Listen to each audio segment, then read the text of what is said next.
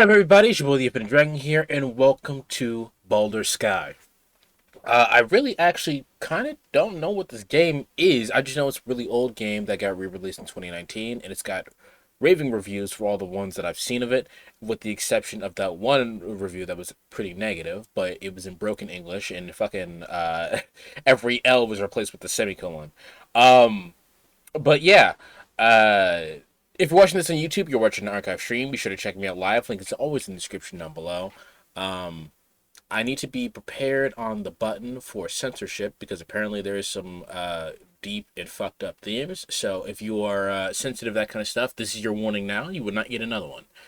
Let me see. Start the game. And there's always a link to the Discord in the description down below as well. Where I will let you know what I'm doing, what I'm thinking of, how I'm feeling. I'm gonna skip that. But yep, this is your disturbing scenes warning. Recently I asked for a poll on if you guys would be okay with leaving Japanese audio on. You guys said yes, overwhelmingly so. So we're doing that. It'll mostly run like an anime. We'll make sure everything's okay. It looks like everything's fine. I might need to move my bars and myself, but other than that, let's just go ahead and get started then. The theme reminded me of Evangelion. This game actually gave me some Evangelion vibes, so I wouldn't say that's wrong.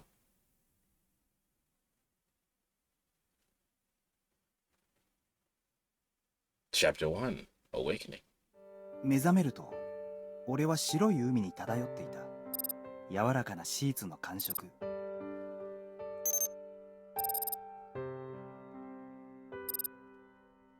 白い布地が陽光に照らされていて、眩しさにおそらくはいつもと同じ平和な一日の始まり。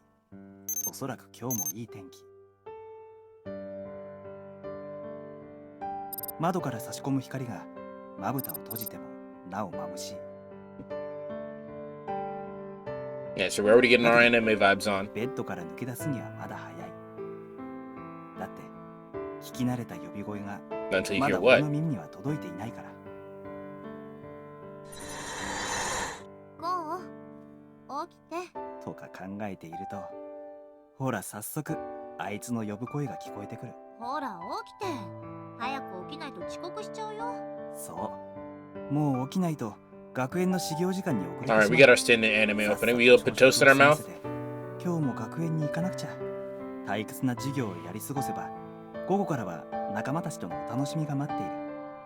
分かっていながら、俺は聞こえないふりで打眠を貪る。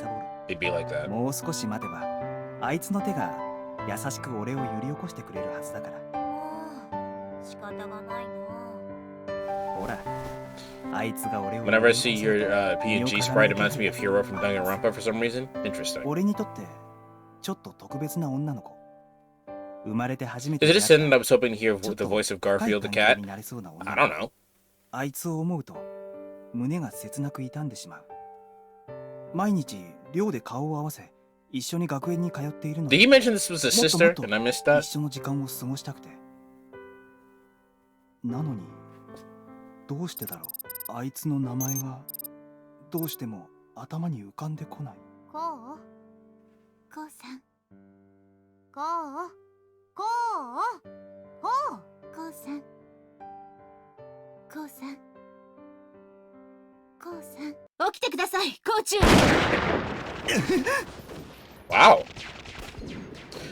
I open my eyes and the first thing I see is a set of metal claws closing in on me. なんだこいつ。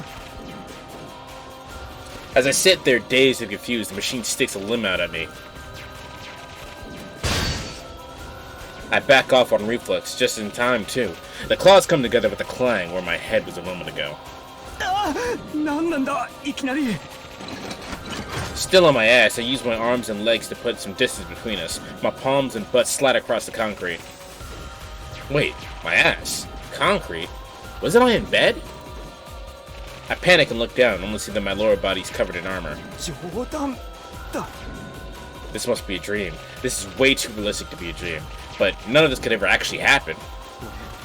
ひょっとしてまだ夢を見ているのか The moment I say that and look up, the machine reaches out for me yet again. Actually, Garfield will claw John feed lasagna. We'll try it. Is this the Robopocalypse? As you know as much as I do. His jaws bite down in front of my face, and the machine, an insect, almost a spider of sorts, starts creaking even louder as it tries to pin me down. I stick out my arms in the heat of the moment. 何 And I see that they're covered in armor too. No, this isn't armor I'm wearing. I can feel the faint sensation directly from the surface of the metal. これ俺の腕だよな It's like my nerves are running through the things. I try to catch my breath and finally realize I have no mouth. Therefore, I cannot scream. I'm shocked and disoriented by my body's sudden transformation, but I swing my arms around anyway. Have you seen Pacific Rim 2? I haven't seen it since it came out, but yeah, I have seen it. How's the volume on everything, by the way? Because for me, this is incredibly loud. But it says the audio is fine. That allows me to just barely fend off an attack. But the machine doesn't let up. Its jaws close in on me. Crap! I can't hold it off. なんだこりゃ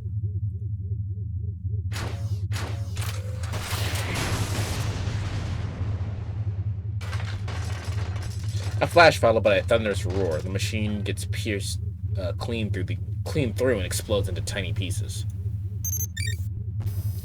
Immediately after that, a square section of my vision gets replaced by a woman's face. 大丈夫ですか？注意。 Is she the one operating that metal thing? She has blonde hair, blue eyes, and is probably a bit older than me. I feel like we've met before. 応答がないので心配しました。どうやらご無事だったようですね。ああおか No. She holds out a robotic arm for me. I casually take it and stand up. Only be left speechless again.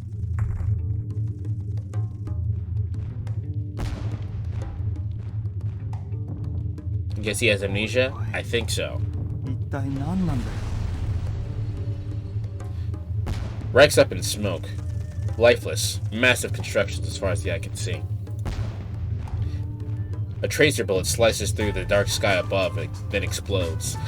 And the resulting flash blinds me for a second. It's a scene right out of hell. No, this is more like... ここは戦場なのかええ、まだ戦闘区域内です。この位置からではログアウト不能ですから。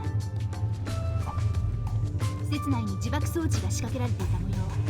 周囲も衝撃で気を失っていたようです。自爆装置はい。付近に味方の識別信号なし。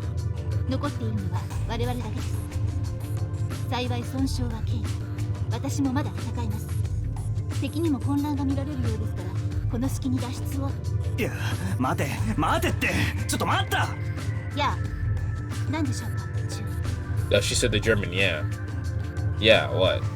Where am I? What am I doing here? I have too many questions to ask. まず名前を聞かせてくれないかレインです。霧島レイン。階級は少尉ですよ、中。霧島レイン少尉 Rain in chat is triggered. The name feels somewhat familiar, but... レインどこで聞いたか確かにどこかであった気もするんだけど I rack my brain to no avail. 思い出せないレイン君は一体誰なんだ She's very quiet.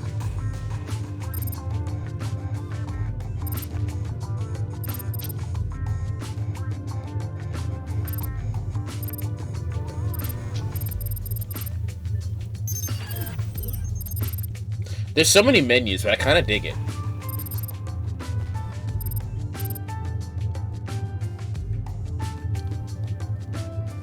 Well, I'm already bonded to her and want nothing to happen to her, as you should be.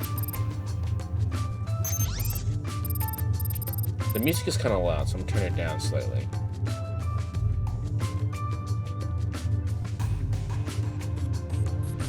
You know, as soon as I find that setting.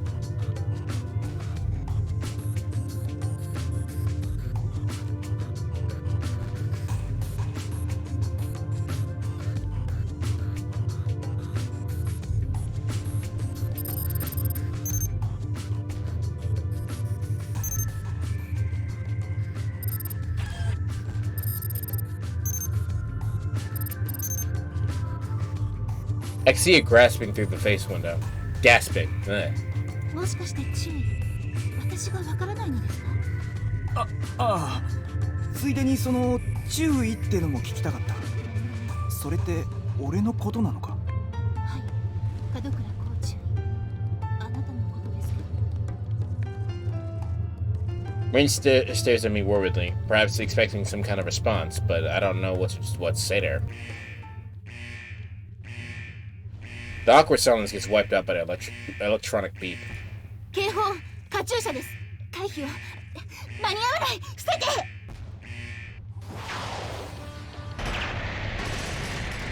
Rain's metal frame knocks me to the ground. A moment later, my body is rocked by an explosion. カチューシャ？ A shower of dirt and rock rains on me. The shock waves my body makes my body creak, and a pain seeps through the metal. Bleh, bleh, bleh. Mortar fire. A bombing? Am I being attacked here? The moment I realize that, I start trembling in fear. Probably hit his head or something? Yeah, probably. Probably something had to do with the explosion. Another attack. The consecutive impacts make me panic. But I feel like I've experienced this exact same panic before. I wonder if it's been ingrained into my body. This game looks like it's going to be an RPG game. I know it has action RPG elements. Other than that, I don't know how to play this fucking thing. I somehow managed to stand, but my legs are still wobbly. Happy St. Patrick's Day? I'm black. There's not a trace of Irish in me. But happy St. Patrick's Day. 敵が接近しています。ひとまずこの場を離れましょう。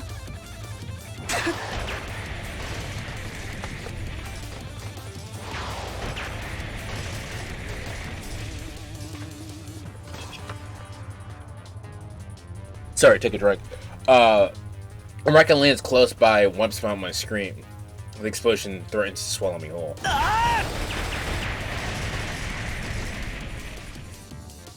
The next moment, I've escaped the blast and find my legs gliding effortlessly on the concrete. Looks like my body reacted out of sheer instinct. 待ってください、注意。単独で行動しては危険です。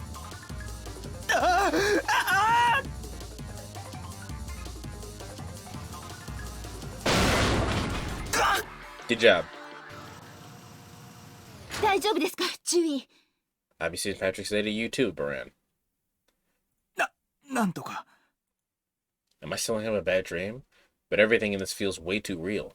注意。まさかシュミクラムの操作方法まで忘れてしまったのですか？待てって。だから俺は単なる学園生で注意なんかじゃない。それに俺は門倉光、男、青州学園の2年生、仮想工学科の学園生で、それからどうしましたか？つまりだな。Why does she sound so quiet? あと少しだけ。He sounds significantly louder than she does, and I don't know why.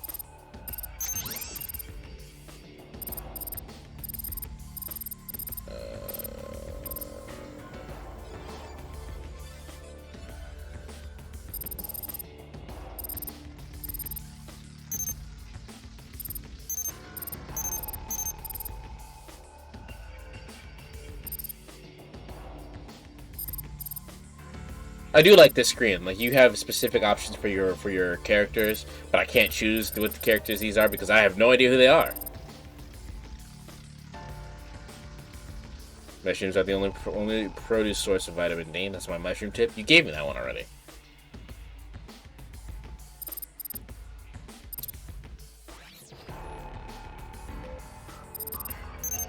Probably built the mechs they're in. That'd be interesting.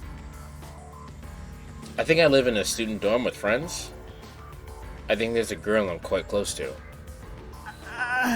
どうして思い出せない。くそ。一体どうなってんだ。My memories aren't coming together. Like I'm missing several pieces of the puzzle. My mind feels like it's covered in fog. 記憶の一時的な不明、生活史に錯綜があるようです。中。どういうことだよ。いえ、どうか落ち着いてください。パニックにならないでください。戦地ではままあることです。落ち着いて。 Urged on by her serious expression, I take a deep breath as told. Breathe in, breathe out. Alright. I currently have a metal body with no mouth, but doing that calms me down for a strange reason. レインだっけ。俺を注意って呼んでいたよな。Mushrooms have roots that are way more massive than they are on top. Interesting. ええ、俺本当に軍人なのか。はい。あなたはフリーの傭兵で電脳将校、歴戦のパイロットです。冗談。俺はついさっきまで寮のベッドで寝ていたはずで。 Hold on. I don't remember what I did before going to bed, or anything that matter. Or anything that happened yesterday for that matter. Ugh. 冗談ではありません。事実です。ここはネットの戦場。あなたは軍人としてダイブ中。周囲は施設の爆発に巻き込まれて、先ほどまで混沌していました。推測ですが、その際の衝撃で記憶の一部に障害が起きたのではないか。そんなバカな。I want to laugh it off, but I simply can't. If what she's saying is true, then I'm a soldier, and I've lost all my memories from my student days up to now. まるで記憶喪失じゃないか。 I finally realize how grave the situation is once I say that out loud. 静かに。 Rain suddenly puts a hand over my mouth, or where it would be if I had one. That makes me hold my breath. She then motions me to look up ahead. There are a bunch of metal insects out there, the same type as the one Rain took out earlier. ウイルス、敵です。敵ってことはまた襲いかかってくるのか。幸い、まだ我々には気づいていません。敵の知覚装置にジャミングをかけたので、少しの間なら安心です。ジャマー作動中。現在、探知妨害 95%。As if to confirm what Rain said, the viruses run around aimlessly right in front of us. 敵のパッシブウォール起動確認。現在、探知妨害 70%。しかし本当に少しの間しか持ちそうもないな。えなあ、逃げられないのかな。ほらさっきみたいに全力で走って。え、動いた瞬間捕捉されます。それに、あのタイプは速力重視の強行偵察型。走っても追いつかれてしまいます。Are they in a program? Viruses? I don't know, man. We just started the game. I don't know what's going on. They'll detect us the moment we move. Also, their speedy force recon viruses. They'll catch up to us in no time. それじゃあどのみち光線は避けられないってことじゃないか。 At a loss, I look down at my body. You look like a bionicle. It's a hard metal frame that emits a dull glow, but it still hurts when it falls and it still trembles in fear. Then, what if this body is destroyed? 現在、探知妨害 50%。ちくしょう、息が詰まりそうだ。 This is just like DR2, but a lot different. DR2? The tension makes me clench my fist. It makes a creaking noise. 大丈夫です。 Rain's hand gently takes my fist and she whispers softly to me. 大丈夫ですから。 Her beautiful blue eyes are staring right at me. 確認します。 Danganronpa 2? How's this like Danganronpa 2? 学年を覚えていますね。 Her refined voice settles my racing heart. 門倉光、学園の2年生。学園生で2年生なんですね。ああ、そうだけど。ならばあなたはシュミクラムの操作を知っているはずです。知っているはずって、そんな。それにそのシュミクラムってのは一体。 Something pops up on my mind as I try to argue with her. あなたが忘れることなどありえません。よく体の感覚に耳を傾けてみてください。感覚？ I focus on my body as I'm told, only then do I notice that I have a pulse. A faint beating all throughout my body. It's called an EMP. 確かにわかる。思い出せる。この体を脈打つ感 In a 触。 program, there are giant mechs that are The only shared thing. I see. Okay, I do. Alright, fair enough. I was like, how the fuck? But no, that makes sense. A world takes clear shape in my mind, as though the fog over it had been cleared when I noticed my pulse. シュミクラン戦闘用電子体 Humanoid weapons that operate under the principles of the internet. Virtual tools of warfare that we humans created to kill in a virtual environment. So they are in the Matrix. そうです、注意。我々がバーチャルの戦場で戦うための兵器です。戦場ええ、私たちは今サイバースペースの戦場にいます。 Cyberspace, a different world that had been constructed online. A VR world run by AI. Mankind built this brand new world from scratch using nothing but our intellect. Yeah. 警告探知妨害率 30% を切りました。 The mechanical voice interrupts our conversation and Rain's face tenses up. 手短に状況を説明します。我々は敵陣の真っ只中で孤立状態。包囲を突破しない限り生き延びることができません。幸い敵軍もほぼ壊滅状態。現在戦場に展開しているのは廃山のウイルスだけです。 When did this come out? It originally came out in 2009, but it got re-released in 2019. 戦いますね。注意。 Rain flashes an encouraging smile, her words brimming with quiet confidence in me. やるしかないよ We're out of options here. やあ、武装初期状態にリセットします。 Instantly, a list of equipment gets displayed in front of me.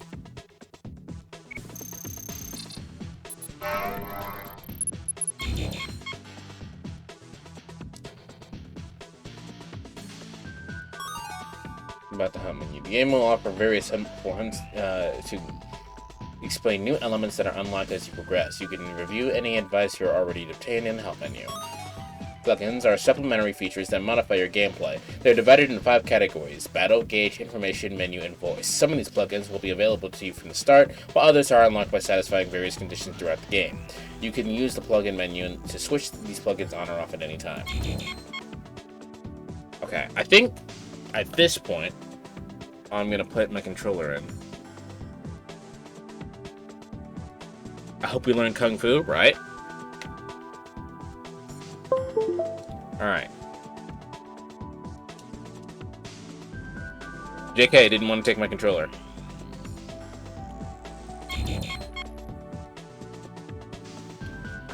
JK, we're not using my controller. Alright. Kung Fu Mets would be wild? It would be. Tutorials will walk you through the basic functions. Yes, I know how tutorial works. Adds equipment to the setup menu. Setup menu. The setup menu will open before battles during a story. It will allow you to change equipped gear, practice combos, manage plugins, and much more. You can only change the equipment from the setup menu, so make sure you're fully prepared before battle.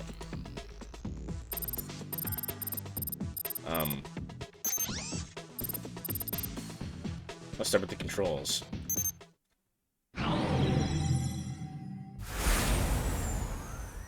The buttons used during battle are as follows. Directional buttons used to move on the numpad. Arrow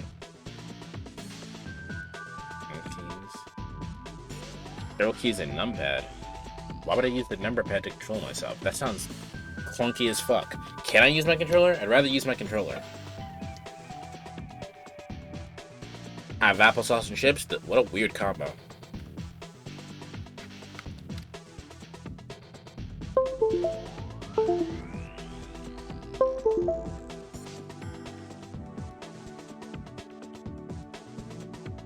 A button used for attacking. Okay, hold on.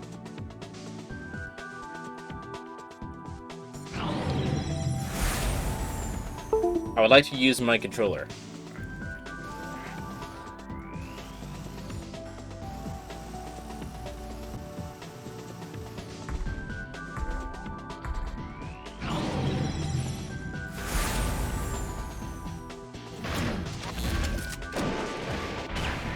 We're gonna go through this again anyway, so I'm gonna click through it.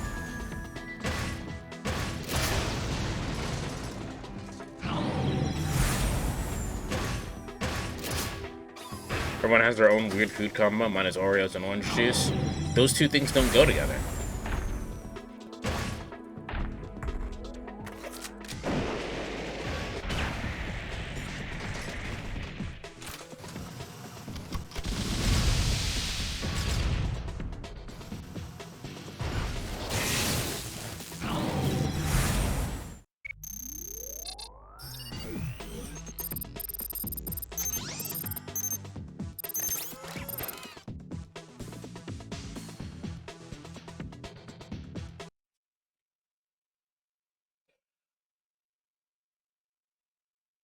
I'm surprised it's not a full-on RPG. Yeah, that tutorial was long as shit, and I skipped through it.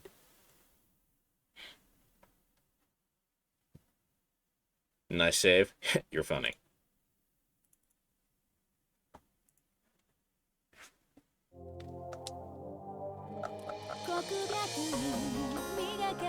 It is still not taking my controller.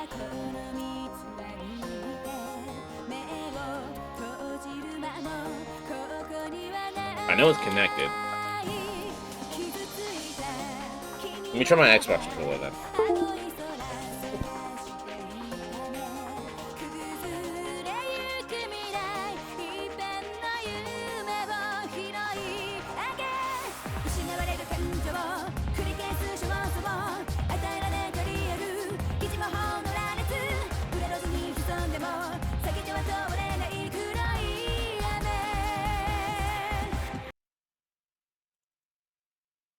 If the VOD, I'll never get monetized on the VOD.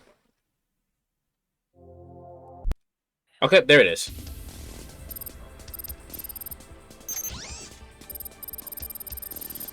There we go. Alright, let's try that tutorial again then.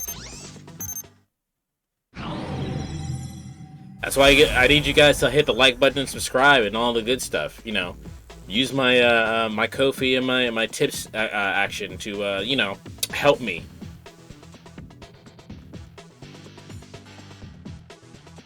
The A button is used for attacking. The B button is used for attacking.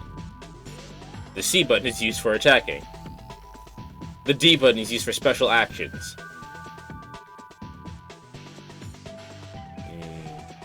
Pause menu. Use the pause during battles.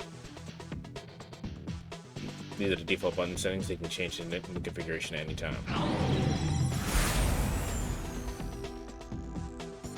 Dashing is the most basic form of movement. Simply press any direction to do so. Holding button will result in continuous movement. You will move diagonally by pressing the appropriate directional buttons. Note that it is not possible to make your semicolon walk as they do so during scripted events.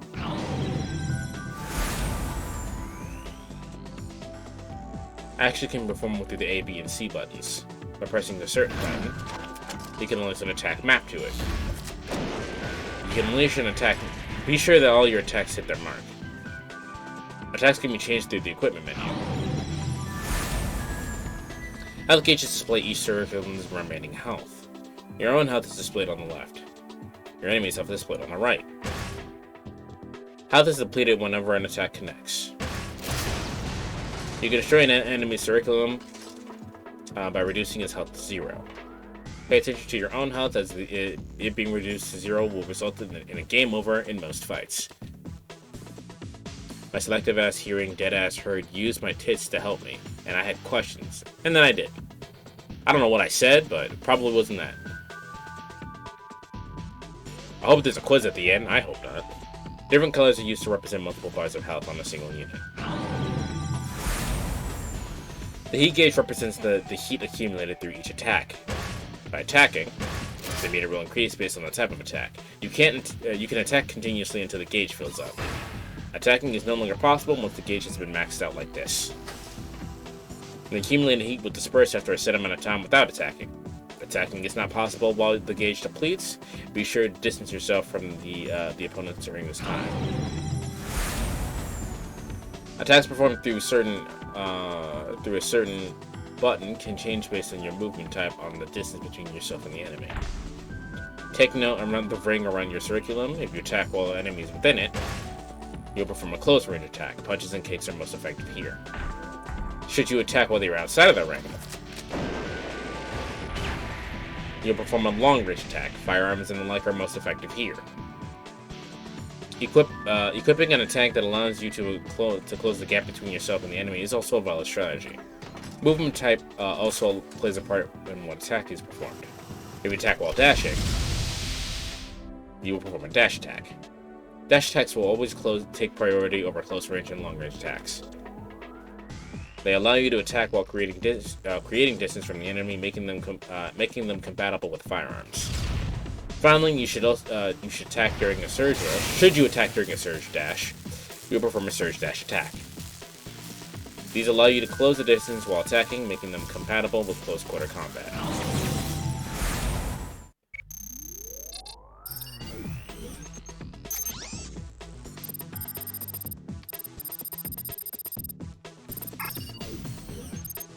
Let's get some practice in then.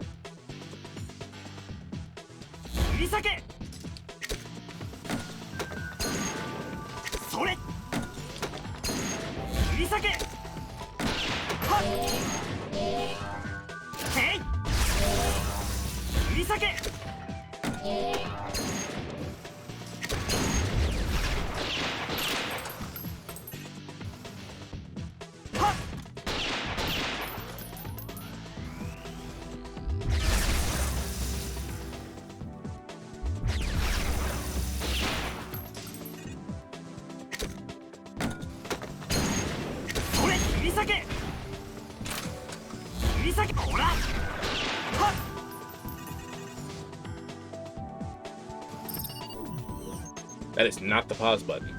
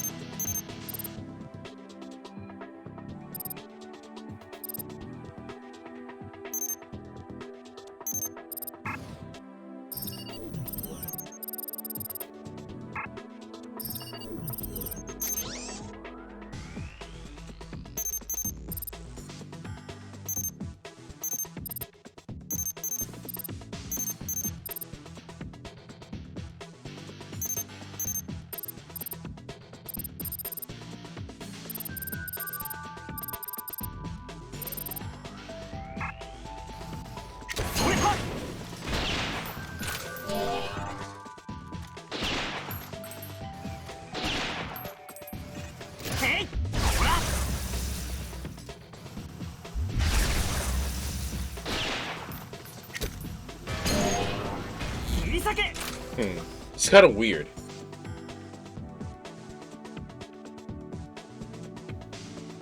They have a gamepad but no controller.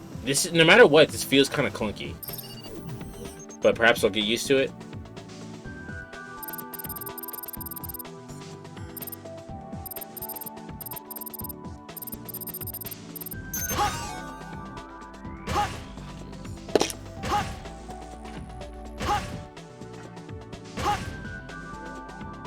Okay, that's in the background. I thought I was going to be holding something down.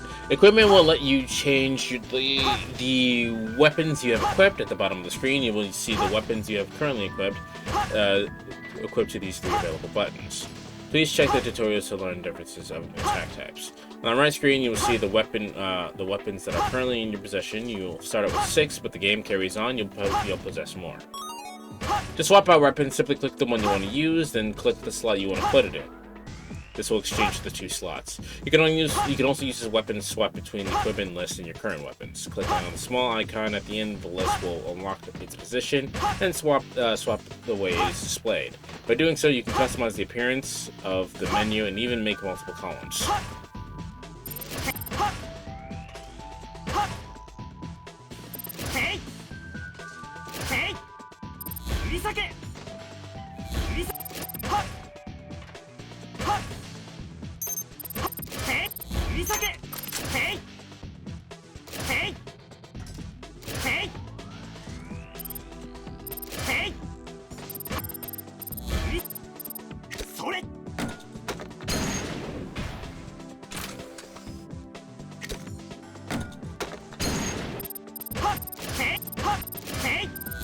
Okay, I understand what this looks like now. Alright, so on the same button I have the beam sword. So that's low kick, and this is body blow. I'll switch this.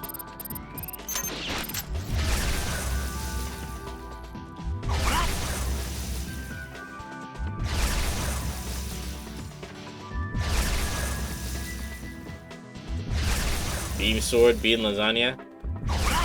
Lasagna. Okay.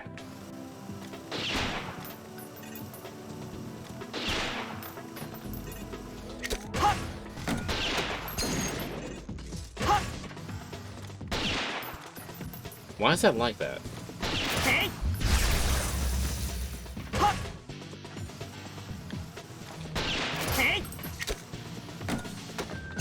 I'm in range, right? Why does that do it now?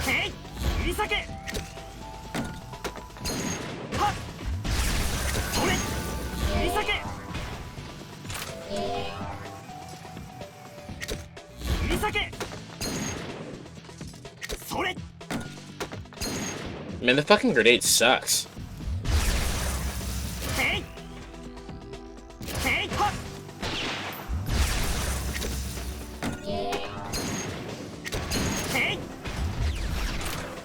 Alright, well.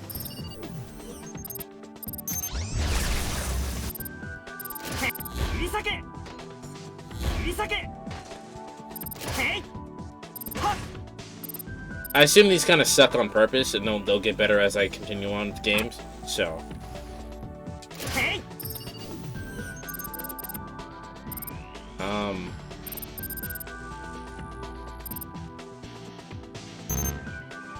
Yeah, alright.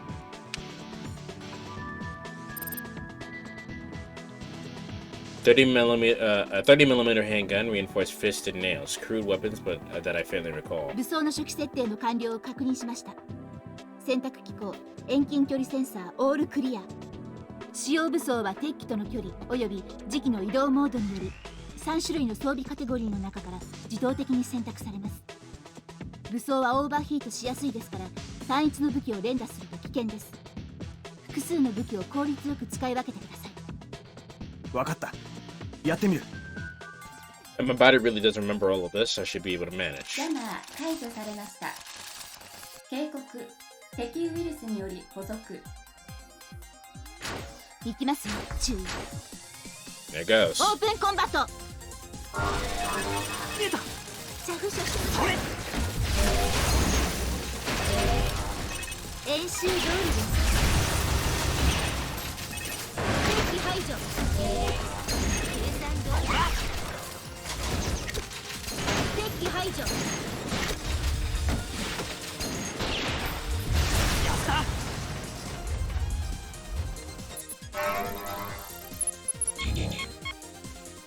Your weapons develop based on their use in battle. Plug it in. Weapon development obtained. Plug in this and enabled. When a battle ends, the results screen shows your weapon growth. Equipped weapons will gain experience as they use in combat. Each weapon can go from level 1 to 3, with each successive level improving their strength and other aspects. The heat gauge will also rise more slowly when using higher level weapons. The damage you deal with the weapon in battle, the more experience it will gain.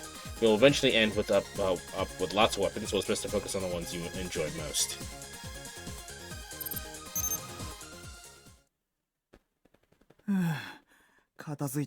Okay. I think it feels clunky only because I don't have shit at the beginning. But if you're gonna get tons of weapons, I'm sure it'll feel really great.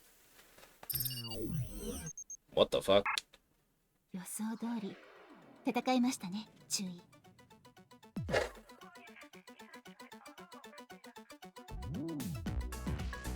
This music's pretty chill. ああ、なんとか足手まといにはならなかったみたいだな。But instead of relief, what I felt after battle was a sense of satisfaction. Yeah, I certainly do know how to fight. ええ、おかげで助かりました。とはいえ、まだ油断するのは早いです。今の戦闘で周囲の敵が我々の存在に気づいたようです。気の休まる暇はなさそうだ。Crying out loud. What was I thinking when I chose to become a soldier? しかし、ここで消耗戦を延々続けるわけにもいかないな。 Besides, I kind of want to meet my real world self now. If this is the internet, I wonder what my real body is up to right now. 先ほども申し上げましたが、ここからでは敵のアンカーのおかげでログアウト不能です。この場で飛び起きるのは無理ってことか。 So we can't just jump away, huh? Awake. 幸い、ここから南方に数仮想キロ移動すれば離脱妨害の範囲から脱出できます。ネットから出るにはそこを目指すしかないわけだな。はい。ですから敵の手薄なところを狙って突破を。注意、警戒してください。警告。いつの間にこんな近くに。すみません、敵のジャミングに気づくのが遅れました。あ、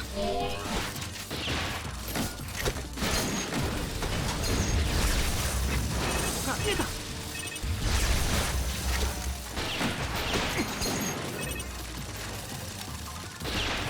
捉えた。敵機無力化しました。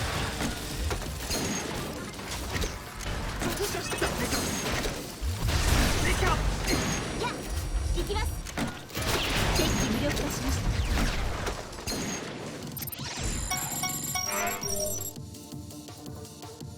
My kicks aren't coming out. Like my physical attacks. I don't know why. これで全部やったのか。 Did we get them all? Well, I mean, yeah. My body starts to sting as soon as the tension of battle fades away. When I take a look, I see a dent running across the surface of one of my side armor plates. 銃弾がかすったようですね。内部には貫通していないようですが。仮想でしかも鉄の体なのに弾を食らうと痛いんだな。 I recur the term nervous feedback. Simulacrum.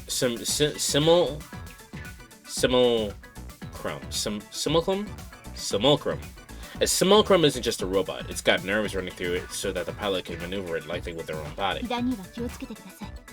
今私たちはリミッターオフでアクセスしていますから。つまり無制限フィードバック、手加減なし。ええ、ここは仮想ですが、機体を破壊されれば死ぬ可能性が高いです。 She casually blurts out some really scary words. おかげでまた一つ思い出したよ。 Under normal access, a limiter restricts your range of movement, but mitigates pain and physical shock in return. That protects your body and mind from damage online. But when you log in with the limiter off, the stimulus becomes too much for the body and mind to handle, resulting in death. Flatlining, or brain death, is a specter that hangs over anyone who dives into the deep end of the internet, and cyber officers make a living by risking it all. 無駄にリアルなのが考え物だ。 After I say that, I notice the remains of the enemies we just defeated by my feet. リアルといえばこっちもか。 I step on a tiny piece to feel the distinct touch of metal beneath my foot. さっき倒した機体にも操ってたパイロットがいたのか。今まで交戦したのは全てウイルス。背後に人の姿がありません。そうか。仮にシュミクラムが出てきてもためらわないでください。ためらえば今度は注意が死にます。ああ。行きましょう。一箇所にとどまっていると敵が集まってきます。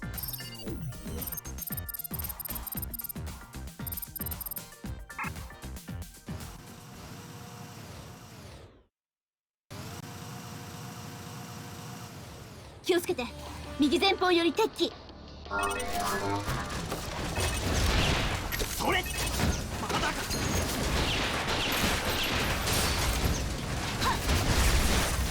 それ貫いて。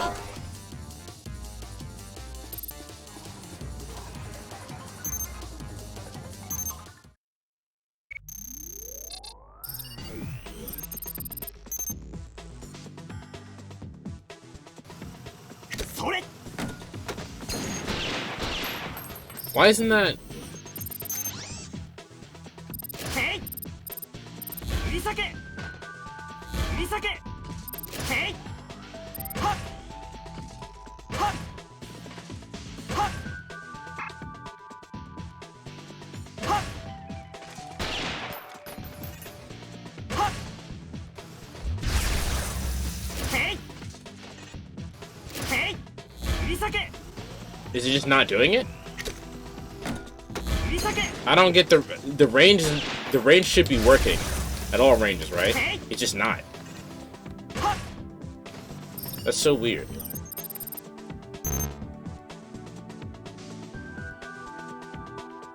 Okay.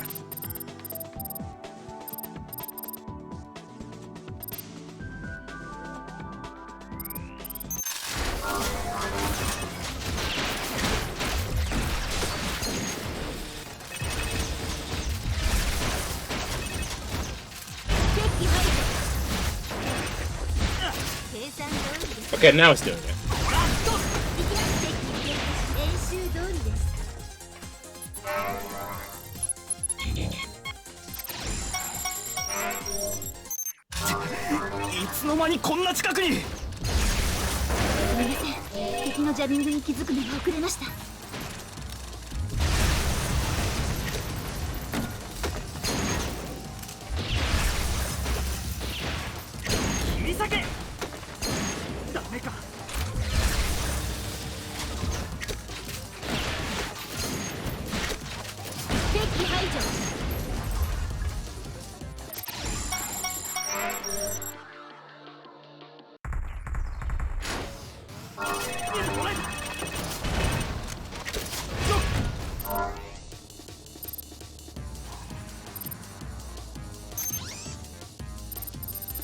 Alright, how do I turn the skip off? Because we were skipping through a lot.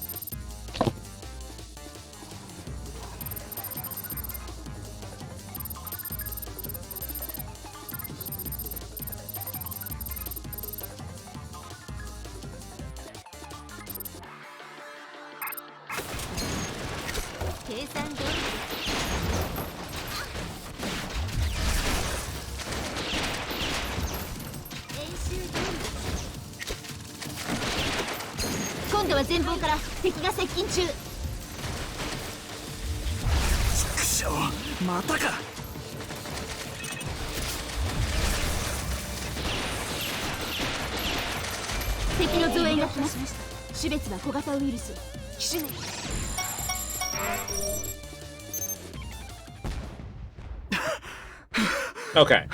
Alright, so my skip settings are already skipping stuff that we had already seen, which is perfectly fine.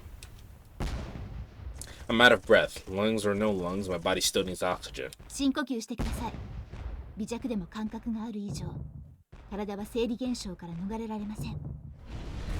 I slowly breathe in and out. Metal doesn't need air, so breathing here is nothing but mental exercise. Still, it makes me feel a lot better. でも肺も心臓もリアルへ置き去りのはずなのに。息苦しい時は呼吸する。体に染み込んだロジックからはなかなか自由になれませんよ。健全なる精神は健全なる肉体に宿るってか、少し違うか。今頃あちら側ではフランス状態の注意が深呼吸しているはずです。それにしても俺、いつもこんな調子で戦っていたのか。少々敵が多かったですね。このストラクチャーにこれほどの敵が潜んでいるとは私たちにとっても予想外でした。When I hear that, I hit open a couple of extremely basic questions. I hit upon a couple of extremely basic questions. Reading is hard. そうだ。俺たちはどうしてこんなところで戦っていたんだ？相手は一体どんな奴らなんだ？ That's a good question, but maybe one you can save until after we're out of danger zone. それは Rain gets a little evasive. 今は申し上げられません。事態はやや複雑です。それよりも先を急ぎましょう。I gotta go clean something, have a good stream. See ya. Excuse me, see you, spirits. この場ではっきり言えることは一つ。立ちふさがる者は全て敵だということです。Yeah, that's fine. That's all we need to know right now. We can get the details. We can get the details when we're not literally dying.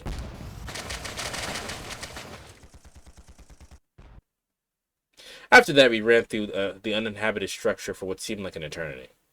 But the machine voice just wouldn't read out the message we were waiting for. まだ離脱はできないのか？おかしいですね。すでに目標地点にはたどり着いていますが、調査してみます。I see Rain close her eyes in the face window, and a moment later, they're open again. エリアスキャン完了。理由が判明しました。どうやらアンカーをかけている張本人が後方からぴったりつけてきているようです。何も見えないけど。こちらのセンサーでは捉えています。私はサポートですから。サポート？そういやレインの機体俺と違うな。A bit different. She looks like a whole ass fucking transformer. 各種センサーと長距離支援火器を搭載したサポート仕様のカスタムモデルですから。なるほどな。しかし敵が後ろにいるとなれば戻って叩くしかないのか。注意、索敵したデータをそちらに送ります。 The data is displayed in front of my eyes. なんだよ。 I'm on a bit of a high due to winning the battle after battle, but the visual brings me crashing back down to Earth. Dude, we are surrounded. The map showing a massive amount of viruses. Do we seriously have that many enemies on our tail? 叩くにしては敵の数が多すぎます。成功法では勝ち目がありません。勝ち目がないって。じゃあこのまま距離を引き離して逃げ切るしか。無理です。敵はこちらを等速で追尾してきています。速力で振り切ることは不可能でしょう。 Alright, then what do we do? くそ、一体どうすれば。 All Rain can do is bite down on our lip. We might really be out of options this time, which means I could die right here. The realization sends shivers down my spine. My arms and legs start to tremble in fear. It's funny, really. My memories are a complete mess, but I still remember that I don't want to die. Well, that's まだ nature. 方法はあります。注意、先に行ってください。 For a moment, I don't understand what she's saying. 私が時間を稼ぎます。その間に注意は離脱妨害エリアから脱出してください。 Rain, if you're still here, Rain is about to die. Rain gives me an unwavering stare. I don't know how to respond to that. She'll buy me some time. Well, what'll happen to her then? まさか俺のために身を犠牲にして敵を食い止めようって言うんじゃないよな。特攻するつもりはありません。私は神風が嫌いです。ただ時間を稼ぐ。 Her lips break into a smile. I can't take my eyes off it. I don't understand how she could smile in this situation. 先にリアルで待っていてください。すぐに私も追いつきますから。 She's about to die. 私が合図したら全力で走ってください。いいですね、注意。よくない。無理だよ。君を置いて一人で逃げるなんて。もう時間がありません。行ってください、注意。敵へ多数接近中。大型ウイルス反応確認。注意、早く行かないと二人とも無駄死にしてしまいます。 Upon hearing the words die, the fear I'd rid myself of earlier rears its ugly head again. But できるわけないだろ、そんなこと。あんた俺の戦友なんだろ。 Rain opens her eyes wide in surprise. Damn, I ended up blowing a gasket. But I can't just abandon her here. I may not remember it, but I can tell just by looking at her that she's a very important person to me. 俺は戦友を置いてはいかない。危険です。死にますよ、注意。大丈夫。銃の使い方ぐらいは覚えてる。それに注意と勝意じゃ注意の方が上官なんだし。いいのですか。乱戦になれば注意をかばうことはできませんよ。 She speaks with a cold, admonishing tone and a stern expression, but her eyes are filled with concern as she gazes at me. So instead of telling her, I give her a look that shows my mind is made up. 記憶を失ってもやはり注意は注意。 Rain gives me a gentle smile, completely unlike the ones before. It's so beautiful that my eyes end up glued to it. Frankly, I feel like she doesn't belong on a battlefield. わかりました、注意殿。それではご一緒していただけますか。 She takes my hand, which has stopped trembling at some point. ああ、一緒にリアルへ戻ろう、レイン。やあ。 Rain raises her other hand. A large energy weapon materializes in front of it. スタンフレア。これを使えば約十数秒間だけ敵ウイルスの知覚装置を麻痺させることができます。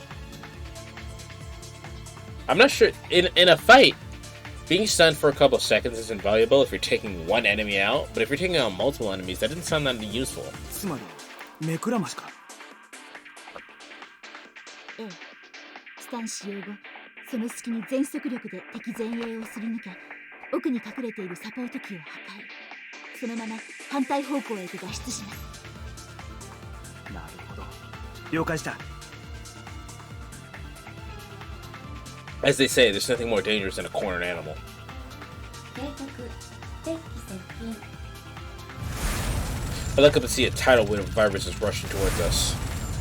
とにかく生きて帰りましょう。優先目標は敵サポート。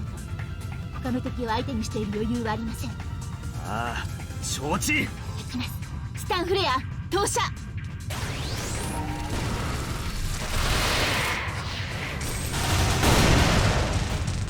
For a moment, the world is engulfed by a bright, milky veil. The light fades away to reveal a wave of viruses that are rooted to their spots. 突きりますよ。注意。おう。相対速度速すぎます減速してください We ignore the mechanical voice, choosing to accelerate instead and rush into a swarm of viruses. 激突したらおしまいです。気をつけてください。注意。分かってる。 I keep running. I can hear the wind howling, and I can see the virus flying past right by my simulacrum. If I crash into one and fall, the whole bunch of them will surely pile onto me before I can get back up. I'm letting out a war cry before I know it. My body gets covered in goosebumps, and my heart is beating so fast that I might explode any second. I experienced this feeling before.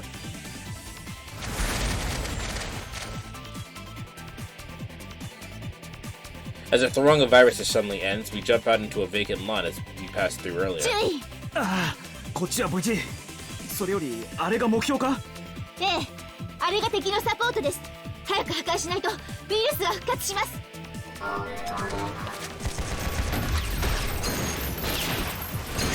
敵のサポートがドローン。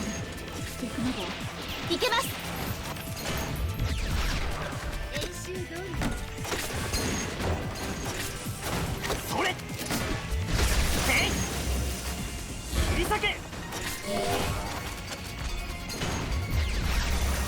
やった。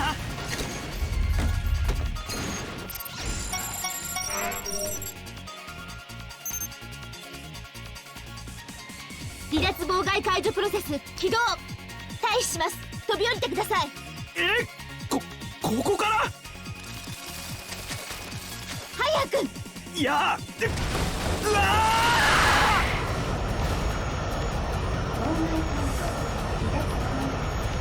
レイ。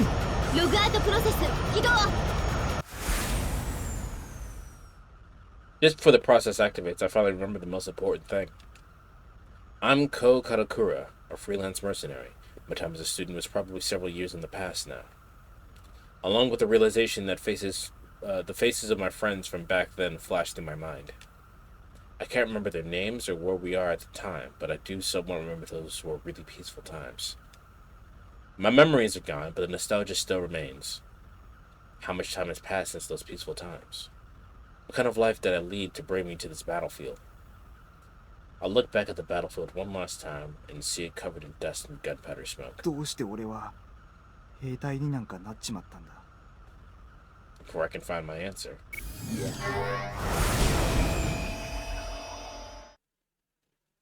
My mind is dragged away from the virtual world into my real body.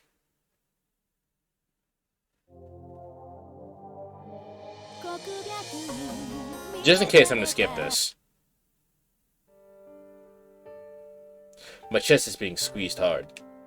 Someone's embracing me from the back and holding me tight. Going by these slender arms, it has to be a girl. Not to mention, I can feel something soft pressing against my back. やめろよ千夏。苦しいって。 Why is this girl so hug happy? I don't particularly mind, but it's embarrassing, and I don't know about being so clingy with a guy who's not your boyfriend. What? Oh. Wait, who is Shinatsu anyway? The girl's hand suddenly puts a lot more pressure on my chest, making me cough out the air in my lungs. The air around me smells like... The air around here smells stale. I see dimly lit concrete walls when I open my eyes. 注意。気がつきましたか。 A woman's face peers into mine. She has her arms wrapped around me and is dragging me along as she walks. I get dragged another 2 meters as I try to figure out how to respond. Right, I was fighting in a virtual battlefield a moment ago. 注意。もし動けるようであれば立っていいただけると助かりますが。 I like Rain's design. She looks cool with the beret. I try to stand in a hurry, but I slip and hit, and the back of my head hits the floor behind. 大丈夫ですか？すごい音がしましたが。ああ、なんとか。 While rubbing my head, I stand up and face Rain. I knew how she looked thanks to the face window, but this is something else entirely. That's a bad bitch. Shining blonde locks and eyes as blue as the sea. She's incredibly pretty. Once again, I find it hard to believe she's a soldier. She's got a huge rack. No, she doesn't. But that doesn't detract from her hourglass figure. She has a very refined air about her. 何か？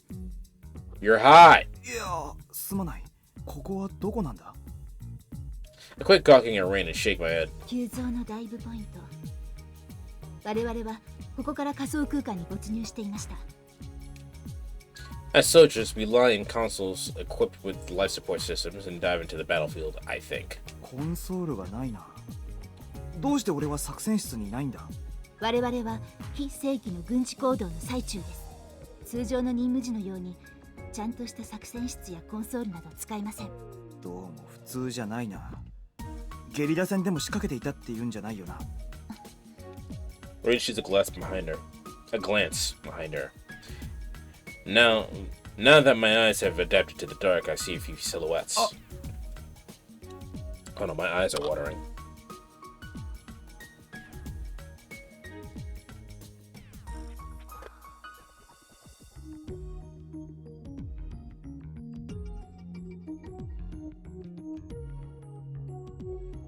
Okay. Over there, a few people are sitting on the floor with their backs to the walls, and there's a bunch of portable equipment lying about. みんな注意が今回の作戦のために斡旋業者から紹介を受けた。 Haven't they logged out yet? みんなは離脱していないのか？構造体の爆破に巻き込まれ全員 KIA。 残念ながらフラットラインは確認済みです。 A shiver runs through my spine. I finally realize that people have died here. How am I supposed to look at times like these? I stay rooted to my spot and stare at the corpses of my fellow soldiers. この人たち、俺の仲間だったんだよな。幸いと言っては罰が当たりますが、友人と言えるほど親しい仲ではありません。 Even as she spouts these heartless words, Red gives me a worried look. She's probably looking out for me. Meanwhile, I start walking toward the corpses. Rain immediately stops me by grabbing my arm. 弔ってやりたいのは山々ですが、我々も急いで撤収しなければ危険です。しかし、残念ながらこれが私たちの仕事です。彼らも納得してくれるでしょう。本当にそうならいいんだけどな。My mind can't keep up with all this crap. I wake up on a battlefield, I'm forced to fight immediately. And when I finally get back to the real world, I'm faced with a pile of corpses. 急ぎましょう。注意。 A sliver of doubt creeps into my mind. Should I really trust Rain? Right now, I remember nothing about her. What if she's trying to use that to our benefit? 私を信じてください。今の状況でそれが難しいのはわかりますが。 Nah, Rain saved my life back there. Why would she do that if she wanted to take me down? I'm not sure why, but something deep inside of me tells me that I can trust her. 信じるよ。レインは俺の戦友だもんな。ありがとうございます。注意。 Rain takes my hand and breaks out into a run.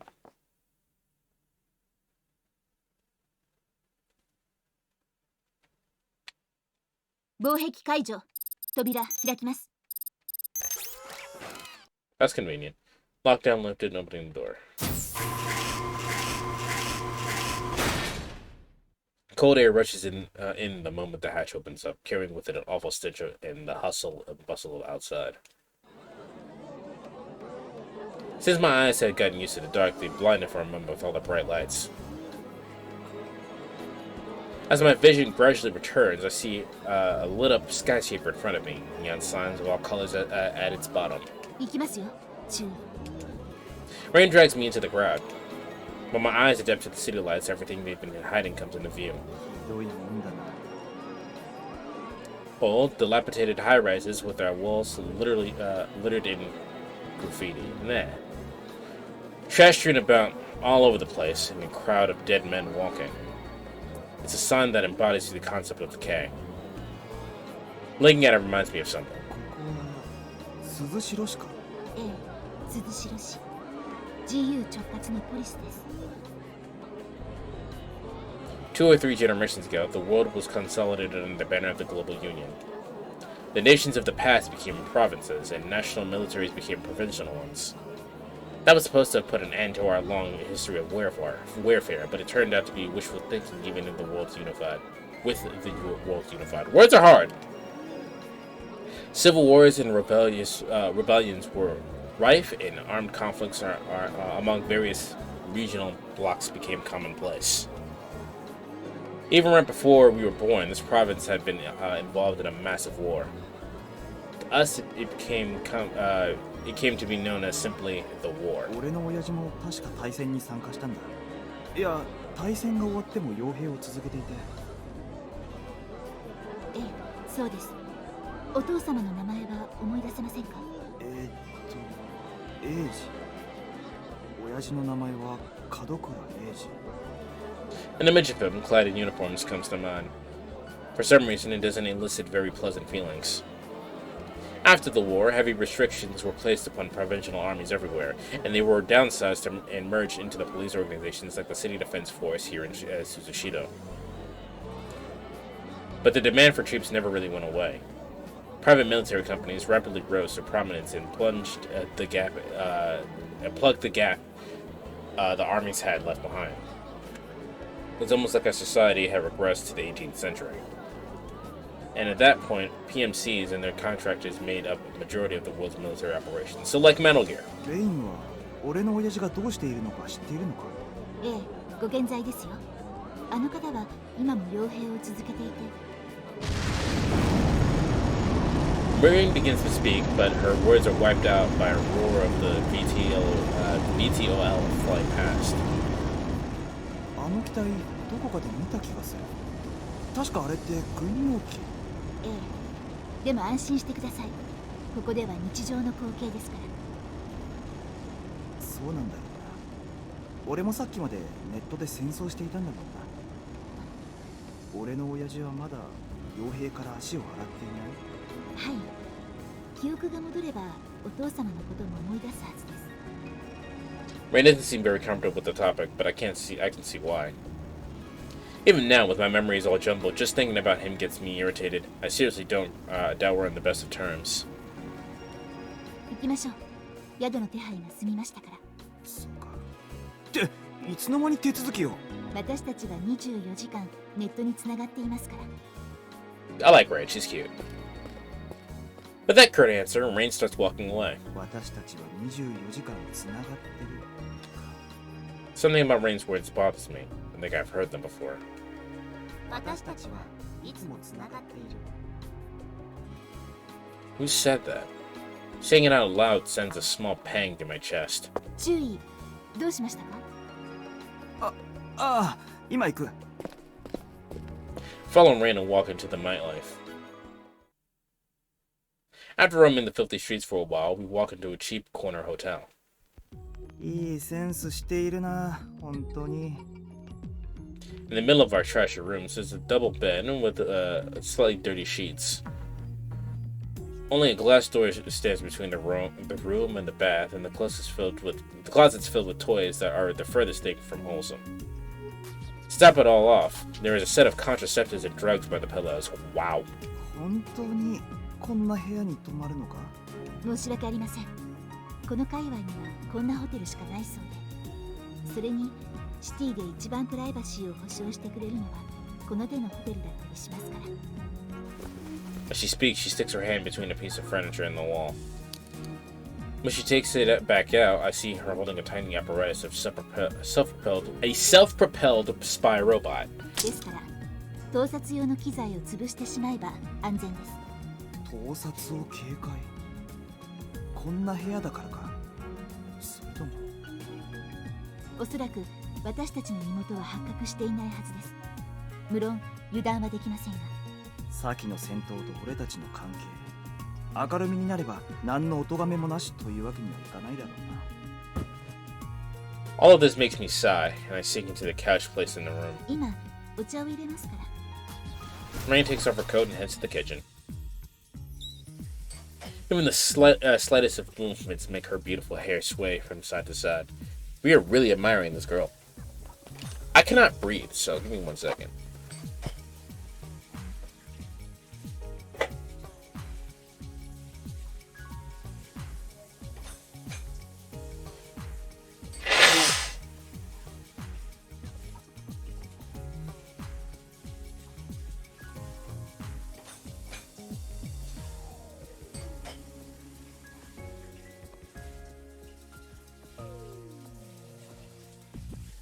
Okay. I can breathe again. We'll see if we can continue that. As it does, I catch a glimpse of her shapely behind. She's got a nice ass. She's surprisingly thick for someone who's such a slender build. So Rain's a bit slim thick, huh? She's slim thick with some nice titties? Let's go. I wonder if I'm being influenced by where we are. I'm becoming all too painfully aware that I'm alone in a room with a woman. I have some nerve to be thinking about butts in this situation, but even if I do say so myself. 落ち着いてください。ここなら当面は大丈夫ですから。Blissfully unaware of the thoughts running through my head, Rain offers me a cup of tea. ああ、ありがとう。 I receive the cup and take a sip. The hot tea calms my nerves a little. 言うのが遅れたけど、さっきはありがとう。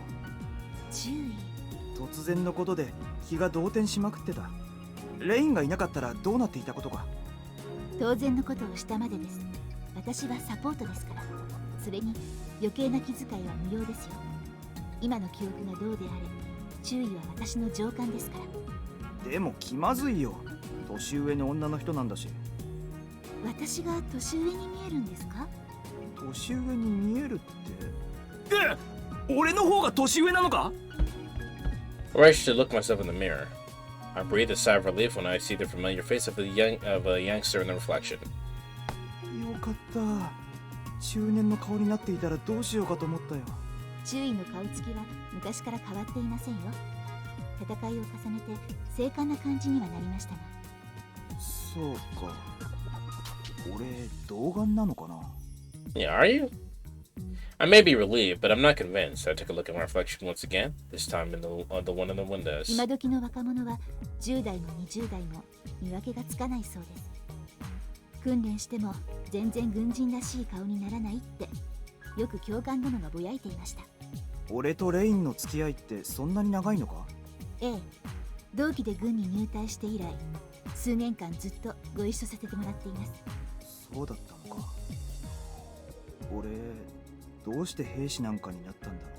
あなたは注意です。一介の兵士ではありません。 That doesn't answer the question. 電脳将校、パイロットは士官扱い。軍の伝統です。俺この年で将校なんだ。私や注意のようなセカンドジェネレーションは軍で優遇されますから。That's racist. Saying that, Rain traces the nape of her neck with her fingertip. Her neurojack port opens in response. Oh, so it is like the Matrix. セカンドジェネレーションのブレインチップ所持者。お忘れですか？ God damn it, Elon. Second generation. The term seems familiar, but I don't recall what exactly it means. まだまだ思い出さなきゃいけないことがいろいろとありそうだな。ええ、まあ。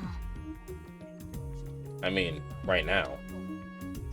I don't even know what I was doing before I lost my memories. 俺はあそこに何をしに行ってたんだ？そもそもあそこは何の施設だったんだ？ A sudden head-splitting pain derails my train of thought. 注意？大丈夫。ちょっと頭痛がしただけだから。 As I reassure her, I press my hurting temples with a finger. I can feel my body juices rise up to my throat. Ew. きっと疲れているのでしょう。今日は休んでください。Rain puts her hand on my shoulder. Put your hand on my shoulder. 答えは注意の記憶に眠っていますから。 What if you can't remember anything, Rain? What the fuck? しかしレインが知っていることを少しでも話してくれないか。もったいぶらずに教えてくれよ。もったいぶっているわけではありません。何か隠す理由でもあるのか？一度に聞かせても注意を混乱させるだけです。信じてください。私は注意を心配して言っているのです。 Remember, refuses to answer my questions, and we somehow end up glaring at each other. Well, there's no reason not to trust her, so let's trust her and back down. She's giving me such an earnest look. Come to think of it, she looked at me the same way back on the battlefield. You couldn't look like this if you were acting. Whatever other reasons she may have, there's no doubt that she's doing this out of concern for me. In this case... 一つだけお願いしてもいいかな？はい、注意。その注意ってのをやめないか？注意って呼ばれるとどうも落ち着かない気分なんだ。自分のことじゃないみたいでさ。え？あいにくと今の俺には注意の自覚もふさわしい能力もないし、それに何よりレインにはきっとまだまだいっぱい世話をかける。なのに上官面なんて居心地が悪すぎるよ。I guess that's fair. Her tense expression gives way to one of utter surprise. This makes me feel a million times more at ease. ダメかな。レインを信じる代わりに俺も信用に足る呼ばれ方をされたいんだけど。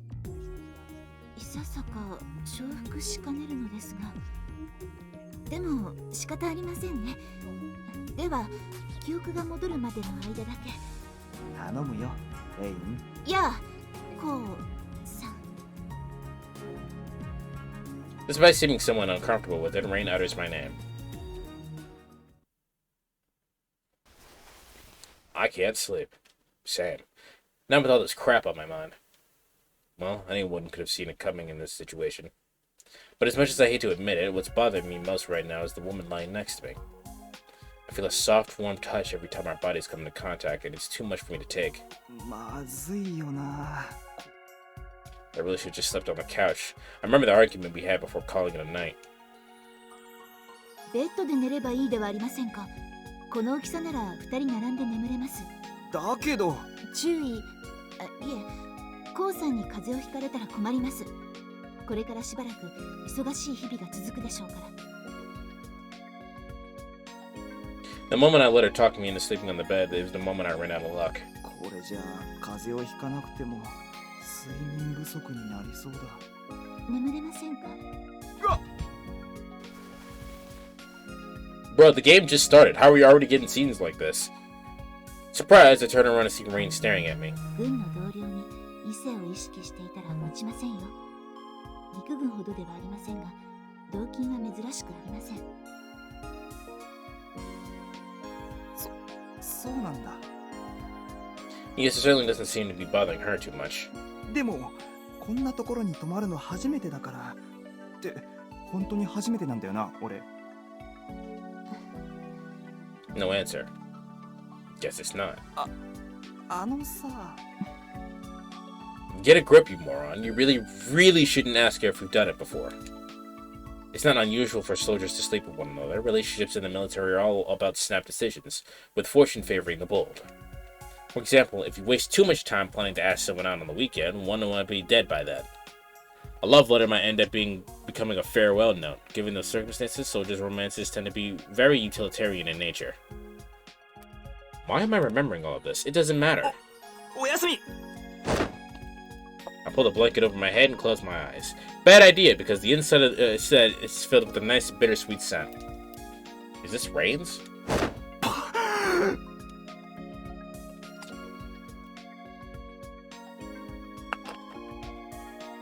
I would like for once for us to have a protagonist that isn't a total bitch.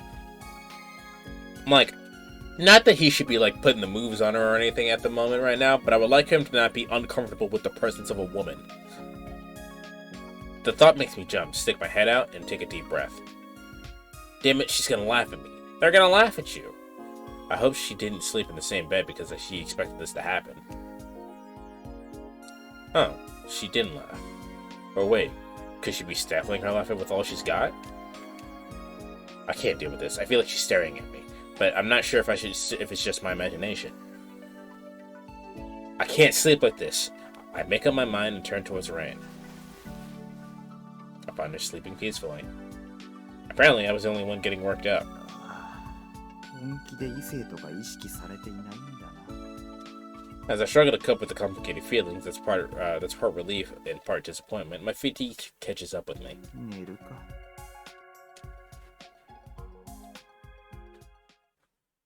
Having lost my memories, I should be all alone in this world. I'm powerless as this baby, and I have no idea what's going on. But just having Rain by my side gives me strength. The fact that she's a woman is a trifling matter in comparison. I decided to quit racking my brain. If only you could just decide to quit racking your brain, bro. Like, that would be so much... I would be able to sleep, actually.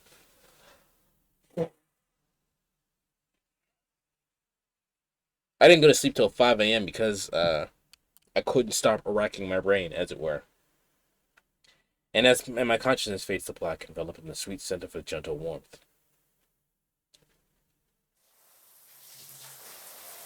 When I open my eyes to the sound of the rain, the stained panels on the ceiling come into view. I look to my side and find the rain gone. Muddy daylight streamed to the windows. 雨じゃない。これシャワーの音か。 I casually cast my eyes in the direction of the noise is coming from. Rain's inside the bathroom, and I can see everything inside through its glass door. That blows all my drowsiness away. I know there's sexual content, so I'm going to censor it just in case.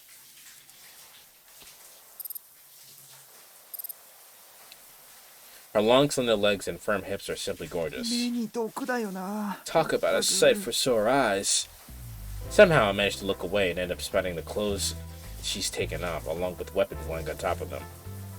Sheathed knives of various sizes, a pair of pistols, and even a set of throwing knives in her boots. The contrast between her classy underwear and the weapons makes me sigh. やっぱり彼女も余裕なんだな。 I have to remember that she's the soldier herself. Muttering to myself, I reach out for my own clothes and find a gun in there as well.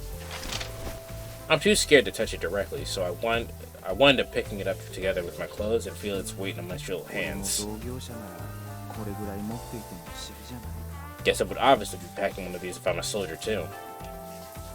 When you lose your memories, you also tend to lose your grasp on your own identity. It's because you no longer remember what defines you as a person. Right then, the bathroom door opens. おはようございます。 Okay, we can show this. There's nothing bad about this. I was a little worried, but we're good. おはようございます、コウさん。おはよう。 The scent of soap and shampoo wafts to my nose, and I look away in a hurry. But I'm too late because the sight of her flesh skin has been etched into my eyes. 今食事の支度をしますから、シャワーを浴びてきてください。え、シャワー？ 覗くつもりはありませんよ。ご安心ください。 She says that with a smile. ああ。 I start feeling somewhat awkward, so I grab my towel and run to the bathroom. コウさん、食事の準備ができています。 By the time I leave the bath, there are a bunch of open cans on the table. 申し訳ありません。慌てて拠点を脱出したので、こんなものしか用意できなくて。いや、構わないよ。 Wanting a proper meal would be asking for too much. Besides, こういうの俺は食べ慣れてるんだよな、多分。ええ、そうですね。ここにある缶詰なら特に好き嫌いもなく何でも食べられるかな。はい。そっか。レイン、俺と付き合いが長いんだよな。ええ、俺が入隊したきっかけってなんだっけ？それは自分で思い出すべきでしょう。私に聞くのは最後の手段にした方がよろしいかと。is that serious, huh? Having a heart-to-heart seems unlikely. We suddenly wolf down our food. Rain has a somewhat cold smile on her face. I can't figure out what's hidden behind it just yet. But she certainly isn't mocking me or anything. But her smile is as stiff and as her attitude.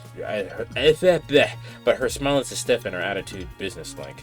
You can simply take that as the way she interacts with the superior officer, but それはそうと、コウさんが寝ている間に診断プログラムを走らせてみました。ああ、うん。コウさんのブレインチップが損傷を受けているようです。幸い、基本的な機能に支障はなく、正常に動作しているようですが。ブレインチップか。hearing that term makes me remember the concept. Brain chips are more than familiar to people of this era. Connected to the neurojags on one end and our brains on the other. They act like a direct signal interface between the human minds and the counterparts computers to bring VR to life. 待てよ。じゃあ俺の記憶がおかしいのは？チップに損傷があっても正常に動作しているんだろ？チップでなく脳の方が壊れている可能性もあるのではないですか？ That doesn't make any fucking sense. ブレインチップはバイオチップ、半ば脳に一体化していますから。おいおい。She says the scariest things so casually. でも私は専門医ではないですから細かいことはわからないですよ。ただの勝手な想像です。不安を煽らないでくれ。すみません。しかし記憶、何かショックでも与えたら案外ひょっこりと記憶が戻ったりはしないかな。そうも考えられなくはないですが、しかしどのようなショックを？そうだな。例えば俺はシュミクラムの扱い方を覚えてた。だったらもう一度シュミクラムになれば。では試してみますか？ Rain takes out a cord reel from her pocket. I don't like that noise. And straightens it out to grab the neurojack. 食後の運動代わりにやってみるか。We finish our breakfast. You should not work out after eating, by the way. We finish our breakfast, and after which Rain nods, stands, and gets behind me. では失礼。 She traces the back of my neck with her fingertips. The unofficial neck muscles open in response and exposing a neurojack board. 本来私たちには物理的なジャックインは必要ありませんが、今回は念のためにワイヤードで接続します。物理的につなぐ必要がないって。Let a small yelp when I feel the neurojack getting plugged in. そのうちすぐに思い出しますよ。Rain holds up her hair and plugs in her neurojack too. I find that gesture oddly seductive. ダイブは自力でできますか？ああ、多分。I close my eyes and focus on nothing but empty space. Immediately, the chakra to the internet opens up, and ダイブ I can never forget this. Similar to how one never forgets how to walk or ride a bike, and just like that, my mind takes off into cyberspace. Cyberspace, we're moving. There's a shining wireframe grid extending in every direction as far as the eye can see. The grid's dotted with countless icons, and there's our avatars flying about, glowing like fireflies. いいさか。 That's right, this is the Ether, the relay portal, a transfer point that connects countless virtual worlds. この光景は忘れていないみたいですね。 Rain drifting right by my side. Her blonde hair looks like it's glowing as it floats in the air. ああ、この感覚には馴染みがある。なんだかふるさとに戻ってきたみたいな気がするよ。この調子で一歩ずつこの世界を思い出していきましょう。私がガイドしますから。 She gently holds my hand. Even online, her touch is soft. シフト。 As soon as the word leaves her mouth, her hand begins to harden. I follow suit and let that familiar process take over me. My body gets recomposited from the ground up. The digital versions of my cells get rewritten to robotic form. The next moment, we find ourselves floating in the internet sky, having finished shifting into simulacrums. Simulacrums. では Simulacrums. アリーナへ。ムーブ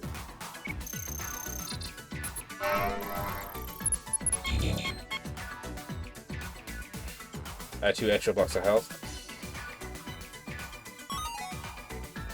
Unlocking plugins. Some plugins will be locked when you receive them. You can only use a locked plugin after unlocking it. To unlock it, you need to spin Force, which are the glowing pink balls you receive during combat. You can unlock plugins at any time from the plugin menu. You can also immediately unlock a plugin if you have the required amount of Force when you acquire it.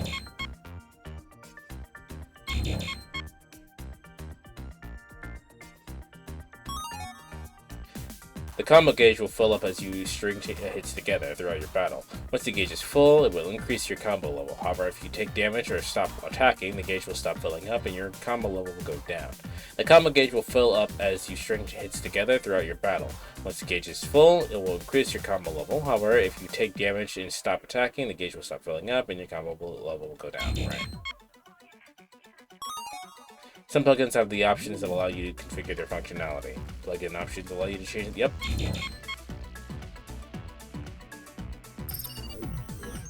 let's look at my plugins then.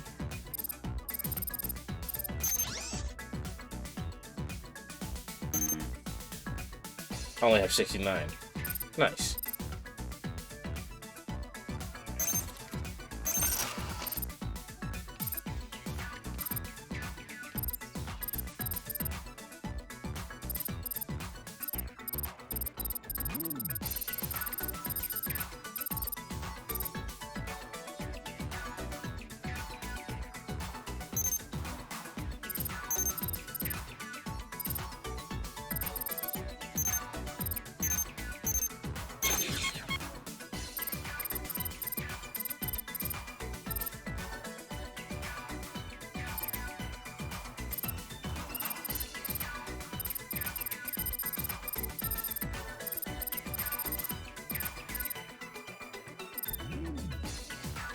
I could have saved? What the fuck?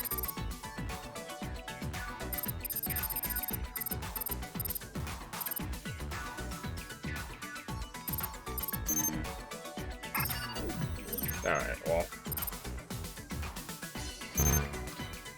Alright.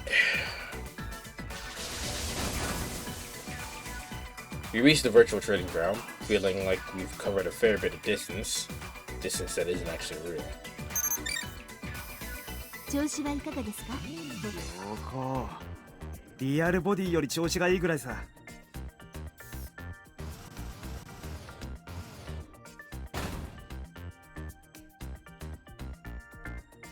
This can't be the only second time I've ever shifted in my life. My simulacrum feels way too familiar for that. I feel powerful, like I can do anything I want. Even lost my memories didn't strike me as a big deal right now. 少し戦ってみますか？戦うって、まさかレインと？それはまたの機会にしましょう。とりあえず今はレッスン1。A bunch of metal beetles appear in the midair and drop to the ground. They're the same type as viruses we fought yesterday. They aren't, but okay. I mean, I guess some of them are. ご安心を。模擬戦闘なので機体が破壊されても生命に別状はありません。ただ、ダメージを受ければそれなりに痛い思いをしますが。I can't see! 要は本気でやれってことだな。ええ。準備はよろしいですか？ Not pushy. Not that I mind. ああ、やってやるさ。始めてくれ、レイン。では、オープンコンバット。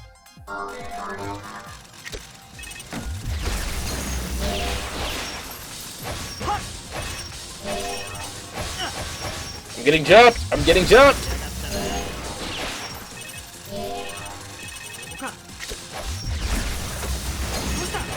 オーバーヒートか？それ！ロック！見えた！落とした！落とした！見えた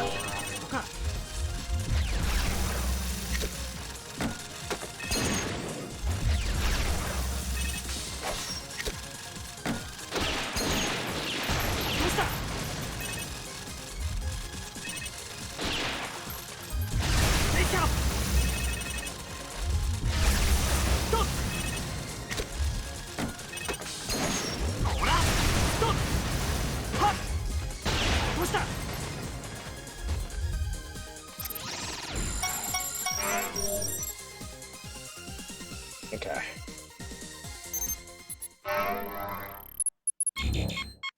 Current time. 何か思い出しましたか？ I suddenly shake my head. やはり専門家の手助けが必要ですね。 With those words, Rain gives me a pat on the shoulder.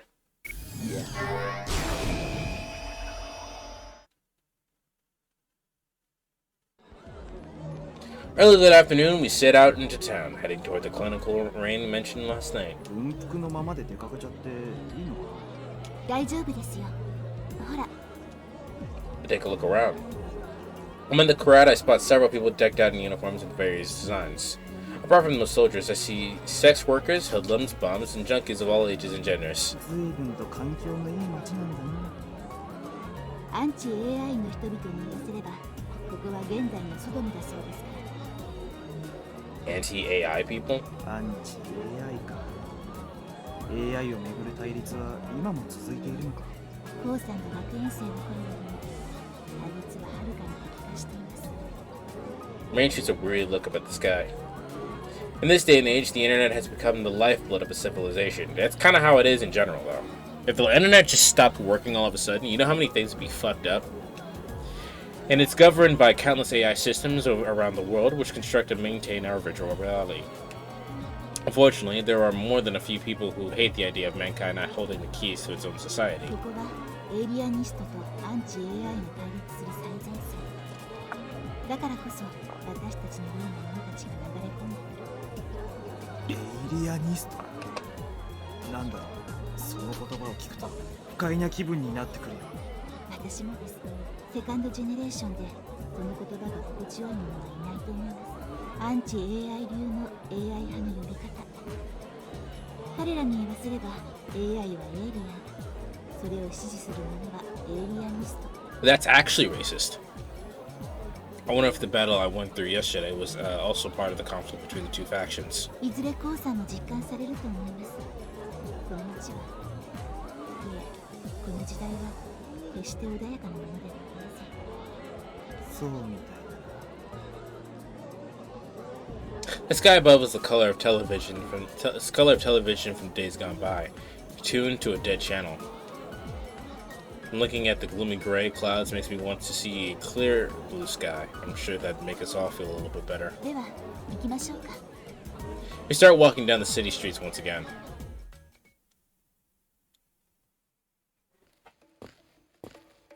We take a bunch of twists and turns and end up in a filthy back alley. Everywhere we go, the walls are covered in graffiti, and there's a sour stench emanating from the desert street corners. レイン、俺たちは病院へ向かっているんだよな。もちろんです。しかし、今の状況では正式な医療機関にはかかれませんから。Why not? しかし、こんな界隈を根城にしているようなモグリの医者が頼りってわけか。モグリの医者ですが、腕前は抜群の先生ですよ。ネットに記録を残さず診療してくれますし。プレストオープニックにはありがたい先生なわけだ。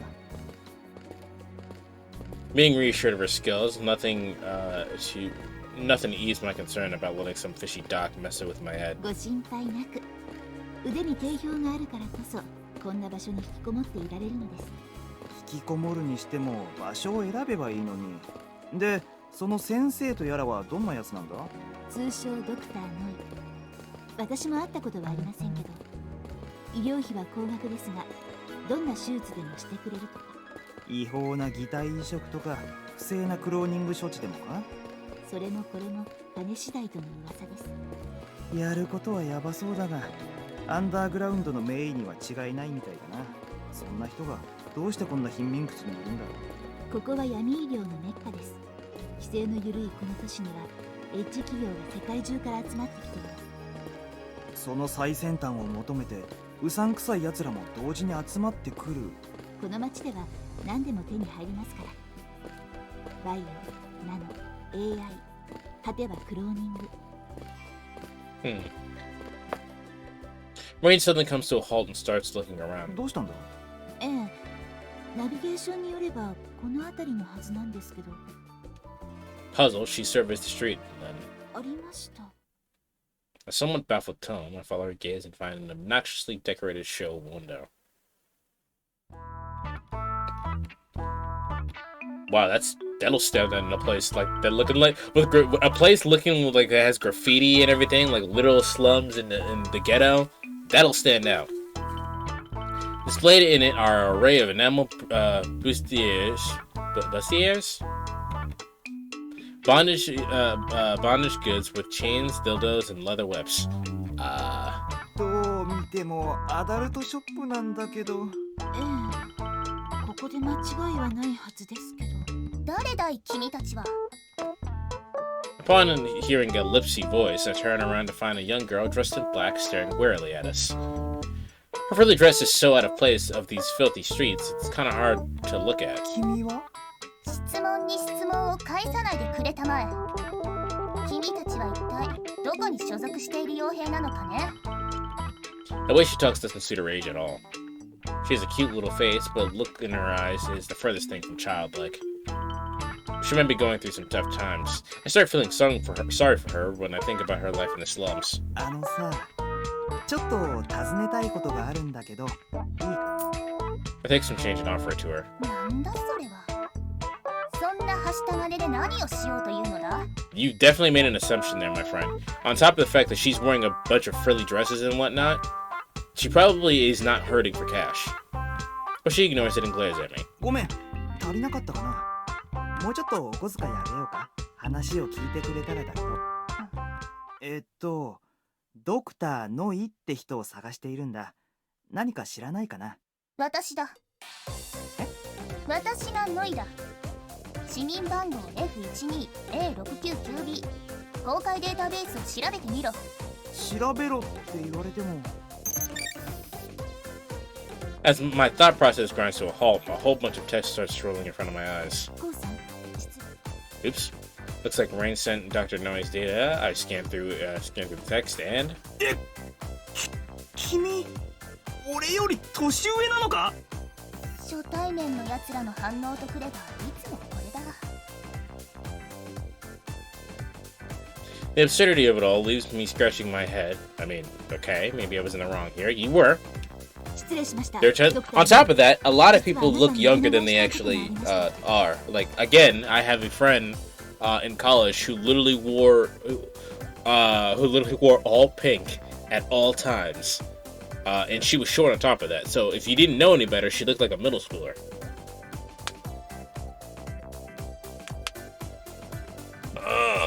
I kind of miss Rose. I hope she's alright.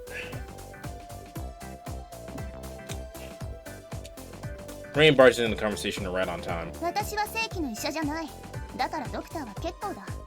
申し訳ないな。一元の客はお断りしているんだ。それに外見で人を判断する輩は嫌いだ。いえ、別にそんなつもりじゃ。第一、金は払えるのかね？言っておくが、診察料は高いぞ。ノイさん、注意。いえ、門倉公の名前を傭兵斡旋協会のデータベースで調べてみてくださいませんか？門倉だと。 After shooting Rain a glance, Noe's eyes start darting around the place. なるほどね。 It's like she's reading something in midair. Probably data pertaining to me. そうか。確かに君なら取りったぐれはなさそうだな。面白いな。気に入ったよ。入りたまえ。 How much should I? Now gives me a slap on the back and walks into her distasteful shop. I don't know exactly what she found amusing. なあ、レイン。俺のデータベース、何か愉快なことが書いてあるのか？診察が終わってからにしませんか？先生が中で待っていらっしゃいますから。 Rain grabs my arms and drags me inside. 医療施設の割には随分と風変わりなインテリアですね。 Alright, nothing too bad in here. No, there's literally dildos on the fucking thing. Well, I'm already showing it. It's too late now. 趣味と実益。一応はカモフラージュが目的ということにしておこうか。さあ、こっちに来たまえ。 There we go. In the back of what seemed to be an antique adult's goods store in the modern clinic. で、処置してほしいのは何かね？彼女連れということは、やはりあちら方面か？いや、俺とレインはそんな関係じゃなくて。ならば擬態化がお望みかね？ちょうど今ならバイオの掘り出し物があるのだが。 She's lewd! With a twisted smile, she points at the water tank installed at the back of the room. Wriggling around is a soft, phallic creature. 今流行のギミックだよ。こんなものを移植するのが流行っているのか？ああ、どんなにツンと済ました女性でもこれにかかれば可愛い声で泣くこと受け合いだ。Now it gives me a suggestive smile, and I end up looking at Rain's direction. 先生、真面目にやっていただけますか？分かっている。ちょっと彼をからかっただけだ。で、要件は？彼のブレインチップの修復措置です。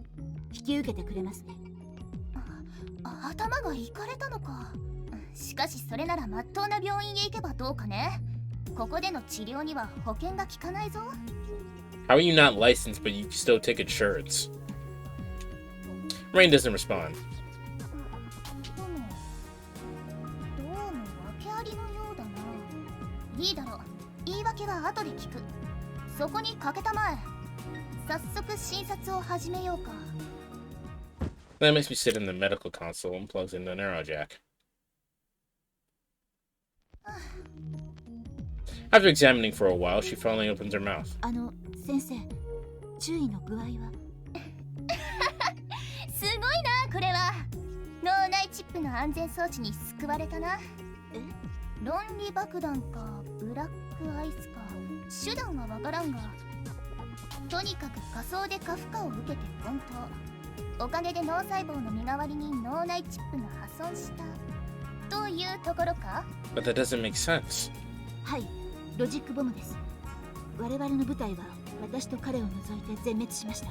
Logic bomb. Hold on, let me Google that real quick.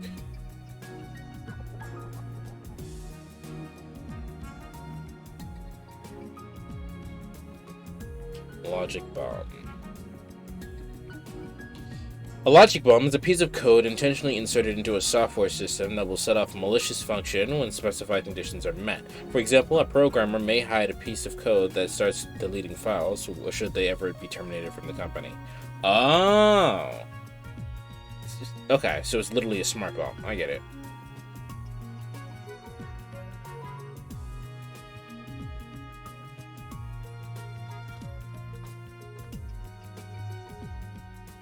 She actually figured out the cause with just a cursory look. I guess her skills are the real deal. As I sit there impressed, Noise starts smacking me on the back again. 君は運がいい。チップの特性が違っていたら、君はフラットライン確定だったな。そんなに損傷がひどいんですか？俺。ああ、ブレインチップは反壊している。しかし脳細胞はおかげで無事だったようだ。She projects some images onto the wall monitor. Suddenly, I have no idea what any of this fucking means. 君のチップは安全装置付きなんだ。脳にかかるべき負担をチップの安全装置が受け止め、君を守った。それでチップは反壊し、そのショックで記憶障害が発生した。Hearing all this sends chills down my spine. Brain chips are more or less integrated with the brain. If mine was destroyed, I doubt my brain escaped completely unscathed. じゃあ、俺の記憶が消えてしまったんですか？いや、そうでもないが、どう例えればわかりやすいかな。Molly folds her arms and tries to carefully choose her words for me. 言ってみれば、分厚い辞典の作品が消えてしまった状態だ。わかるか？辞典の中身はあるが、今の君は必要なページを探すことができない。So he's having information recall failure. 古風な言い方をすると、ネットのリンク切れ？ He says the internet of old, but I assume that'd still be a thing no matter what. There are broken links still. そうだな。The information would be somewhere out there, but the links would lead to 404s. つまり、記憶そのものはアクセスできないけど無事なんですね。多分な。That's a bit of a relief. Now the question is how to access those memories. 先生、治りますよね、これ。君は技術の進歩に感謝すべきだ。かつて脳内チップの修復には外科手術と長期のリハビリが必要だった。今はこいつが短期間でケリをつけてくれる。Saying this, she picks up a jet syringe and loads it with some sort of suspicious capsule. 何ですか？医療用ナノマシン。微小のマシン群が君のチップと脳細胞を修復し、記憶素行処置を実現する。ナノマシンで記憶障害を治せるんですか？ Nano machine, son? 先月千葉シティから届いたエッジテクだ。ちょうど誰かに試してみたかったところだよ。ちょっと待った！試してみたかったって。大丈夫。正式な認可を受受けていないだけで人体実験もとい臨床試験は済んでいる。おいおい、そんな。 Before I can voice any objections, the syringe is stuck into my neck, and I hear it emptying its contents into me. That makes me sink into a console. 注入完了。すぐに効果が現れるはずだ。気分はいかがですか？別に、いや、ちょっと頭がほてってきたような。 My head burns up the very next moment, and my eyes lose focus, almost like I'm drunk out of my wits. Countless nanomachines must be running around in my brain right now. Just thinking about it makes me sick. 19世紀半ばまではいい医者の条件とは足を1秒でも早く切り落とすことだった。当時 Oops. Noah's voice feels strangely distant. Something akin to sleepiness takes over my mind. その後麻酔の登場で安全に幹部を切り開くことが可能になった。そしてナノマシンの登場で幹部を切り開かずとも選択的に細胞を修復したり破壊することが可能になった。 How do you get past the skull then? 手術無用なのはありがたいけど、やっぱりなんか気味が悪いな。 Ryan holds my hand tight. Her touch makes me let out a sigh. リラックスしたまえ。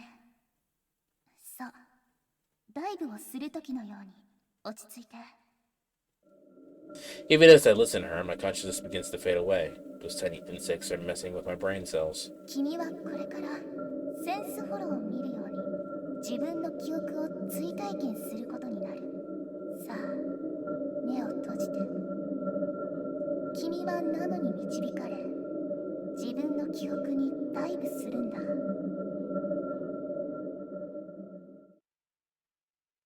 I do as I'm told and close my eyes, but I can still feel something bright closing in on me. ルーテライザー。 Stock sound effect, and so my world is engulfed in light.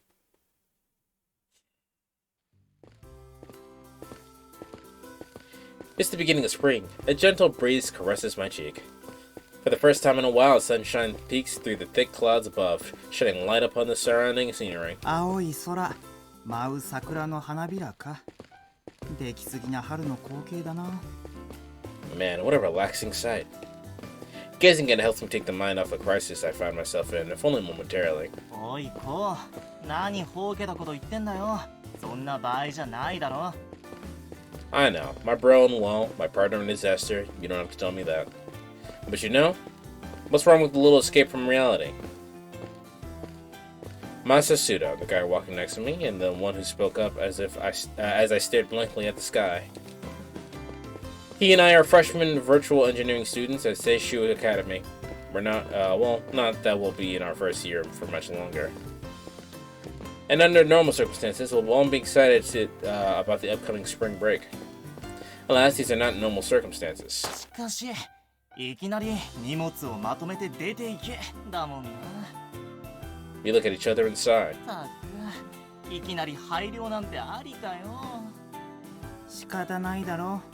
住んでるやつの半分が不正アクセスの現行犯で捕まったんだから。 That's right. The spring break right around the corner, we're stuck having to find ourselves a new dorm. 寮の先輩たち、無茶しすぎだよ。まったくだよな。卒業記念に軍のデータベース施設へ落書きなんていい度胸にも程がある。 Seishu Academy was established under the model of harmony between humanity and AI, and most of its students are second gens. First gens can only connect to the online world through consoles. On the other hand, second gens are always connected.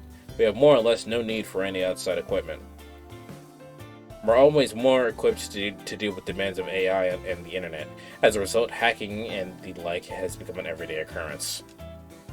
Every now and then, some people take it too far and get caught. As luck would have it, that led to the closure of our dorm this time. 今頃、先輩たちはどうしてるのかな。 They likely got expelled. よくぞ我が軍のアイスを突破した。とか褒めたたえられて、そのまま釈放、軍にスカウト。ってわけにはいかないかな。漫画やゲームじゃあるまいし、軍人さんにジョークは通じないよ。そういや、お前の親父も軍人さんだったよな。傭兵だよ。もう 1,2 年は会っていないけどな。ごめん、悪い。親父さんの話は禁句だったな。My dad, Eiji Kodakura, is complete war dog who leads his own mercenary squad. Alright, he's pulled off tons of spectacular feats in battle, but that's nothing to be proud of. In the end, he's nothing but a money-grabbing warmonger. He didn't come back even when my mom was dying. He must love the sight of blood more than he does his own wife and son. あと1年早く入学していたら、俺たちも先輩たちと一緒に趣味クラブに乗れたのにな。で、逮捕されたかったのか？バカ言え、不正アクセスをするつもりはないさ。俺はただ趣味クラブに乗ってみたか。ロボットの腕で交渉に落書きなんて夢があるじゃないかなあ。そうだな。そいつは同感だ。Moss and I have something in common, our love for Symmetrons. Just the thought of running around a virtual world in a huge metal body gets our pulses racing. 欲しいよな、趣味クラブ。For generations upon generations, young boys have dreamed upon giant fucking robots. And our generation is lucky enough to have the chance to actually do it, if only virtually. The only issue being that simulacrums way outside of students' price range. Sorry. Something hits me at the top of my head out of nowhere. When I open my eyes again, I see that something was the white soccer ball bouncing in front of me. A girl runs up from the... Well, we had the old fucking gym uniforms where they don't have any fucking legs.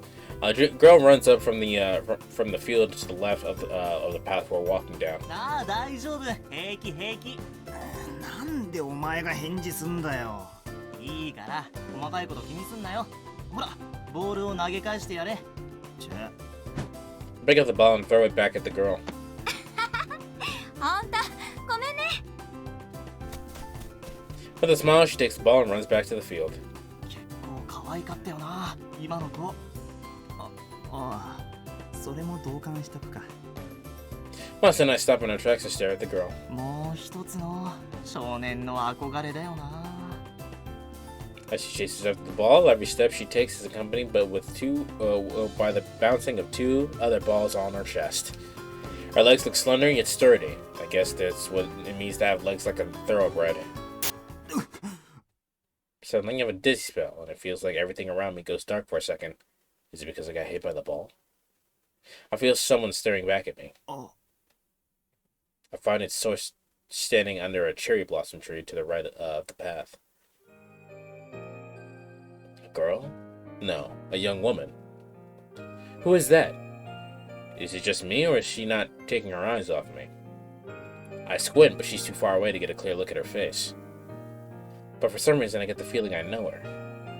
That I've met her before. 惜しいよな。あんな可愛い子が誰にも裸を見せないままスポーツで時間を浪費して置いていくなんて。Never say that to me again. Hmm? Ross's voice brings me back to reality, and I see he's still staring at the girl from before. なんだ、またいつものか？やめとけよ。あんな子なら彼氏の一人や二人いるだろうさ。そんなだからお前はいつまで経っても彼女の一人もできないんだよ。Right, because your fucking thirsty ass is doing so much better than me. 一人持って彼女は二人も三人も作るもんじゃない。Huh? ん？どうした？ああ、いや、なんでもない。まあいいや。それより俺の勘じゃあの子は男と付き合ったことすらない。Moss is not blinking as he stares at the girl on the field. I bet he's taking a screenshot. お前の勘って当てにならないからな。ほら、いつだっけ？相手が男と気づかずに付き合おうとしてたよな。Aww. それはいい加減忘れないか。俺ももう忘れたい過去なんだからさ。Moss looks away awkwardly. He's a cheery guy with a big mouth and an insatiable love for girls. A whole year's passed since he promised to hook me up with someone, but he hasn't even found himself one yet. しかし、リアルでスポーツとは健全だな。なんか大会でもあったっけ？さあな、そっちにはあまり興味はないからな。興味があるのは仮想の方だけか。そういや、そろそろだよな。なんつったっけ、今年の大会名。アリーナの新人戦か？ニュービーズインパクトだろ？それそれ、楽しみだよな。今年はどんなやつが出てくるか。どうせなら自分が出場したいところだけどな。そりゃそうだけど、趣味クラブどころか今の俺たちには住むところさえないんだぜ。 Saying that, Masa looks up at the blue sky. ところで例の新しい寮、この道でいいのかよ。そのはずなんだけどな。As I respond to him, I open up the email I got from my second cousin. 寮潰れるんだって。 The cousin's fucking hot. It's too bad that's her cousin. うちに来たら部屋空いてるし。久しぶりのメールがこれだけとは相変わらずというか。That's the message I got from Aki, my second cousin, earlier this morning. I have no idea where or how she heard about my dorm, though. それにしても河野いとこさんって美人だな。 I agree. Those are Masa's first words once he takes a look at an email I forwarded to him. 何度言わせる。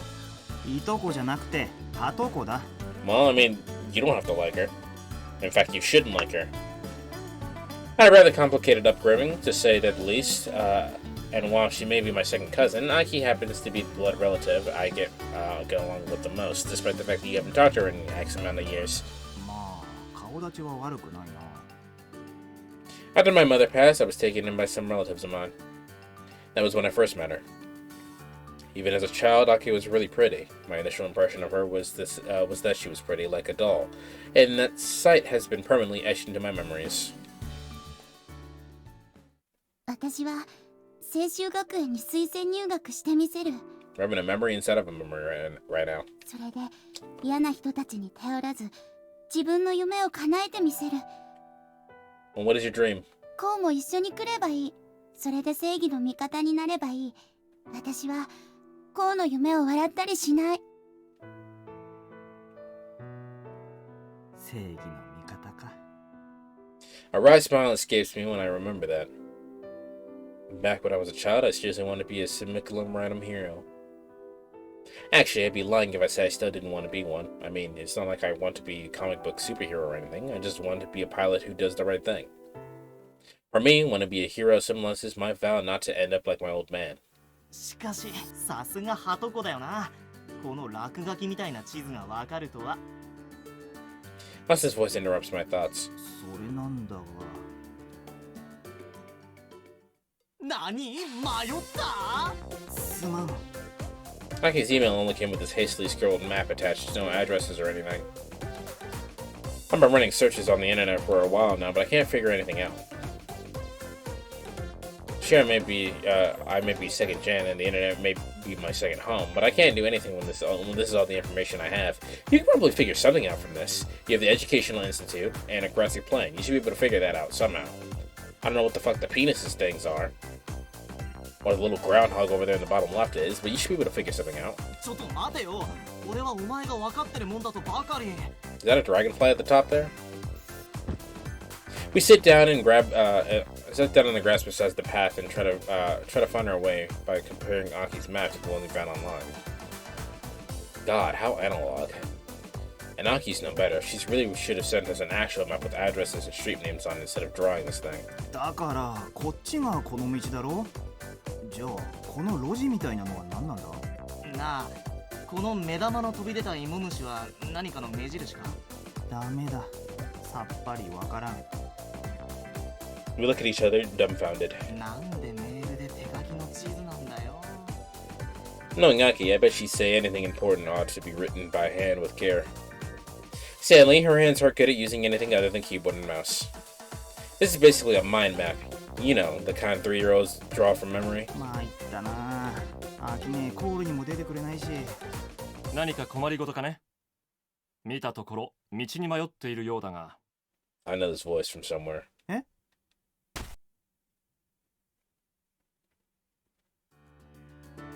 ありがとうございました。おかげで助かりました。ところでここをご存知なんですか？まあ、私も在学中この寮で世話になっていてね。 That's Dio. そうだったんですか。じゃあ OB 俺たちのおいこう本当にここなのか？多分前にアキネに聞いた話にはあってる。There's probably a two-story building in front of us. The wooden sign up in front says Kisaragi Dorm. Its aesthetic is so 21st century. I wouldn't be surprised if they traveled through time to get it here. だったら間違いないか。今時こんなレトロな建物そうそうないからな。 I wouldn't refer to a building as retro, but okay. しかし築何年なんだ。まさか全盛期から建っているんじゃねえよな。木造建築がそんなに持つもんか。というより I'm likely to knock on the nearby pillar, and as I expected, it sounds like reinforced plastic. ほらな、レプリカだ。そりゃそうか。本当に木造だとしたら贅沢品だもんな。今時天然素材の建物なんて。ああ、しかしなんとも趣味的な建物だな。ここを初めて訪れる人は大抵そういう反応をするよ。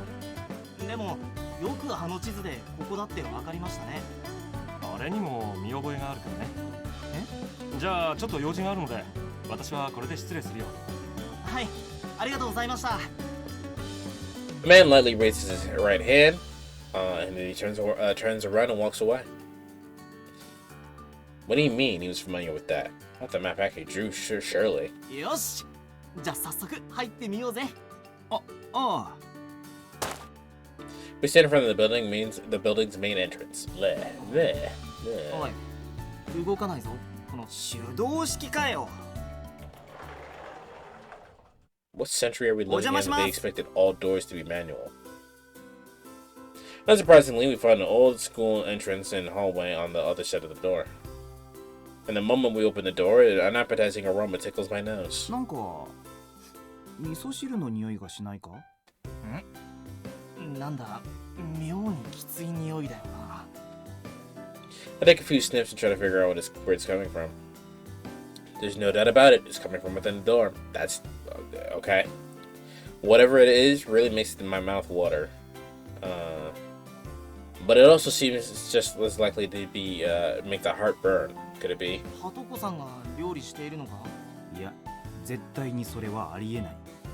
それにアキネはニラやニンニクの類は苦手だ。 Yeah, this is the smell of chives. It brings to mind a childhood memory. 心配しないで。コウのご飯はお母さんの代わりに私が作ってあげるから。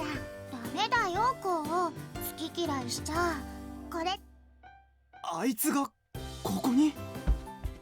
I take my shoes off in a hurry and run past the entrance. おい、こう。 I hear the girl's voice from a room midway through the hallway. Lured by that voice, I head toward the room.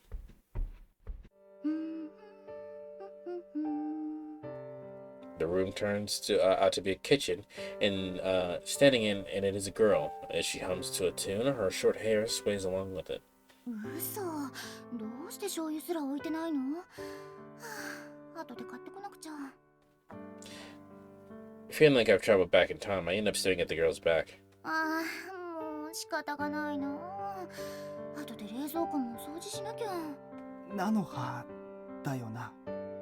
I finally muster up the courage to talk to the girl, and she freezes at the sound of my voice.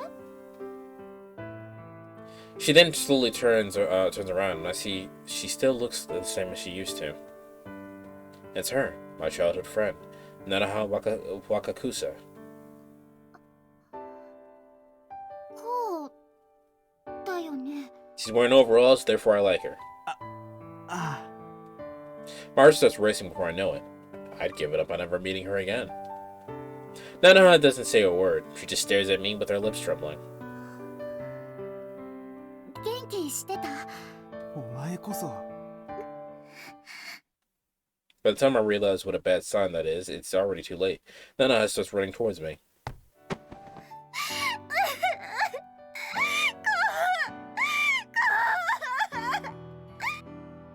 Or is that an apron? No, it has to be overalls. And with her shoulders trembling, clings to my chest and starts bawling. 泣くな。ちょっとそりゃ大げさすぎるだろう。 I embraced her without thinking, but I'm not really sure how to react considering my conflicting feelings of embarrassment and nostalgia. Still, I realize just how much Nana has grown in the time we spent apart. ちゃんとご飯食べてる？洗濯物ちゃんと洗ってる？ああ。まったく。お前は俺のお袋 blurt that out without thinking and immediately regret it. Who is she? The first closest friend I've ever made in my life? That's who. おいこううわああマサ、この子は俺の幼馴染で。おい、泣くのはやめて自己紹介よ。No sooner do I say that, the pot on the stove boils over. Words! うわ菜の葉鍋吹きこぼれてるって She rushes over to the stove. Meanwhile, my eye catches the massive pile of one particularly green vegetable floating in the soup inside the pot. お前やっぱりこの匂いはニラだったんだな。しかもああ、まだ変色治ってないんだ。ニラは体にいいから食べなきゃダメだよ。バカ、俺がニラ嫌いになったのは誰のおかげだと思ってんだよ。ニラはね、栄養価が高くてお腹に優しいんだよ。仲いいな。Also watches over us warmly as we argue. で、なんでお前がここにいるんだ？アキネは？ああ、それがその。What the fuck? Nana tries to say something, but she's interrupted by a moaning voice further and further inside the door. アキネ？あ、言っちゃダメ。Nana starts acting strangely. こうあ Mas and I run towards the living room in the back. なんだこれ、強盗でも入ったのか。 No, it's just messy. The room we step into looks like it's been turned upside down, and Line collapsed in the mess as a girl. アキネ I grab her and shake her wildly, which makes her open her eyes in pain. どうしたのアキネ、ほらしっかりして。こうああ、そうだ、待ってて、今人を呼ぶから。おい菜の葉。こうお願い。 She reaches for me with a pained look in her face. I grab her hand and hold tight to reassure her. 腹ペコ食べ物。 I thought she was gonna ask for beer.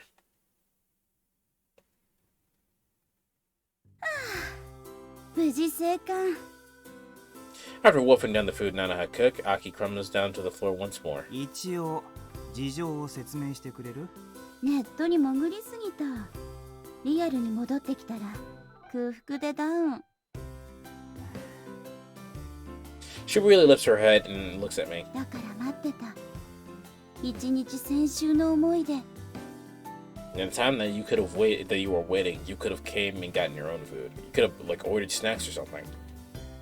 I want to ask her if I was summoned here as a rescue squad, but I hold it in.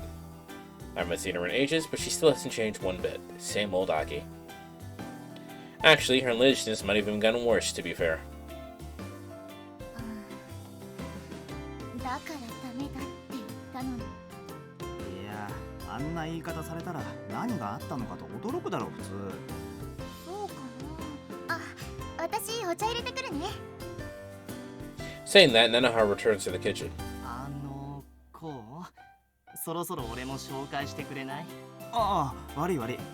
こいつは俺の友達で須藤正で、この人が例の俺のハトコで。西野秋。よろしく。 Aki takes Masa's hand, shakes it thrice, and let's go. で、秋ね、空き部屋の件なんだけど。どの部屋も今は空き部屋。好きな部屋を選んで住んで。そんな。消化器官が活性化。睡魔が増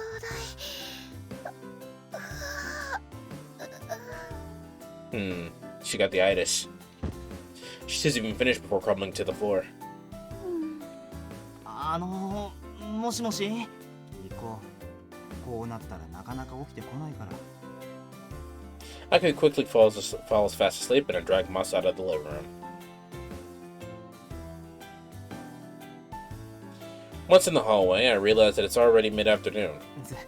ずいぶんユニークな姉ちゃんだな。学籍番号 241A98200。え？いいから学生名簿を調べてみろ。今度は別の意味で驚くから。マジかよ。 Once he closes his eyes, he's probably running a search. When his eyes open again, they're wide open. Yeah, everyone who looks at Aki reacts that way. AFA の最年少正会員だって。なんだあの人超エリートなのか。ああ見えてもアキネはウィザードなんだよ。学生のくせにエッジ企業の仮想関係の業務を手伝ったりしてるくらいさ。まあ親戚の会社ではあるんだけどな。そりゃすげえ。いわゆる電脳の魔女ってやつだな。まあそうかな。天才だと思うよ、身内から見ても。しかし初めて来た寮でお前の知ってる顔が2つもあるなんてな。ああ、菜の葉は俺もびっくりしたよ。菜の葉ちゃんと話してきたらどうだ。あの子と会うのも久しぶりなんだろ。俺はそうだな。 Oops. じゃあそうするよ。 That's gonna happen a lot because I don't understand Japanese. So sometimes I don't know when the things end. I got foods again and a general feeling of unwellness. What's wrong?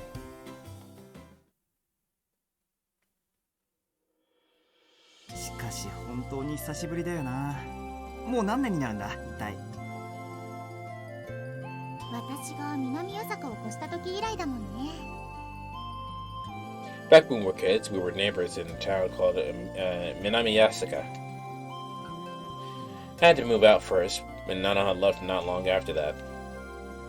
The last time I saw her was before Aki left to join Seishu, so it's been over 5 years. 大きくなったよね、こう。 Nana smiles fondly at me, and I realize she's grown into a girl that can make any guy's heart skip a beat. Well, most of her has. お前こそ大きくなりやがって。おじさんやおばさんは元気にしてるか？うん、まあね。If I recall correctly, Nanoha's parents were really famous scholars in the field of bioengineering, and they specialized in nanotechnology. Back when my mom was alive, they lived right next to us. I have a migraine and it's making everything feel wonky. Straight up thought the floor was bubbling like lava. Not a good time. Yeah, it sounds like it's not fun. I had a sick mother and a father who wouldn't come home. The only bright spot in my lonely childhood was how nice Nanoha's family was to me. Thinking about those days out in the country makes me heart fill with warmth even now. でもそうだよ。そもそもどうして菜の葉がここにいるんだ？うん、偶然だったんだけど、寮の下見に来たんだ。そしたらアキさんからもうすぐこうが来るって聞いて。寮の下見って、まさかうちを受験したのか？おお、ひょっとして約束忘れてる？大きくなったら青春で再会するって。いや。I remember all too well. I was just trying not to think about it. Because I wouldn't have been surprised if she forgot all about the promise made years ago. よろしくね、こう。私もこの春からここの寮生。こうの後輩だよ。Oh, if she comes to this dorm, we can hang out again, just like we used to. それで学科はどこなんだ？仮想工学科ではないよな。うん、こうは仮想工学科なんだよね。同じ学科っていうのも良かったんだけど、やっぱりお父さんたちの仕事に関係のあることを学びたくて。って、まさかナノ工学科か？すごいじゃないか。え？そんなにすごいかな？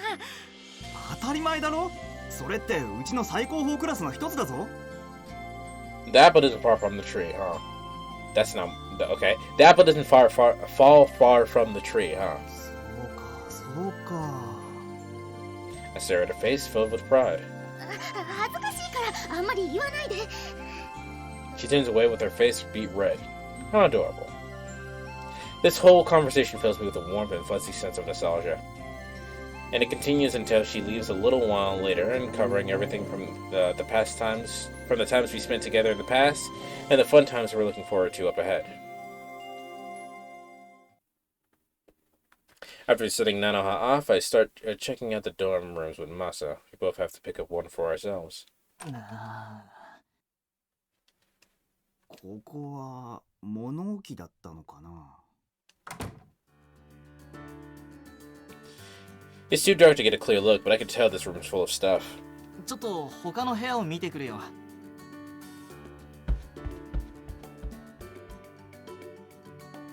We split up and go around checking the vacant rooms. ダメだ。どの部屋も似たり寄ったりだな。秋姉は空き部屋だって言ってたけどな。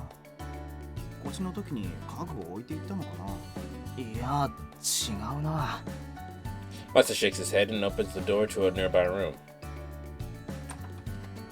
これってどう見ても引っ越したんじゃなくて夜逃げしたって感じだよ On the desk inside is an open magazine. Its pin-ups covered in a layer of dust. 考えてみれば変だよな。寮に女子生徒が一人っきりなんて。And Nana had only come to check the place out in advance, so right now Aki's the only resident here. な。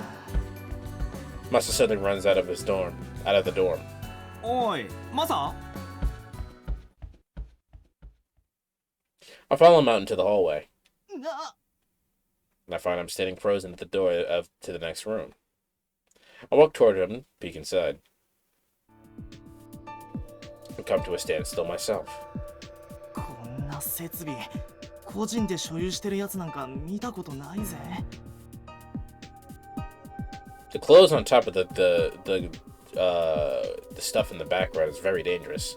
小野仙台の最高級品だよな。このコンソールってば。We enter the room with our hearts in our mouths. It's a machine room filled with the brim with top-class equipment. Dim and gloomy, it reeks of danger. There's definitely something fishy going on here. As proof, there's an EMP spoofers installed on everything, even the console. 証拠隠滅用の仕掛けか。なあ、この部屋の主は一体何をしてたと思う？いたずら半分のハッキングどころじゃないな。これって多分。I'm about to use my neuro check, but Masa immediately stops me by grabbing my arm. やめとけ。この調子じゃどんなアイスが仕組んであるかわからないぞ。ブラックアイスみたいなひどい罠があるっていうのか。あってもおかしくないだろ。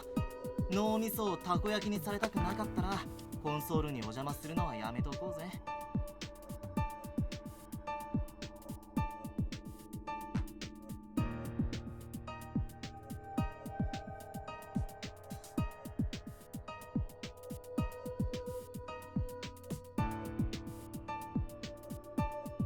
Black Ice is a strong local security unit. The control of any hostile node can be taken over very fast. It's an offensive security node. During the brute force phase of an attack, it charges up when a node connected to it is captured, then fires a blast similar to the blaster program, dealing a large amount of damage to the captured node. Oh no, that's something else. Wait, hold on.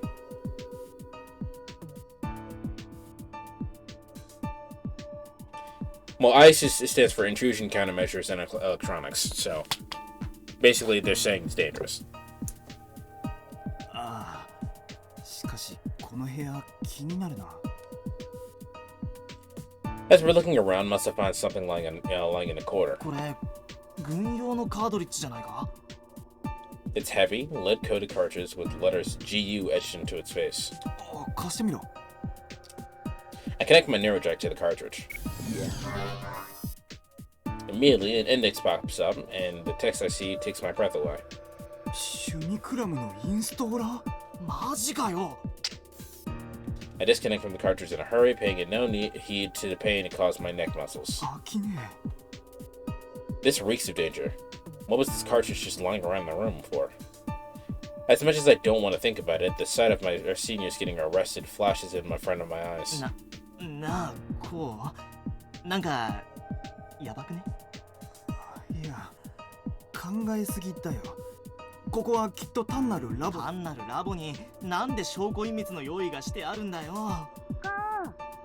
次のご飯は？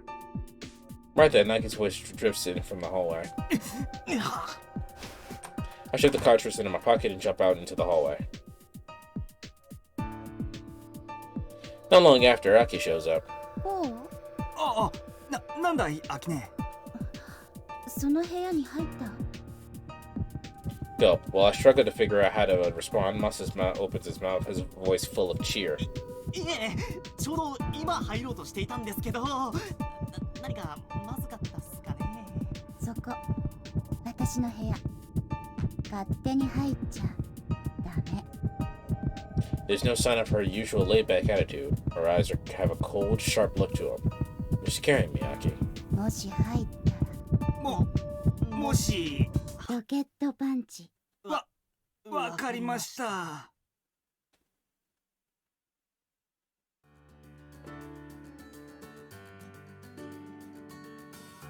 After that, we clean up the living room, go shopping, and make dinner, and night falls before we finish. So basically what just happened was, to sum that up, is that we got invited to the dorm where my second cousin is, right? We go to say hi, look around the rooms and whatnot. We go in her room accidentally, and she has military-grade equipment in there for some goddamn reason. After that, we clean up the living room, go shopping, and make dinner, and night falls before we finish. なんて幸福。昼も晩もごちそう。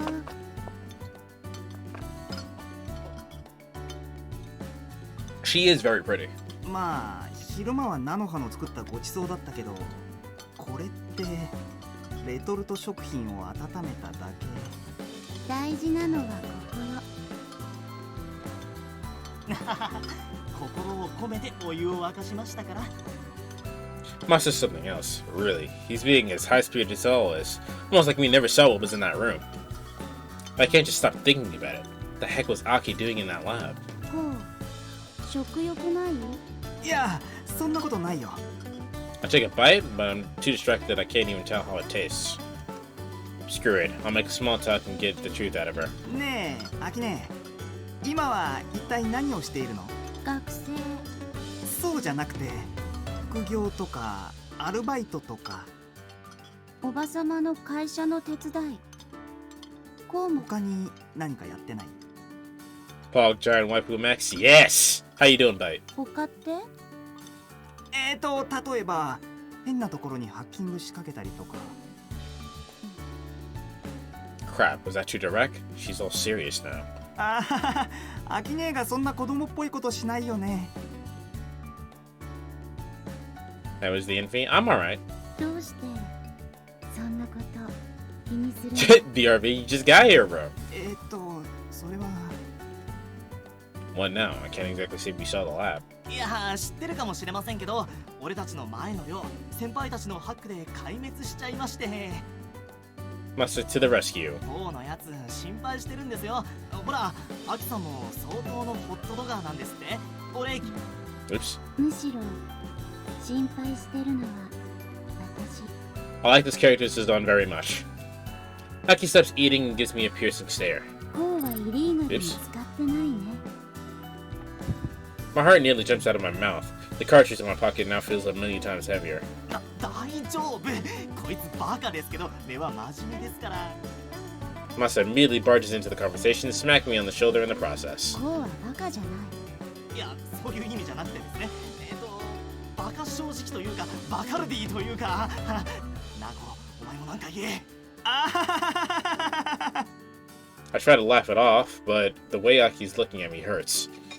The moment I realize I gotta be straight with her, she suddenly puts her chopsticks down. そう。こうは正義の味方だった。安心して。俺はハックになんか興味ないから。信じる。 The interrogation ends and I breathe a sigh of relief. Wait, why am I acting all happy?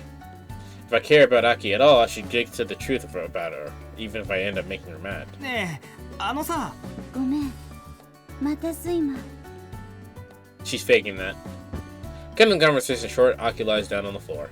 In the end, I couldn't get anything out of her. そういえばナノハちゃん、可愛かったな。また会いたいもんだ。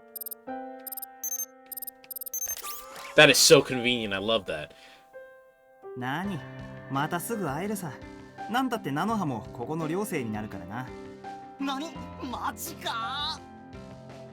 Masa punches in the air in delight. Yade yade. そんなことより部屋は選んだのか？なあ、俺は2階の一番奥にした。でも外見ボロいけど中身も相当なもんだな、この寮。まあそう言うなって。屋根があるだけめっけもんだし、住めば都って言うだろ。美人のハトコさんもいるしな。そりゃどうでもいいだろ。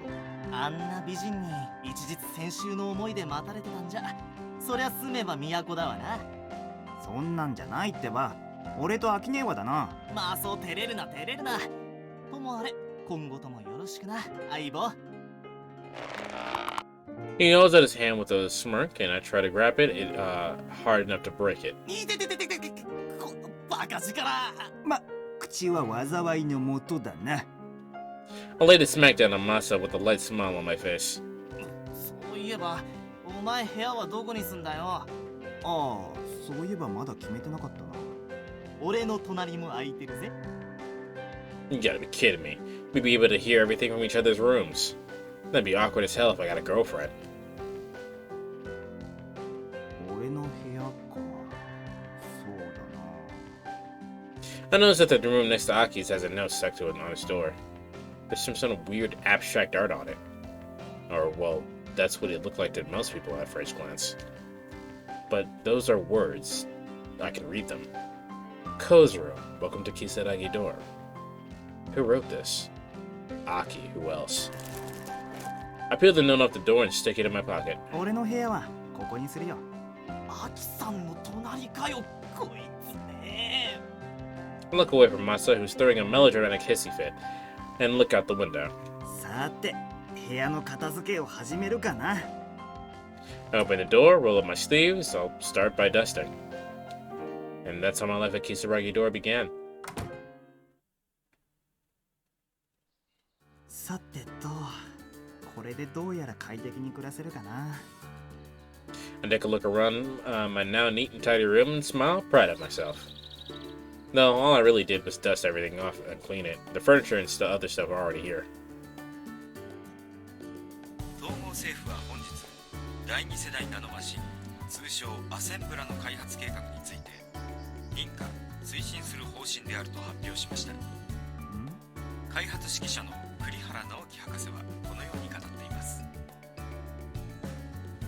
I turn in the direction of the voice. On the television screen is a news anchor making a report. 第2世代ナノマシンは自己増殖能力と組織改変能力を兼ね備えた新世代のナノマシンであり、統合の手で進められている環境再生計画に関連し、研究開発が進められてきたものです。反面、研究に伴う危険性や完成後に兵器として転用されることを危惧する声も大きく、先日も超党派の議員による開発差し止めを求める声明が発表され、おいこう、そろそろ行こうぜ。もうすぐ昼になっちまう。もうそんな時間かよ。So the second generation nanomachines are what we have. Or not nanomachines, cybernetics. I look away from the screen and once Monster calls me, scratching my head. I look beside me to see Aki sprawled out on the floor. 秋音、起きて。学園に行かなくていいの？いい。今期習得予定単位数ほぼ習得済み。She replies to me without even bothering to open her eyes, then promptly goes back to sleep. And the credits are none. I don't know how if not showing up to school at all is such a good idea. 仕方がない。行こうぜ。I leave Aki behind and head to school with Masa. Just like yesterday, the field, besides didn't they just say it was spring break? Why are we going to school? Just like yesterday, the field beside the path to school is filled with girls running around after a ball. そっちそっち。ほら、ぼやぼやしてない。あれ、昨日の子だよな。The girl in the background is dead. Someone should be concerned. ああ、そう。マサ、お前単位足りてるか？聞かなくてもわかるだろ。同じ授業科目を一緒に受けてるんだから。That means he's got the same room to work with. We stop walking and watch the girls on the field. ああ、癒される癒される。可愛い女の子って人類の宝だよな。今日も同感。Must have seriously ogling the girls. しかし如月寮、何があったんだろうな。俺たちの前の寮と同じなんじゃね？ま、そうか。学生のやることは一緒ってことかね。But Aki's room. I don't believe for a second, but if she's doing anything shady, she might end up dragging Masa into it as well. まあ、やばいことには関わり合いにならない方がいいとは思う。まあ、そうとは思う。お前の大事なハトコさんだろ。もっと信用してやれよ。He gives me a smile and a pat on the shoulder. Looks like my partner can see right through me. そうだな。確かにそうだ。まあアキさん以外誰も住人がいないのはちょっとびっくりだったけどさ。 I made a spoon for the jello? You made a spoon for the jello? Somebody put food on? You're all good, man. でも先輩寮生があんな美人なら大歓迎だよな。アキさんだってお前と住めて嬉しそうだったしな。そう見えたのか？ああ、違うのか？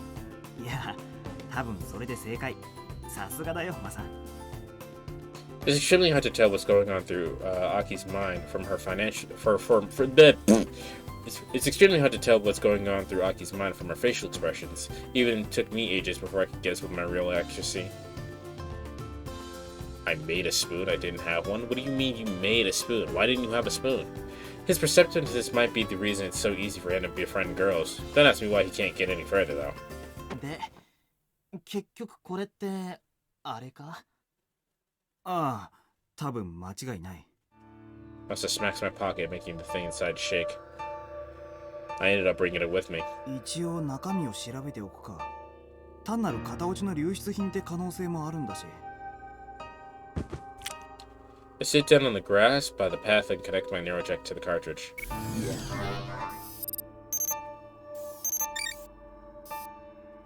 機種はなんだ？ヘルコアラカイか？ヘルキャットか？まさかアシュラとかカーリーじゃないだろうな。This is the model that we have currently. カスタマイズされてるみたいだ。Oh, it's a custom model. Interesting. 元がなんだかわからないや。I can't see a brand name or programmer signature anywhere. It's just a code name at the very bottom of the index. シャドウウルフ？カゲロウとの語呂合わせか？ I assume they're what it says some kind of play on Grey Wolf, which I assume they actually mean Grey Fox, which from Metal Gear. Let me try. Let me see if I can. Grey Wolf. Grey Wolf. Grey Wolf just they mean Grey Wolf and just as a little animal, I guess. Let's see if that means anything in computing.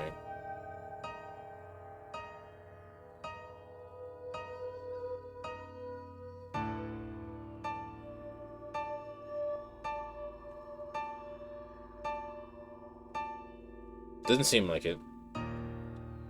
Because I got to put one in my lunchbox, I used the wrappers here from the applesauce and jello to make a spoon.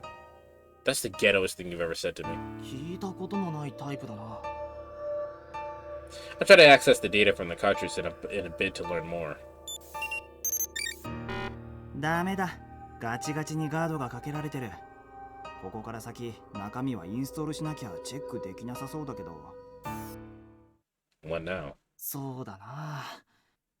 見なかったふりでそっと戻しておくのが賢いんだろうけど、返す前に一度だけ試しても罰は当たらないよな。オーケー。後でアンインストールしちゃえば問題ないもんな。We've dreamed about piloting we've dreamed about piloting giant robots for years. There's no telling if we'll ever get another golden opportunity like this. I trigger the installer on our cartridge through my neurojack.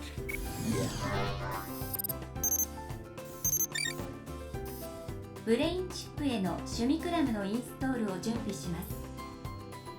The OS on the cartridge comes to life and speaks to me in a mechanical voice. 警告。このソフトウェアは正規の機関による認証を受けている。了承了承。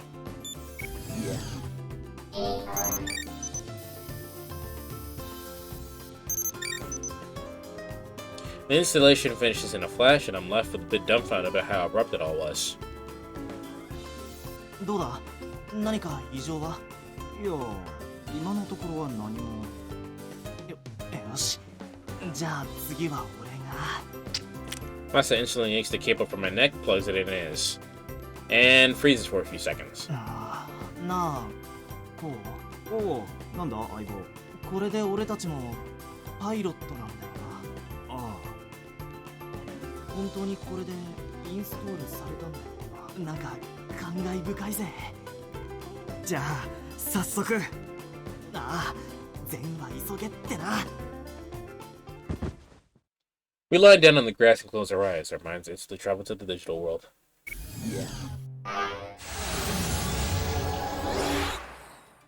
We find ourselves standing on the virtual ground very next moment. こんな場所があるんだな。青春の趣味クラム用空間だな。来るのは初めてだぜ。よし、誰もいないみたいだし、早速追っ始めるか。Masa and I nod to each other and send the activation command to our brain chips. フォーマット開始。 One by one, our constructions are reset to defaults, corrupted bits come together and form a tree-shaped class hierarchy. A9 神経節接続。A9 神経節同調。A10 神経節接続。 It's a bizarre feeling, one I've never felt before. My bones, muscles, and skins take on a cold, robotic form. フォーマット終了。ラン。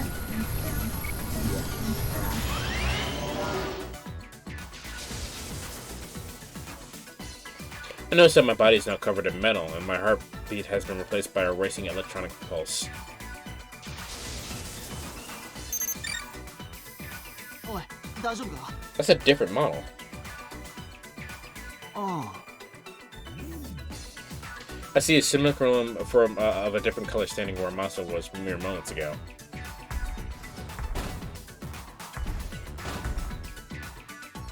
This metal machine moves as smoothly as my own body would.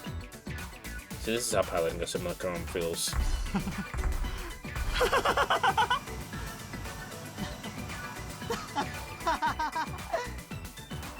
We run around in sheer delight, remaining face to face as we travel in circles. 起動確認。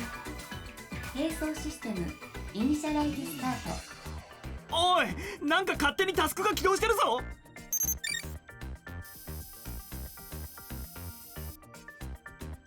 The moment I yell that out, a dialogue is displayed in front of my eyes and contains a list of pompously named lethal weapons. おい、マサ、なんかやばいぞこれ。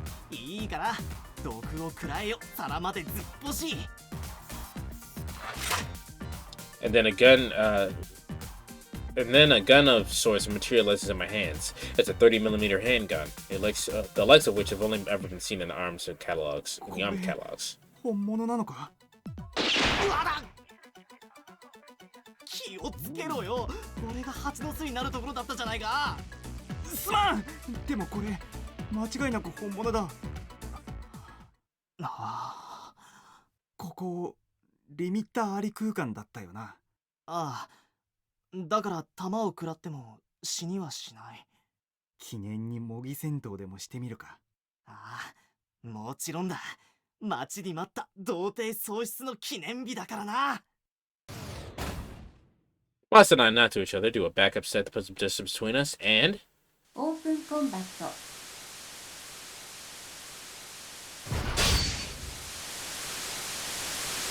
気がついたかね。 now we're back in our present. As my eyes get used to the light, a jury ceiling and a girl wearing a lab coat over the dress come into view. おかえり、注意。あ This is Noi's clinic. いい夢を見ていたようだな。あ、ええ、まあ。 So all that stuff was my own memories. I was having a flashback, huh? We won the first battle between Masa and me. I try to remember, but I can't. A pang of sadness takes a hold on my heart. I can't believe the years have passed since that sunny day. いつ頃の夢を見ていたのかね。学園生の頃、1年生の春休みに入った頃です。やはりそんなに古くはないか。現在に近い生活史ほど失われやすいが、失った記憶はたかだか数年分といったレベルだな。たかだか数年か。10代の数年、20代の数年、30代の数年は皆違う。おそらく君自身が感じるほど遠い昔じゃないはずだ。What has happened to the world since then? Are Masa and Aki still doing okay? 数日間は頻繁に記憶疎行が起こるはずだ。とにかく今は休みたまえ。脳細胞はデリケートなバイオマシンだからな。Saying no more, Noe leaves the room. お疲れ様です、コウさん。ああ、レイン、寝ていただけなのになんか妙に疲れたよ。そのまま休んでください。今日はここに泊まっていけとのことですから。 She gives me her usual, somewhat businesslike smile, but it has a tinge of weariness right now. ひょっとしてずっとそこにいてくれたのか？ Where would she go? ええ、特に用事もありませんでしたので。 A blunt reply, but she then covers me up to take. Covers me. A blunt reply, but she then covers me up to my shoulders in a blanket. ありがとう、レイン。しかし忘れないでください。我々は油断することが許されない立場なのですから。分かってるよ。思い出にふけっている場合じゃない。そう。理性じゃ分かっちゃいるんだけどな。The events I only experienced a few minutes ago are several years old in reality. I can't go back to those times anymore. I understood in my head that a lot of time has passed, but my heart refuses to come to terms with it. I want to go back to Kisaragi dorm. Even as that thought fills my head, my eyelids grow steadily heavier. おやすみなさい、コウさん。 My mind dives into the dream world, this time for real.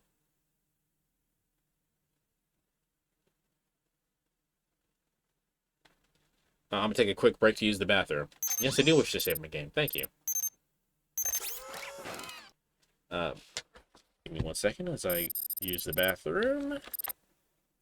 Alright, and we're back, so let's go ahead and get back into it, yeah?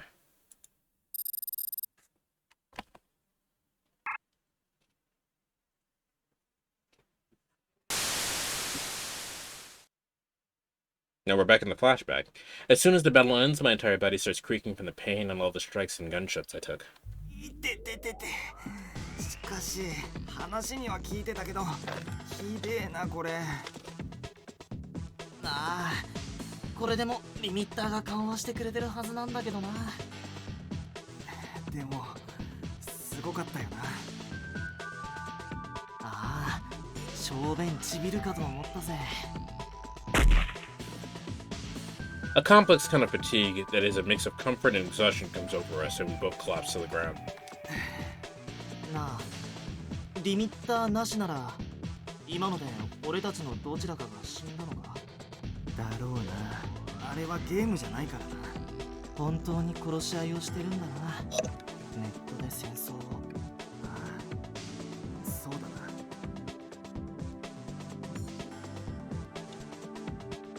After piling a simulacrum forever and actually doing it filled me with a sense of power that I could have easily got hooked on. This is exactly why I find it all a bit scary, because I now realize that these are killing machines. やっぱりこれ返した方がいいのかな。 Oops. I have new plugins. I don't see anything new.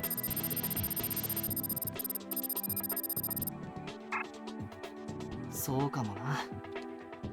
Still on the ground, we let the logout process take over our minds. Now it's time Masa and I finally lost our simulacrum virginities. I don't like the term virginity when you do something for the first time.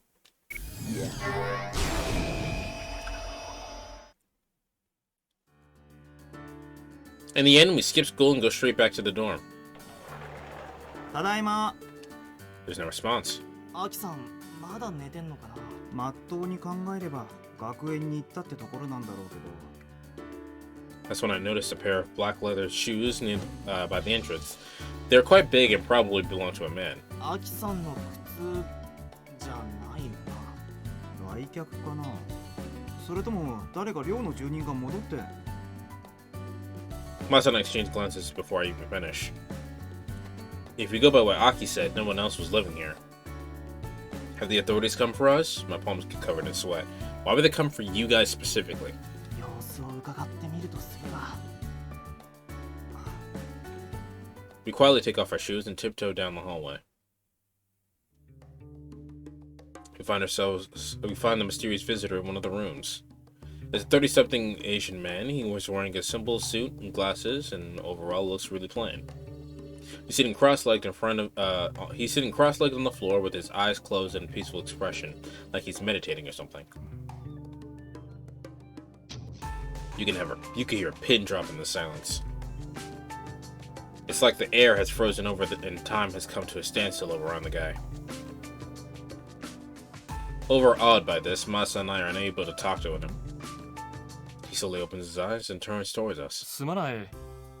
誰もいなかったので勝手に上がらせてもらったよ。His smile blows away the tension in the air and sighs skips both of us. あなたはこの前の。私は栗原直樹。また会ったね。Saying that, he sends us his virtual card. That's pretty badass. 青州大学研究所の学者さんだったんですか。 Come to think of it, he does give off us some scholarly vibes. He looks like a plain guy at first glance, but his eyes betray his poise and intelligence. Wait, what was that I heard on the TV this morning? Did they say he was the head of the Assembler project, the huge GU undertaking? 今度君たちの学園でも講義をすることになってね。To be taking classes? 懐かしの寮に顔を出してみたわけですか。そんなところだ。よかったら君たちも名前を聞かせてくれ。He asked us with a smile, and we introduced ourselves in order. こうくんはアキくんの登園か。彼女は元気にしているかね。ええ、相変わらずだと思うんですけど。変わっていないなら何よりだ。He looks around the room with a fond look in his eyes. Looking at that, I realized why he was in this room. もしかしてこの部屋はあなたの部屋だったんですか。昔はね。さらに言えばこの部屋の家具は初代の寮生から代々受け継がれてきたものだ。Upon taking a closer look, I noticed that it's all made of wood, though wear and tear almost seems to suit them, proving that they're not imitations. 初代から代々ってひょっとしてこの寮ってそれなりに由緒正しかったりするとか。そこまで大行なものではないが、学園の創立当時から残っている数少ない寮の一つではあるね。Alright, so I'm gonna try to get past the opening. Like I feel like we're still in the tutorial portions of the game, so I'm gonna try to get past that, and after I get past that, that's when I'll end. 第二世代電脳化が人類の未来を切り開く。そう信じた若者が戦後の混乱期に集い。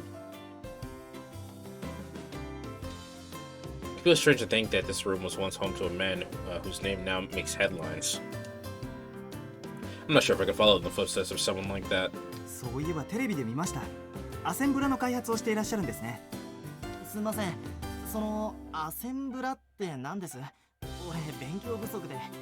そうだな。簡単に言うと環境を汚染している物質などを選択的に有用な物質に書き換えることができるナノマシンの集合体といったところかな。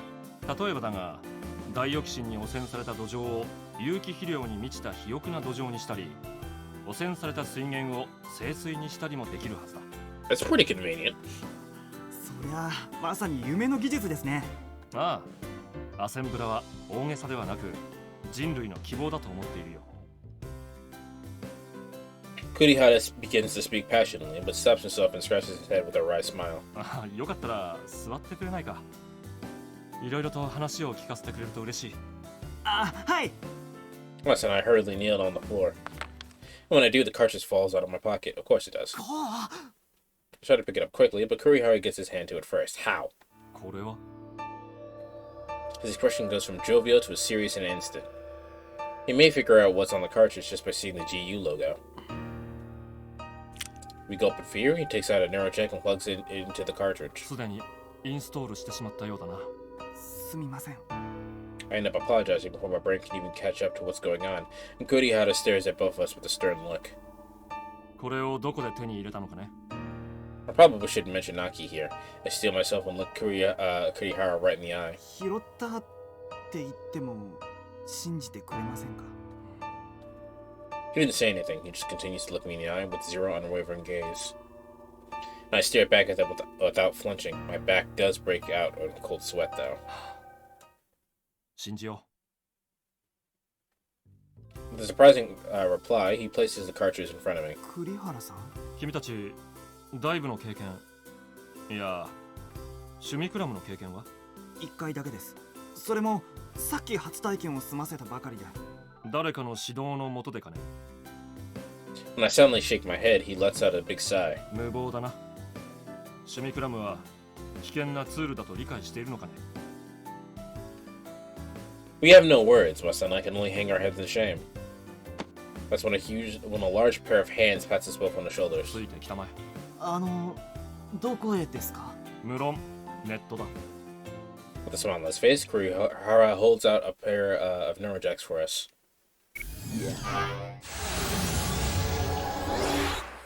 We're floating in the ether sea. Kurihara is standing in front of us, gazing at a glittering grid that's all around us. 言われるままに来ちゃったけど大丈夫かな？わからないけど、学者さんなら無茶もしないだろうし。While we're whispering to each other, Kurihara turns around to face us. さて、始めるとするか。始めるって、一体何を？あの寮に住むのなら、君たちも私の後輩だからな。私がレクチャーしてやろう。私がしてもらったように。レクチャーですか？危険だと解いても諦めないだろう。ならば最低限守るべきルールを誰かが教えねばならないからな。Alright, I respect that. 俺たちに趣味クラブの手ほどきをしてくれるんですか？そうだな。いいだろう。私もそれなりに教えてやれる自信がある。無論君たちが嫌と言うなら別だが。That's pretty sick. Why wouldn't we? That's a fucking godsend. いいんですか？本当に？よろしくお願いします、コーチ。We bow deeply to him, and he responds with a nod. 昔は新入生にこんなイニシエーションをしたものだ。ようこそネットへ。我らセカンドにとっての第2の故郷へ。After that, we received an arena lecture from our mentor. 師匠、こうですか？おいおい、師匠は勘弁してくれたまえ。じゃあ先生、いや博士って呼んだ方がいいんですかね？先生で十分だよ。学園で君たちに直接講義をする機会もあるかもしれないしね。なら先生、質問。どうしても攻撃が繋がらないんですけど。Yeah, what the fuck? むやみに攻撃を連打しても無駄だ。肝心なのはリズムとタイミングだよ。理屈じゃ分かっているんですが。理屈で考えようとしているからだ。取るべき行動をあらかじめ理解すれば考える必要はない。慣れれば。そら。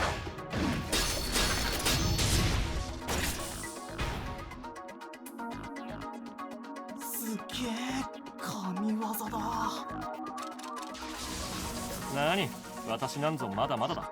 筋金入りのホットドガーならひとたび敵を打ち上げればそいつが落ちるまでにその機体を破壊し尽くしているだろう。ホットドガーか。道のりは随分遠そうですね。そうでもないさ。初日からそれだけ動ければ大したものだ。普通なら初日は歩行訓練で潰れてしまう。正直君たちのセンスには感心しているよ。そんな大げさっすよ。All this is making me blush somehow. While the two of us are bashfully scratch our heads, he watches us warmly and nods. 教えがいがある生徒とはいいものだ。私で教えられることなら何でも。じゃあ先生、 Oops. 質問。なんでわざわざワイヤードでダイブしたんですか？趣味クラム乗りの基本だよ。リミッター付きエリアならともかくリミッターオフエリアは危険に満ちているからな。ディスコネクト、フラットライン、それに過剰なフィードバックですか？ああ、付け加えればワイヤードの方が第三者がアボートさせやすい。逆を言うと、アボートしなければ帰れないような事態も起こりうると。趣味クラムをまとえばネットに深入りすることになる。備えよ常に。それを忘れると簡単に死ぬ。確かにたまに死んでるやついるもんな。いたずら気分で深みに戻って。でもどうして危険だと言いつつ趣味クラブのことを教えてくれるんです？だが正しい知識を持てばそれは様々な役に立つ。おい。Anti-AI advocate? I turn around upon hearing a hoarse voice and find a bunch of old-fashioned simulacrums standing there. 貴様、栗原直樹だな。学園の人間ではないようだね。不法侵入者が何の用かな？このエイリアニストめ！お前らいきなり何すんだよ！我々は東アジア反人工知性人類救済戦線暁の虎部隊のものである。つまり反 AI 主義の方かね。待ちたまえ。私は確かに心情的には AI 派かもしれんが、特定の政治組織には加盟していない。貴様が化け物の倉庫であることに違いはない。先生、危ない。若造といえどエイリアニストとして変更した教育を植え付けられた以上はもはや強制不可能なり。 Okay, well, that's fucking not a good way to look at that. やめたまえ。この子たちは無関係だ。何なんですかこいつら。どうやら狂信的な反 AI 主義者らしいな。どうして AI 嫌いがいちいちネットに潜ってくるんだよ。寄生虫を駆除するためには意に沿わずとも没入する必要があるのだ。まともに言葉を通わせることは無理なようだな。俺、私が3人受け持つ。君たちのノルマは1機ずつ。できるな。できるなって、先生。ちょうどいい腕ならしだ。幸いここならば誰も死なない。His eyes are filled with a fighting spirit. He dashes and cuts down an enemy in a flash. どうした？威勢がいいのは口だけか？何をしている。ここでどうするってくたばれこの全能野郎。待て、来たこいつら。マサ、お前の相手は私だ。 I see Micklin bracing charges at me, and that brings back some horrible memories from the depths of my mind. やーい、犬の息子。お前の父ちゃん人殺しなんだろ。お前みたいなのエイリアン主義者って言うんだ。お前もエイリアンなんだろ。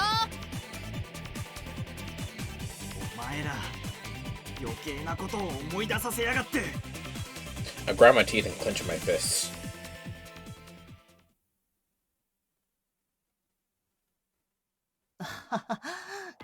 勝っちゃったよ。I wanted to fight him.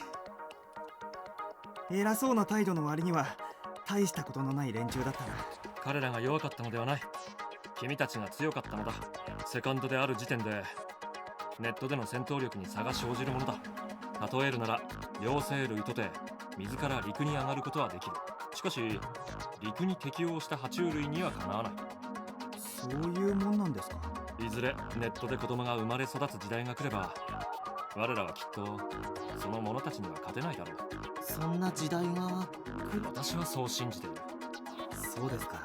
しかしあいつらなんで先生を襲ってきたんでしょうか。私も一応 AFA の末端会員だからな。最近エッジ関連の技術者や科学者が襲われる事件が頻発している。おそらくはそれも彼らの仕業だろう。それで先生を狙ったのか。年々この手の輩が増えている。困ったものだ。Yeah, they're going on attacking actual kids just because they believe in something. That's crazy. 今日はもう戻るとしようか。離脱用意を。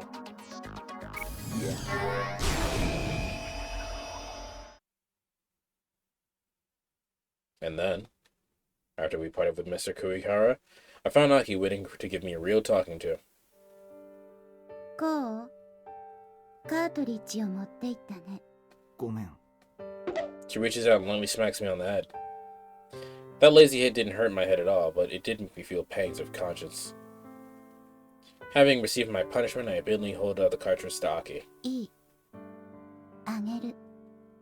Instead of taking it, she shakes her head. でもこれを持ち出したからお説教なんでしょ。黙って持ち出したからお説教。入寮祝いにプレゼントしたかったの。 Only when she says that does that long-forgotten childhood memories resurface. 私がウィザードになったらコウの趣味クラムを作ってあげる。 Aw. そんな大昔の約束律儀に覚えててくれたのかよ。私記憶力は優秀。 The cartridge that felt so dicey before now feels like a valuable treasure, and I grip it tight. Instead of just being happy about it, I'm overcome with all kinds of complicated feelings. じゃあこれをカスタマイズしたのアキネーなんだね。うん。私と寮の先輩たち。 A tinge of sadness appears on Aki's face. あげるけど一つ約束。 She suddenly straightens up and gives me a serious look. 政治と宗教には関わらないで。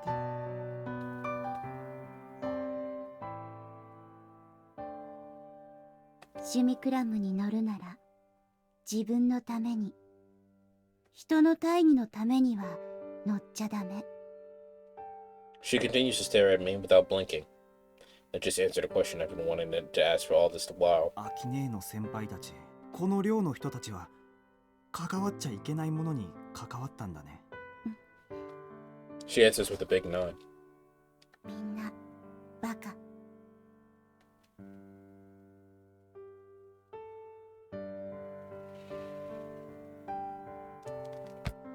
I guess that's why their rooms remain untouched. She's waiting for them to come back.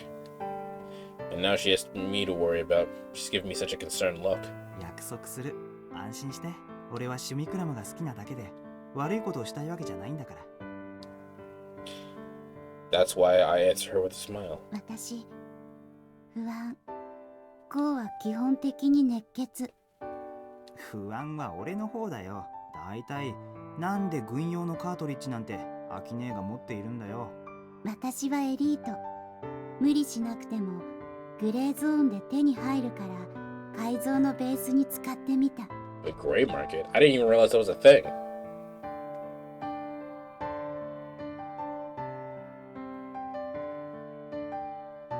A gray market or dark market is a trade of commodity through distribution channels that are not authorized by the original manufacturer or trademark proprietor. Gray market products are products traded outside the authorized manufacturer's channel. So basically, they sell stuff. It's like secondhand stuff. She flashes a smirk smile and gets all serious. あの趣味クラムには AI と同じ自己進化ロジックを組み込んでみた。今はこうと同じで青2歳の新米。だけど、いつの日か、と誰にも負けないぐらいに強くなれる。こうも、あの趣味クラムも。はぁ、喋り疲れちゃった。With a big sigh, she falls on the floor. 昔より表情が柔らかくなったね。She smiles at me fondly. She's grown so pretty. A sharp pang runs through my chest, but I reply with a smile. アキネーこそ柔らかくなりすぎ。なんうん。先輩たち優しかったから。 Still on the floor, she reaches out and puts her hand on my head. It's a warm, nostalgic feeling. If I were a cat, I'd definitely be purring right now. おかえり、こう。ずっとこうを待っていた。 Tadaima, Aki. I close my eyes, feeling completely at home, and let sleep take over my mind. Today was too eventful. It wore me out. And I'm sure I'm in for many more eventful days like this one.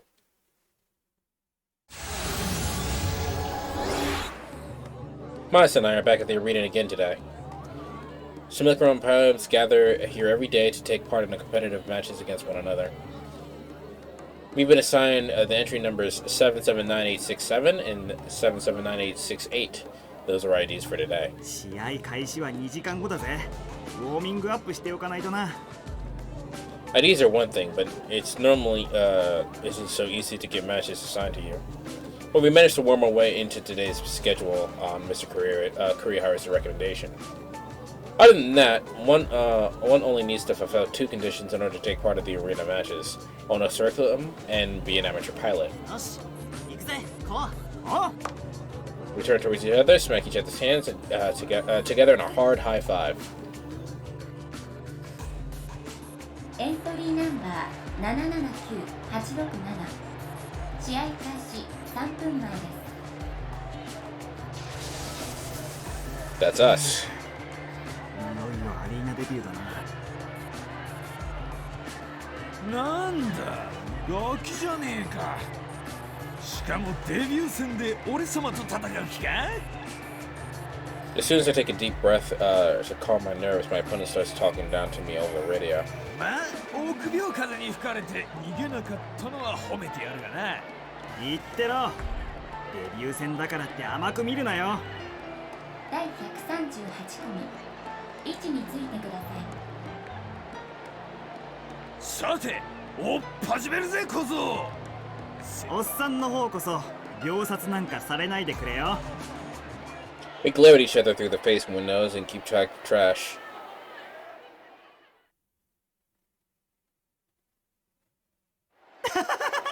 よっしゃ。 Why am I not getting to play デビュー this? 戦勝利や。まいったぜ。 This would be like the perfect opportunity for for more tutorial fights.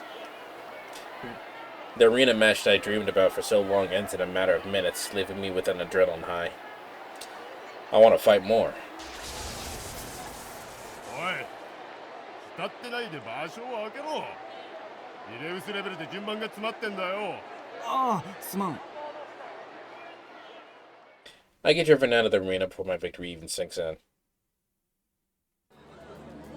Find Mr. Kurihara waiting for me after my match. 先生、来てくれていたんですか。推薦した手前ね。デビュー戦にしてはなかなかいい試合だったよ。ありがとうございます。でも、あっけないというかなんというか、なんだか物足りないですね。これから何度でも試合はできるさ。まあそんなにすぐには順番は回ってこないだろうが。そうですね。The two of us stick around and watch the other matches and eventually meet up with Masa after he's done. しかしあっという間だったな。あっけなさすぎて。That's what I said! I break into a smile when he says the exact same thing to me. One has to wait a long time in queue before they get into a fight in the arena, but the matches themselves end in a flash.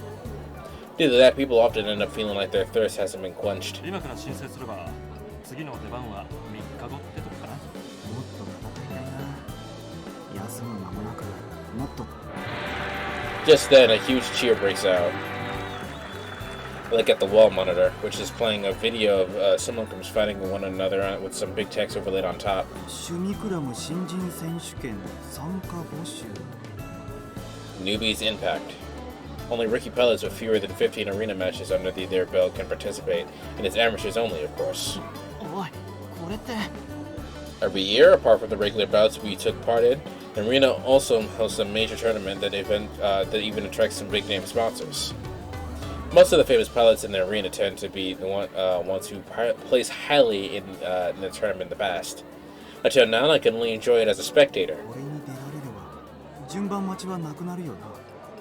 勝ち残れば実力のある相手とも戦えそうだし。ああ、対戦相手には困らなさそうだ。それに学生のうちから名を挙げておいた方が将来有利になるかもしれないし。将来か。でもお前軍人にだけはならないんだろ。プロにでもなるつもりか。そりゃそうなんだけど。 Yeah, the only possible workplaces for a Cyberpunk pilot I can think of are military, security firms, and mercenary groups. That said, becoming a professional Cyberpunk fighter is ridiculously difficult too. If I can't make a living by piloting a Cyberpunk, I might be living If I can make a living by piloting a Cyberpunk, I'd be living the dream. As much as I'm aware that such fantasies don't often work out, I can't help but dream. どう思います先生。先生は新人戦は出たんですか。残念ながら私は新人戦前の試合数が規定を超えていたので出られなかった。でも出てみたかったとは思っているよ。技術は拙いが純粋な熱い心を持った者同士がぶつかり合う新人戦は非常に得るものがあるはずだ。 He's looking at me with a gentle look in his eyes. でも確かに学生チャンピオンって響きは魅力的だよな。まさやるだけやってみようぜ。面白いじゃないか。出てみようぜその大会ってやつに。 With a carefree smile, Masa smacks me on the shoulder. He may have figured out how I was feeling. I feel truly lucky to have such a great friend. しかしさすがに大会ともなると賞金も結構なもんがあるな。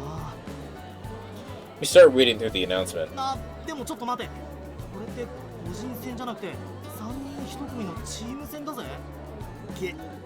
マジか。 It's nighttime. I visit Aki's room to talk to her about the tournament. アキネ、起きてる？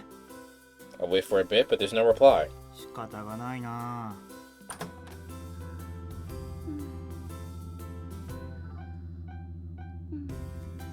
Unsurprisingly, I can hear her sleeping when I enter the room. アキネ、晩ご飯はどうするんだい？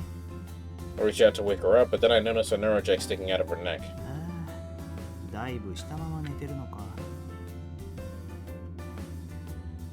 What now? I look around the room while trying to figure out what to do. The dimly lit room is full of expensive equipment and has LEDs everywhere, which look almost like a bunch of fireflies flying around. Aki spends half the day, every day, cooped up in this room, while she spends the other half sleeping in the living room. こんな調子でいいのかな。いくら春休み中とはいえ。 I spot one particularly bright LED out of the corner of my eye. I take a close look and find that it's a neurojack port indicator. There's an empty port right next to the one Aki's using. If I connect to this, I should be able to access the area she's in. ちょっと潜ってみるか。 I bring out a neurojack. Dive. What the fuck? Why are we in a Salvador Dali painting? One look at the private space is enough to make me cringe. It's like an unholy love child of Dali and manga art. The place was wonky perspective and is filled with bizarre creatures and cyber icons. アキネってば、全くメルヘンというかシュールというか。 You know what they say about there being a very thin line between genius and insanity? Well, she lives on that line. でもこの部屋。 I remember now. This is the virtual room Aki and I used to play in all the time when we lived together as kids. 懐かしいな。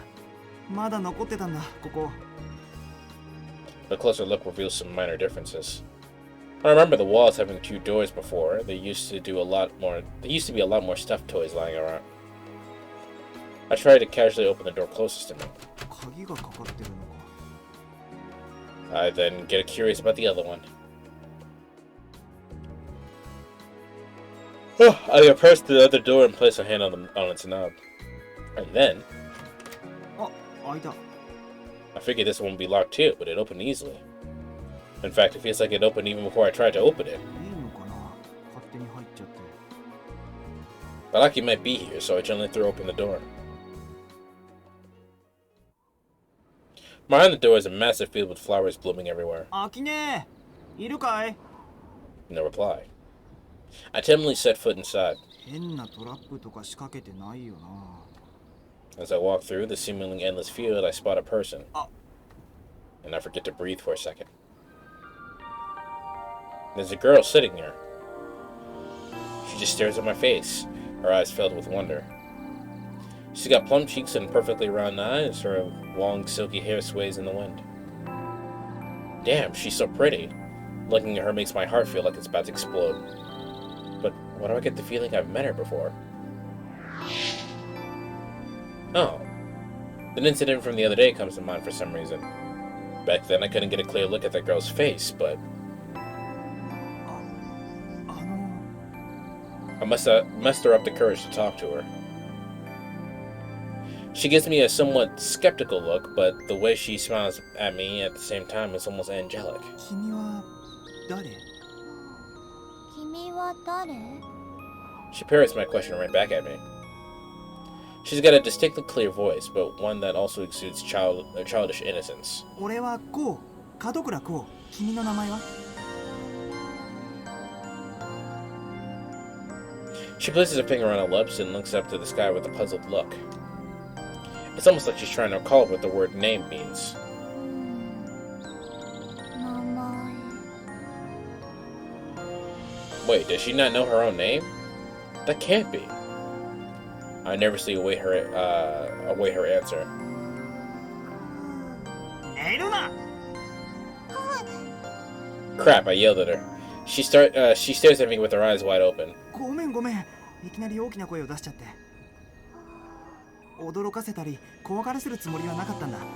ただ名前が知りたかっただけで。言葉通じているのかな。 She smiles at me with a troubled look.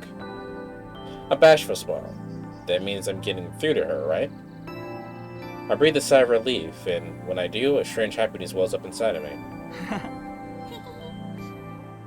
We look at each other and laugh for no reason. The tension in the air is long gone, and I feel completely at ease.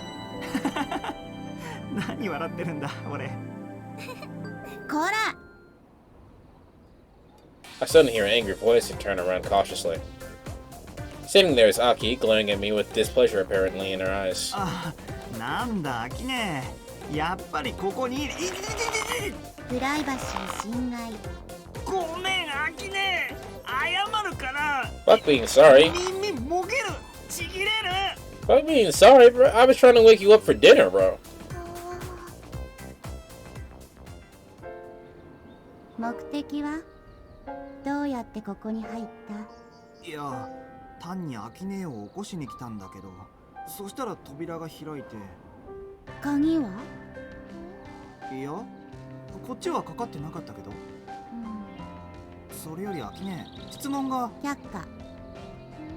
いや、だからここって昔のあの部屋だよね。この草原はなかったけど。この子、アキネの知り合い？そんなところ。そっか、よかった。アキネにもここに連れてくるような友達がちゃんといたんだね。ほう、それ傷つく。ごめんごめん。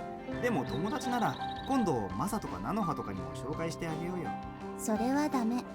なんでさ？秘密。Aki, you're really starting to piss me off with these secrets, dude.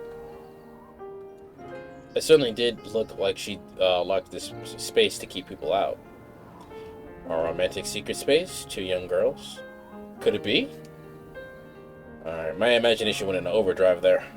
アキネ。この子気に入った？こう。ああ、いや、確かに可愛い子だと思うけど。うん。なんだよ急に。だったらこうはここに入ってもか。この子の友達になってあげて。少し訳あってこの子は少し幼い。いろいろ教えてあげてくれると。Is she some sort of AI? Looking at Aki's expression, I feel like I shouldn't pry too much, not like I mind being her friend anyway. Aki suddenly manifests a keyboard in midair and starts typing. これでいつでもここに入れる。この子と面会可能。いいの？その代わりみんなには内緒。勝手に入ったら自慢のトラップが満載。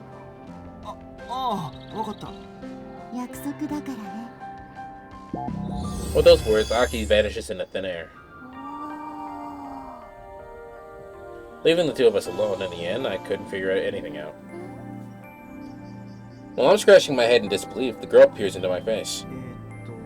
こんにちは。Konnichiwa, ore wa mae wa ko desu. I guess he would say boku or watashi, but whatever. I lower my head and she follows suit and gives me a bow of her own. 少し話がしたいんだけど、いいかな？話？うん。嫌じゃなかったらだけど。嫌じゃなかったら？ Again, she pairs my words with a puzzled look. Maybe she doesn't understand what I'm saying after all. Well, you can't get anything out of her like this. But she really is adorable. She's got this pure, innocent aura to her. I end up gazing at her. She suddenly looks away. どうしたの? No response. Did I creep her out by staring too much? But she's smiling. I notice her cheeks are beet red. そっか。恥ずかしいのか。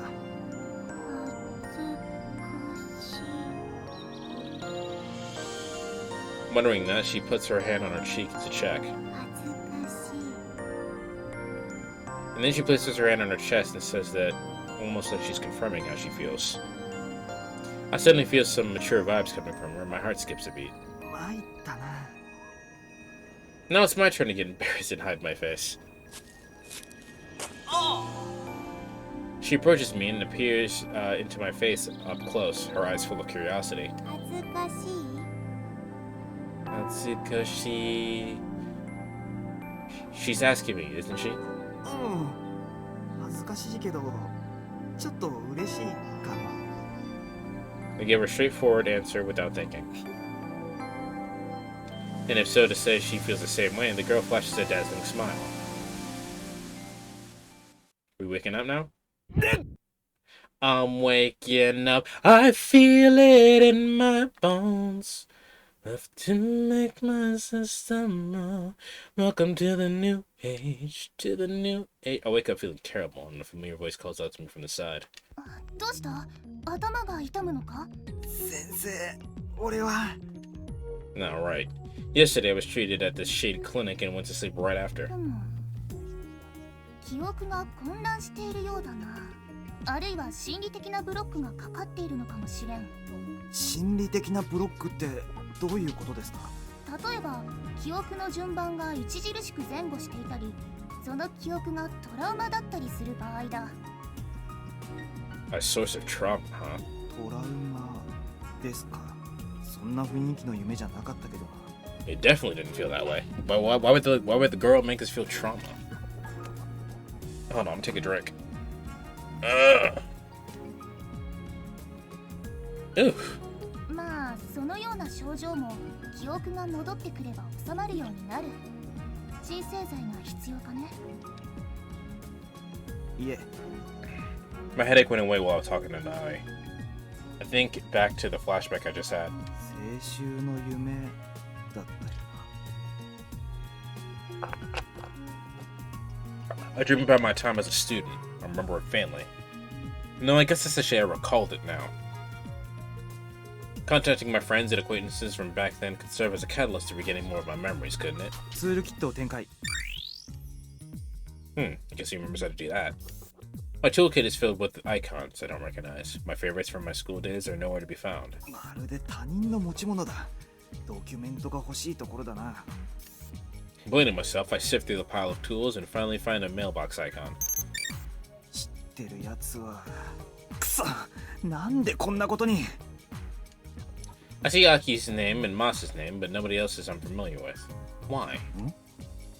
There are a bunch of unread emails. My agent program has marked one of them as max priority. 優先度最大なんだ When I open the email, a middle-aged man's face appears in front of me. Yo, 注意。俺だよ。俺。 He has a mohawk and is wearing mirror shades. The countless cyber items dangling from his frail body clearly show that he's a wirehead. なんだこいつ。俺はこんなうさんくさいやつとも知り合いだったのか。That's rude. 注意の推測。ビンゴだったよ。すげえね。いや、マジさすが。もうちょい詳しいことを掴んだら、また連絡すっからよ。こいつはどでかいスキャンダルになりそうだ。うまいこと言ったら、また一杯おごってくれよな。注意だな。The message finishes playing and everything around me falls silent once again. 俺の推測が当たっていた Who the heck is this guy? What the hell is he talking about?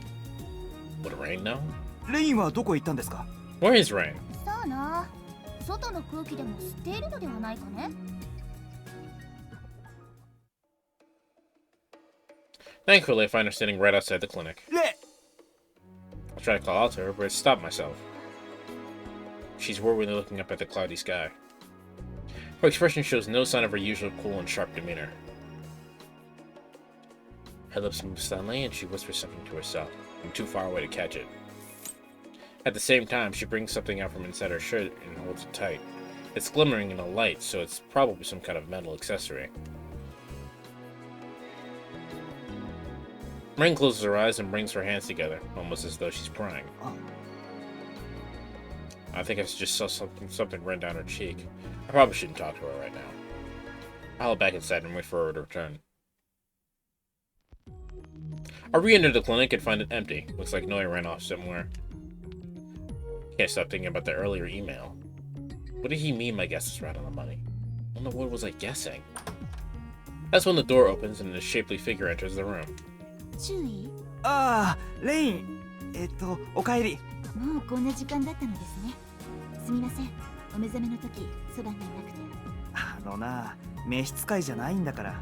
私には今のコウさんを保護する義務があります。それに私はあなた直属の部下ですから。 She's gone back to wearing that stiff smile again. すまない。苦労ばかりかけて。She laughs at me a little. 申し訳ありません。つい以前の注意と同じことをおっしゃるので、苦労をかけてすまんと。俺昔からレインに苦労をかけっぱなしなんだな。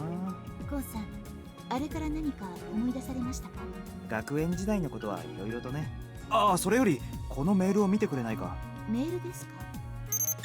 I forwarded the email to her. この男に心当たりはない？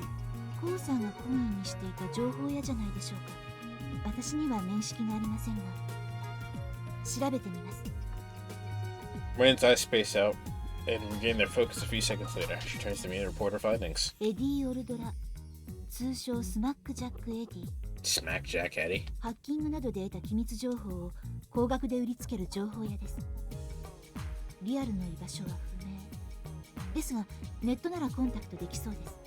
俺はこの男に何かを探らせていたってことか。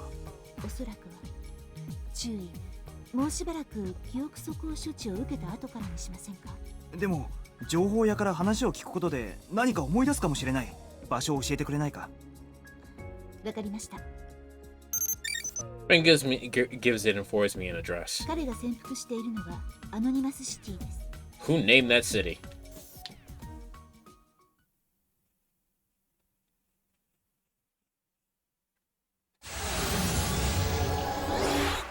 Before I can even blink, we arrive in an unfamiliar space. A massive gray structure is with its filthy walls covered in graffiti. The sky texture is glittering in a brilliant color. 警告。ここはリミッターの影響範囲内のエリアです。ここで発生するいかなる事態に対しても当局は関知いたしません。 If you die in the game, you die in real life. So this is anonymous city. I'll look it up using a data link. Nobody knows where the city came from, or, well, it's one like it's impossible to identify one particular source. That's because countless underground communities that date back to the previous century created this place as they merged, disbanded, and increased in number over the years. Our runs on extra bandwidth stolen from the AI network and rerouted through innumerable threads, so nobody can shut it down. There's no map of the city because it's a constant process of tearing down and rebuilding. The people living here place no importance on the individual names, so there's no resident database either. That's Anonymous City in a nutshell, also known as the internet's garbage dump. 注意、やはりここは危険です。私一人でエディに接触します。 Don't you dare! 俺だけのこのこ引き返せって。 Right. でもエディと直接連絡取ってたのは俺なんだし。そんな男に頼むのではなく、もう少し私を頼ってくださればいいのです。ああ、気をつけるよ。I want to tell her to direct her complaints to my past self, but I control myself. とにかく俺も行くよ。案内してくれるかな？いや、変な人に絡まれて無視してください。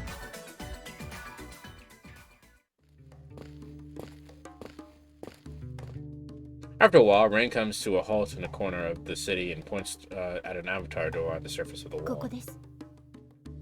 I seriously couldn't tell the difference between any of the places we walked through, but fortunately, it seems like we've made it to our destination without any problems. ノックでもすればいいのかな？ Rain doesn't respond. She's simply looking down. On the ground is a red puddle. It's still gradually growing in size, and the source seems to be on the other side of the door. Rain takes out a gun and sticks it to the wall beside the door. I do the same on the opposite side. 中には電子体が1枚。かなり衰弱している様子です。 After whispering to me, Rain quickly kicks open the door. It opens with a thud, exposing the dark interior. There's a strangely sweet scent drifting in the air, and along with the stench of blood. There's a bunch of monitors emitting light inside. スマックジャックエディです。 Rain rushes to a corner of the room where a bloody man is sitting with his back to the wall. こいつ撃たれたのか？撃たれたのはつい先ほどのようですね。銃創が4箇所、うち2発が貫通。なんで注意か。あんた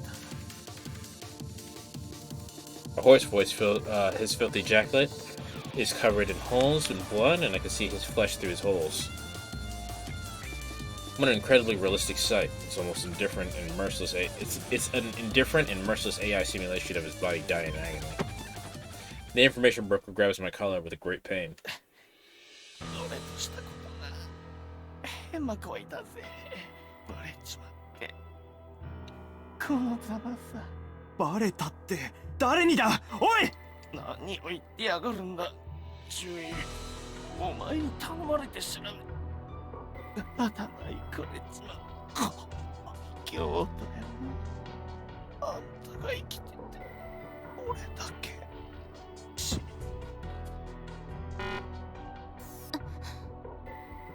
I take a deep breath and stare at the now unmoving body of Smackjack Eddie. Its type changes from living thing to matter, and it gets disconnected from his body in the real world. That's how internet logic works. Anyone who chooses an online life can't escape an online death. And having lost his avatar, which contained his mind and soul, his real body will die soon too. あっけないもんだよ。 I just saw a man die a gruesome death, with my mind shockingly calm. I feel no sadness towards this loss, only overwhelming frustration at how powerless I am. I may only have my memories as a student, but deep down in my heart, in my subconscious, I may already be reverting back to who I used to be. Rain hurriedly connects her neurojack to Eddie's. 何をする気だ。生命反応が消えないうちに彼の脳チップからできるだけ情報を抜き出します。危険なんじゃないのか。 Eddie's body starts convulsing out of nowhere, and Rain falls right up on top of me. おい、レイン。大丈夫です。 Her hands holding a disconnected neurojack. びっくりさせないでくれ。 Rain suddenly glares out of the window. どうした。 Rain glares at the door, excuse me. 屋外約150仮想メートルの地点にシュミクラム反応。シュミクラムだって。3機5機まだ来ます。急いでここを出ましょう。 I just Rain says and jumps out of the door. Here we go. Surge dash. Use a surge dash by pressing the D button. I think that's my triangle button. Enables the use of consecutive surge dash. Okay. Boosto! Boosto! Boosto! Boosto! Surge dash is not available in tutorials. Dual submachine guns can now be developed. Chaff can be developed.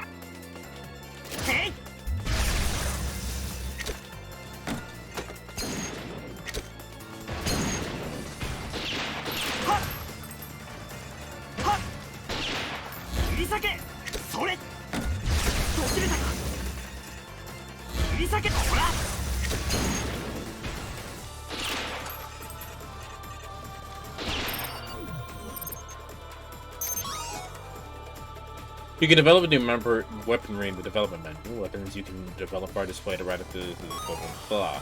In order to develop a weapon, you must first use other specific weaponry. You can view the required weapons in the development menu.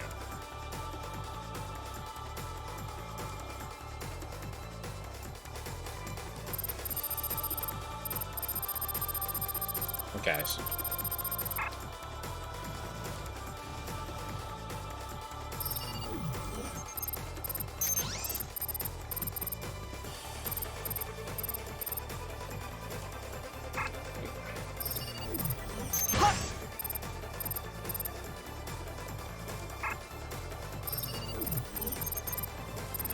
Well, I mean, I saved. Let's just go ahead and go into it then.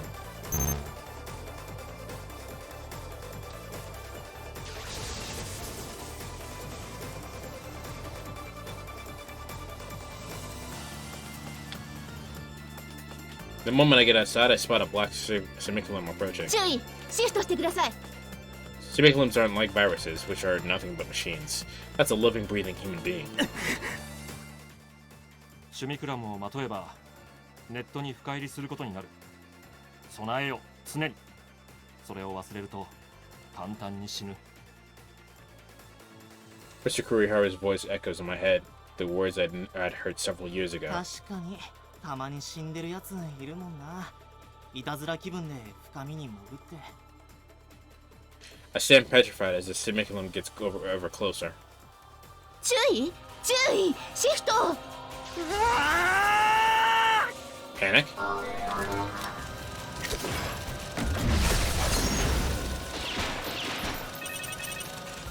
Look!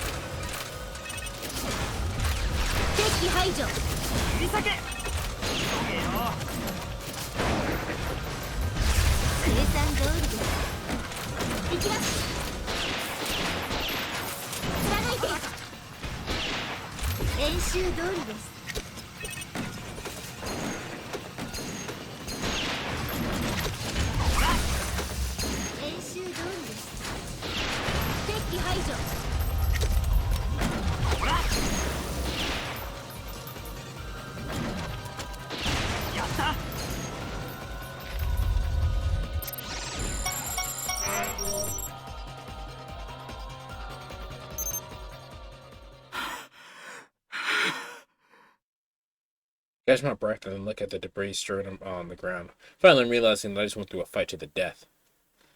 I fought without thinking about it, but I would have been blown to pieces if I'd lost. コウさん、大丈夫ですか？なあ、レイン。はい。俺は人を殺したのか？え？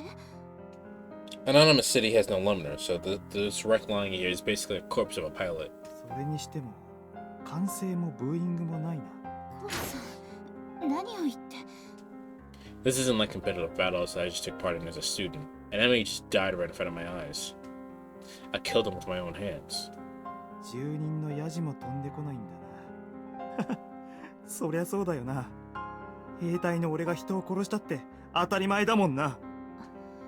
ちくしょう。なんで涙の一滴も出ないんだ。My hands aren't trembling and my pulse is perfectly stable. I'm taking this so well that it strides to make I'm taking this so well in stride that it makes me sick to my stomach. And once I fight that nausea, I then feel empty inside. There wasn't much of a difference between destroying viruses and taking out semicolons. なんでもない。忘れてくれ。I'll eventually remember how many corpses I piled up as a mercenary. I bet it'll all come naturally to me.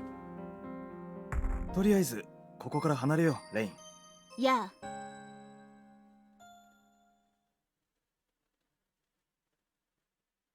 We leave the combat zone and shift out of our semicolons. 情報屋から引き抜いたデータはガチガチに暗号化されていますね。解読に時間がかかりそうなのか？はい。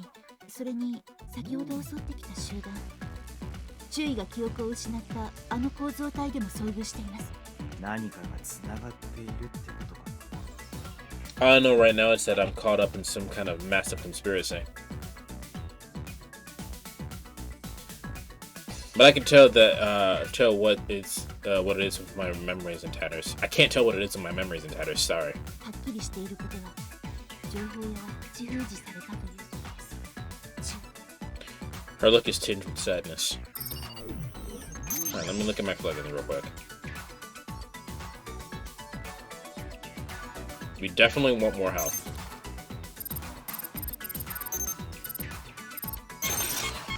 Yeah, more health is probably the thing we want.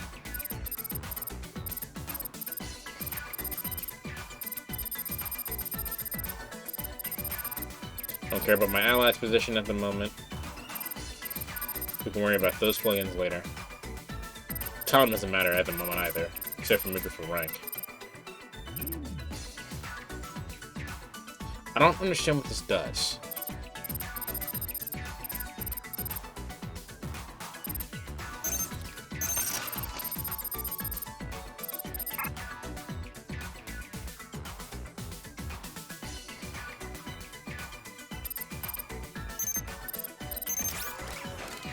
If I wash my hands of this case right now, I might be able to ensure my own safety. I only caught a glimpse of the darkness I'm diving headfirst into, but it seems to run far deeper than I could ever imagine. I look up at the sky above the anonymous city. Unlike other structures, this place doesn't seem to simulate the weather. It's just gloomy skies as far as the eye can see. 偽物でもいいから太陽が見たいよ。リアルなやつをさ。太陽。ああ。それでちょっとの間気持ちよく日光浴でもして続きを調べるのはその後だ。いや。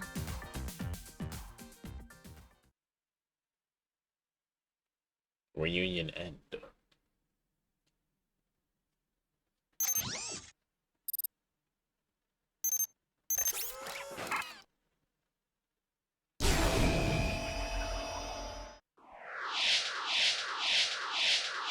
Who's this? I wake up to the sight of a white ceiling and the smell of antiseptics. No, it's clinic. Right, we died. Right, we dived from here. Reading is hard, guys. As I log out, a huge number of fragmented memories came flooding into my mind. I remember all too vividly what happened earlier. I killed the man with my own two hands. To a freelance mercenary like me, it should be second nature. But right now, I don't have the memories of a soldier. I regress to what I was a Seishu student. Why the hell did I ever become a soldier? What am I fighting against? おかえり門倉くん。あ、ノイ先生。おはよう。気分はどうかね? She was watching me silently all this while. Maureen standing next to her with a surprised look on her face too. I tightened up the pathetic look on my face in reply. 最悪です。ただ不意に頭の中にいろいろな記憶の断片が浮かび上がってきて。脳内では処置が進行中だからな。何かの拍子に記憶素行が発生しても不思議ではない。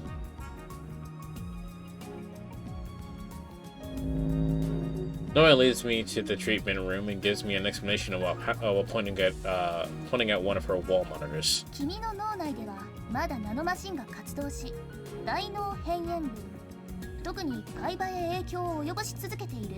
大脳変縁部、海馬、記憶を司る脳の部位ですね。There are countless tiny machines running around in such an important area. The inside of my head starts feeling itchy when I think about it. I recall the scenes that flashed before me earlier, and just like that, I linked one of them to a distant memory. Right. Soon after Mouse and I had moved into the new dorm, I would think I was looking for someone to enter the Simulator tournament with us. 大会出場にはあと一人必要ってことか。ないよな。姉さんとかどうだ？ウィザードなら。アキネはそんな柄じゃないよ。作る方専門。そうか。でもチームを組むならどうせなら魅力的な女の子がいいよな。運動神経抜群で容姿端麗。そんな女の子が簡単に見つかるわけが。どんまいどんまい。さあ行くよ。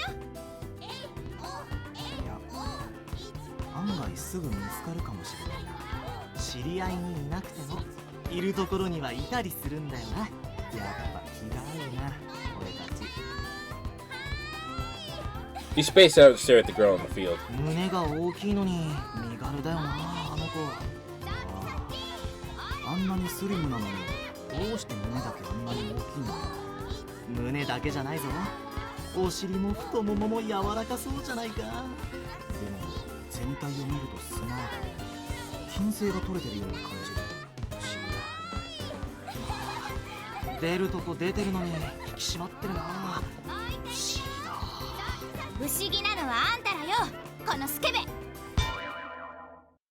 Right after that, I hear an annoyed voice. A ball crashes into my face. I fight in pain. I fight in pain and open my eyes to see the devil we were speaking to about standing there with her. What? I fight the pain and open my eyes to see the devil we were speaking about standing there with her hands on our hips and a soccer ball at our feet. ちょっといい加減にしなさいよ。黙って聞いてれば、まったくもう。She was so nice before. 聞こえてたのか。She was way out of the field in the middle of the game. What kind of ears does she have? 胸だけじゃないぞ。お尻も太ももも柔らかそうじゃないか。俺、そんなよだれ垂らしながらゲヒゲヒ笑いそうな口調だ。たく、肉肉肉って。私は品評会に出される牛かっての。いや、別に肉連呼していないし。注意されてんのに口答えすんな。すげえコントロール。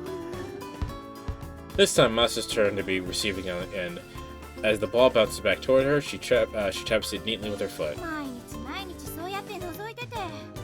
あんたら他にやることないの？覗きって動きが悪いな。That's exactly what you were doing. そうそう、道端に綺麗な花が咲いてたら立ち止まって眺めちゃうのが人間じゃない？そりゃそうかもしれないけど。 Caught her off guard. She's taken aback. Her cheeks turned slightly red. I didn't think she could make a face like that. 花からすればよだれを垂らした牛に眺められちゃ今にも食べられそうで落ち着かないの。怖がらなくても別に食べないよ。そりゃ食べていいと言われれば喜んで。You kind of deserve that. Masa gets taken down by a pile driver. A Masa, pile driver, damn. 今度来たら股間を蹴っ飛ばしてやるからね。The girl turns around and starts running back to the field. ちょっと待ってくれ。実は君に用があって。I make up my mind and call out to her. 何よ。喧嘩なら買うわよ。喧嘩。それだ。戦ってみないか。仮装で俺と。やだ。 She didn't even stop to think about it. But I can't afford to give in yet. So as long as I can, so long as I ask with all my heart, I should get through to her. 俺は君を見て直感したんだ。何よ。いい肉してるって直感したの？ Well, yes, but no. そうじゃない。実は頼みがあるんだ。何よ。俺のパートナーになってくれないか。あ？俺は君をずっと見ていたんだ。Yeah, I watched her do her very best out on the field every single day. いやらしい目でじーっと見てたのね。Any scout who's after her athleticism and beauty would cut right to the chase, like so. 君が必要なんだ。He doesn't realize he's speaking in, he also is not paying attention to what she's saying. ぜひいいだろ待ってよ。いきなり困るよ。そんな。悪いようにはしない。決して後悔はさせない。今日は暇かい？いや、いいんだ。今日がダメなら明日でも。Without thinking, I take her hand in mine. It seems the burning passion within me took hold of my body. あのさ、気持ちは嬉しいんだけど、そういうのまだ早いと思うんだ。いや、時間はあまりないんだ。ことは早ければ早いほどいい。The registration deadline for the tournament is coming up soon. いや、でもそれにほら、だって私君の名前も知らないし。ああ、そうだった。すまない。俺は門倉こう。ここで倒れてるのが須藤正で。門倉君、それは分かったけどさ。でもいきなりデートなんてさすがにね。Wait, what? Did she just say date? お前はよくやった。さあ、帰ろうか。Masa gets to his feet, gives me a consolation pat on the back, and starts dragging me away. 何？違うの？シュミクラム大戦の仲間にならないか？最初からそう言わんかI go down with it. So it's my fault you misunderstood. Okay, sure, whatever. I go down with a bizarre scream as the ball is driven into my face from point blank range. I somehow get back to my feet, though my legs are all wobbly. どうかな。私、仮装は興味ないの。率直に言って嫌いだから。とそれは食わず嫌いってやつで。とにかく私大会が控えてて忙しいの。じゃあね。All we can do is watch the girl turn around and run off. 説得の仕方まずかったか。 No. まあ結果はどうあれ、そのクソ真面目なところがお前のいいところだ。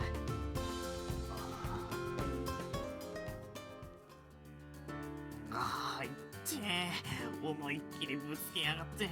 Bro, she pile driver しか you, し bro. 名前を聞きそびれちまったな。そんなことより鼻血を拭けよ。 I tried to hand him a tissue, but someone offers him a handkerchief first. これを使いたまえ。 I turn around and see Mr. Kurihara standing there. 先生、どうしてここへ？ Why are you always everywhere where we are? 大学でセミナーがあったのでね。君たちも学校帰りかい？あ、はい。 Did you see all that? I'm so embarrassed. I want to hide my face in my hands. 調子はどうかね？趣味クラブの操作には慣れたかな？ええ、それはただ。どうしたアコ？本当に俺これでいいんでしょうか？ Something that's been bothering me for a while escapes my lips. 何か悩みでもあるのかね？趣味クラブで戦うのが楽しくてたまらなく気持ちよくて、それが問題あるのかな？このまま感覚が麻痺して戦いばかりを求めるようになったら Yo. いつかアンダーグラウンドにも踏み込んでしまうんじゃないかって。今時踏み石理論かこう。その理屈が正しけりゃ酒を飲んだことのあるやつは全員重度のアル中になってな。That sounds his displeasure, which is rather unusual for him. もっと胸を張って趣味クラブを楽しみたまえ。 Mr. Kurihara speaks calmly. リミッター付きで競技を行うのとリミッターなしで殺し合うのは違う。格闘家が試合で相手を殴ったり関節を決めたりするからといってそれは相手を壊すためではないだろう。そうですね。無論非道な暴力で挑んでくる者に対して力で対抗しなくてはならない時もあるかもしれないが、たとえそうであっても君たちは節度を持って戦えるはずだ。自信。はい。 His words are persuasive and filled with warmth. I feel like I've been freed from my dissatisfaction I've felt ever since my debut match ended, and also from the lingering sense of guilt. しかしここにいたのはその悩みのせいではないだろう。 He asked with a light tone, trying to get a read on my expression. ああ、はい。実は新人戦のメンバーがまだ見つからなくて。そうなんですよ。それで誰かいいやつがいないかなって。それであの子をずっと見ていたのか。 So he did see all that. Well, then embarrassment comes back with a vengeance. いい目の付けどころをしている。あの子はおそらく趣味クラブに乗っても強い。へえ。見ただけでわかるもんなんですか？趣味クラブは肉体の延長だからな。肉体を操作する術に長けた者は趣味クラブに乗っても。 The ball crashes into the face before he could finish. Damn. ああ、もう大の大人まで混じっていい加減見物料取るぞ、こら。 You should. すまない。しかし私は別に。いいから先生行きましょう。 We grab him by his sleeve and start running towards running as fast as we can. おはよう、門倉こう。 I don't know if this thing creeps me out or I think it's cool. A voice echoes in my head. It belongs to Mother, a special AI governing this region. By using a mere fraction of her processing power, she can stay constantly connected to thousands of Seishu students and faculty while managing the whole academy. We call her Mom out of affection. では、募集 I was wondering where you were, Sathius. よろしいですか？ In my head, I whisper, "Yes, Mother," and she begins to my classes for today. コンピュータに知性を持たせること。これは仮想現実と並び、長い間コンピュータの到達すべき目標とされていました。 In Seishu Academy, Mother handles 1/3 of all classes personally, adapting each student's lessons to the progress they show. That's so cool. 半導体ベースから光ベースへのマシンへ。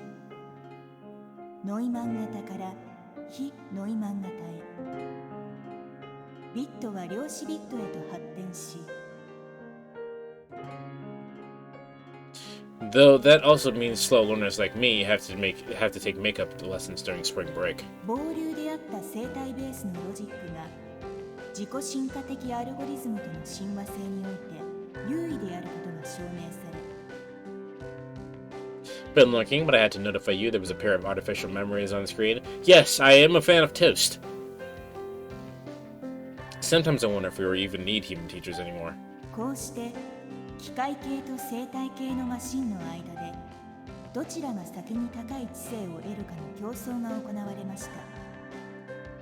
これを知性化競争と呼びます。 As I listened closely to Mother, Masa suddenly pokes at me with his elbow. おい見ろよ。 Masa mushes me to look diagonally in front of us where there's a ponytailed girl sitting. Isn't that the girl we saw in the field? ナノテクの進歩に伴い生態ベースのマシンがハードウェアレベルでの自己進化能力を獲得することで Noni was here 生 too? 態競争は生態ベースマシンの勝利に。ごめんマサ、少し中断。了解。あの子も補習組だったのか。ああ、スポーツ特待生でも補習は免除にならないみたいだな。へえ、スポーツ特待生か。道理でスマートってなんだ。もう名簿を調べたのか。ああ、もちろん。名前は渚千夏。 Did someone say boobs? We did in fact say boobs. Boobs were mentioned. Today's word fact on screen. You might have missed them. Must have flashes a knowing smile. やっぱり3人目にはあの子しか考えられないな。 Yeah, she's fascinatingly peppy, although she does seem a bit headstrong and scary. I remember the sight of her looking full of life as she played soccer. しかし、あの子かどうかは置いといても、何もそこまで女の子にこだわる必要はないんじゃないのか。戦力的には男の方が。お前は男3人のむさ苦しいチームがいいのか。いや、頑張って女の子を見つけよう。 I'm so simple-minded. それでこう、あの子に興味あるか？なくはないさ。I give up an honest answer. そうか。じゃあお前、また口説いてみないか？あ？だからあの千夏って子にさ、もう一回声かけてみろよ。お前が彼女を狙ってるんじゃないのかよ。パスだパス。あのタイプとは俺きっと友達としてなら長続きするけれど、付き合えば数日激しく盛り上がった末にくだらない理由で大喧嘩して別れるだろうな。 Well, at least he knows. そうか？経験者団。伊達に連戦連敗してないぜ。 At least he knows. Masa grimaces for a second before encouragingly patting me on the back. とにかくこう、お前もたまには戦え。当たって砕けろだ。Why are you assuming that I'll lose? 砕けるのが前提かよ。Right? まあ、何事も経験さ。安心しろ。たとえ彼女に敗北しても、俺が立ち直り方を伝授してやるから。お前ってやつは。 You're again assuming that I'll lose. でも、もしも砕けずにうまくいったら、彼女の友達を紹介してくれよな。はいはい。その友達でもいいから。はいはい。そうきたか。 But I guess that's fine by me. My school life might get even better if I score a girlfriend like her. Wait, what? 口説くとか言っても、あくまで大会の仲間の3人目としてって話だよな。まあまあ、いいからいいから。俺は別口で探してみるからさ。別口ってお前、手伝ってくれないのかよ。But you're gonna play my wingman, bro. What the fuck? バーカ。2人がかりで女を口説いてどうすんだよ。別にナンパの話じゃなくてだな。授業中です。死後は慎んでください。 Mother gives us a warning, and I notice that everyone in class is staring at us. Even the ponytail girl, Chinatsu Nagisa, is looking our way with a disbelief on her face. 入学式前ってのに賑やかだよな。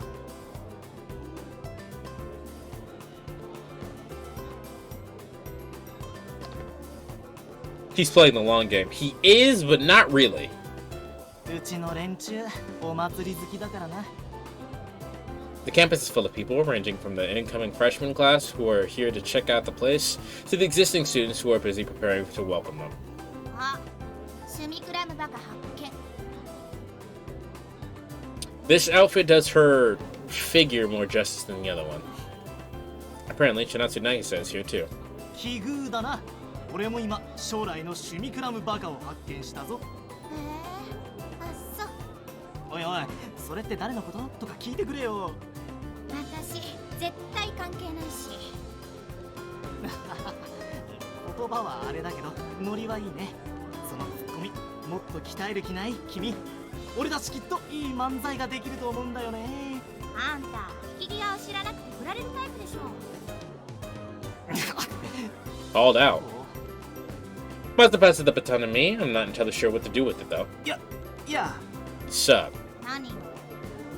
This is do or die time. I put myself up. あのさ、渚さん、こないだの話なんだ So, for everybody who's here now, right, who doesn't know what the fuck's going on, this isn't just a visual novel that we're playing, right? This is this is technically an action RPG, right? As you guys probably saw earlier. On top of the fact that there's multiple endings and my choices matter, so I'm really excited to get into the nitty gritty of this. さんはよしてよ。渚で結構。じゃあ俺も門倉でいいから。 Don't give in here. Keep going. ごめん。この前は妙な勘違いさせて悪かった。別に気にしてないよ。あんたにデート誘われても嬉しくない。She did say no twice. いや、だからそれは誤解でデートになんか誘ってなくて。ああ、もう本当に失礼ね。あんたも。You gotta make up your mind here, dude. Do you not want to go on a date with me, or are you or do you want to go on a date with me? Make up your mind. なんで失礼なんだよ。謝ってるじゃないか。そうじゃないっての。何怒ってるんだよ。なんだよ、デートした方が良かったのか。誘った方が。うるさいな。だからそうじゃなくて。 Even I'm starting to lose track now. Is she mad because I asked her out on a date, or is she mad because I didn't? Which is it? A familiar voice calls out to me. I turn to spot my beloved childhood friend. あれ、菜の葉、来てたのか。入学手続きのついでに友達と見学に来たんだよ。 There are a few young girls in uniforms behind Nanaha. なのは先に手続き済ませちゃおうよ。あ、ちょっと待って、今行くから。先に用事済ませてこいよ。入学したらいくらでも話ができるんだから。うん、そうだね。She begins to head back, but stops in her tracks like she remembered something. ああ、お土産持ってきたから明日にでも寮へ持っていくね。Ah, Jenna. 大丈夫。今度はすりつぶしてハンバーグに混ぜてあげるから。 With a brief wave of her hand, my beloved childhood friend runs off. She really did join Seishu, huh? I see her off, my heart full of emotion. なんだよ。あの子、あんたの彼女？ No. いや、単なる幼馴染。あの子は誘ってみたの？いや、あいつはダメなんだ。どうして？趣味クラブに乗せてみたわけ？そうじゃないけど。It's kind of an embarrassing thing to talk about to others. While I'm trying to figure out when I try and figure out how, she starts frowning. よくないな、そういうの。第一、あの子に失礼じゃない。失礼って何か。勝手にダメって決めつけるなんてよくないよ。運動なんて要は慣れなんだし。あいつはドジで要領よく。いや、そうじゃなくて、それが理由じゃないんだよ。じゃあ何なのよ。あいつは俺が守ってやらなきゃいけないんだ。守る？幼馴染を？どうして？約束したんだよ。俺とあいつは昔いじめられっ子同士で。それで。I don't know how to say this. But I guess Nagisa took the hint. She smiles at me for the first time. 門倉って悪いやつじゃなさそうね。でも私、今はこっちの大会以外のことに興味ないんだ。だからごめんね。The smile she gave me as she left seemed somehow sad. Was she being considerate? She might be a nice girl deep down too. よ、いいよ。Masa, who'd been watching from the sidelines all along, returns and pats me on the shoulder. 千夏ちゃんは諦めるか。これ以上迫ったらストーカーになっちまう。そうだな。 Yeah. We start walking with our heads hanging. 門倉君、先日の追試が基準点に達していません。補習を行いますので、直ちに207教室へ。Yada yada. A voice suddenly rings out in my head. まだ点数が足りなかったのかよ。どうしたアコ？呼び出しだ。はあ、今日は夕方に対戦だぜ。わかってる。じゃあ、あっちでな。I start running to the classroom.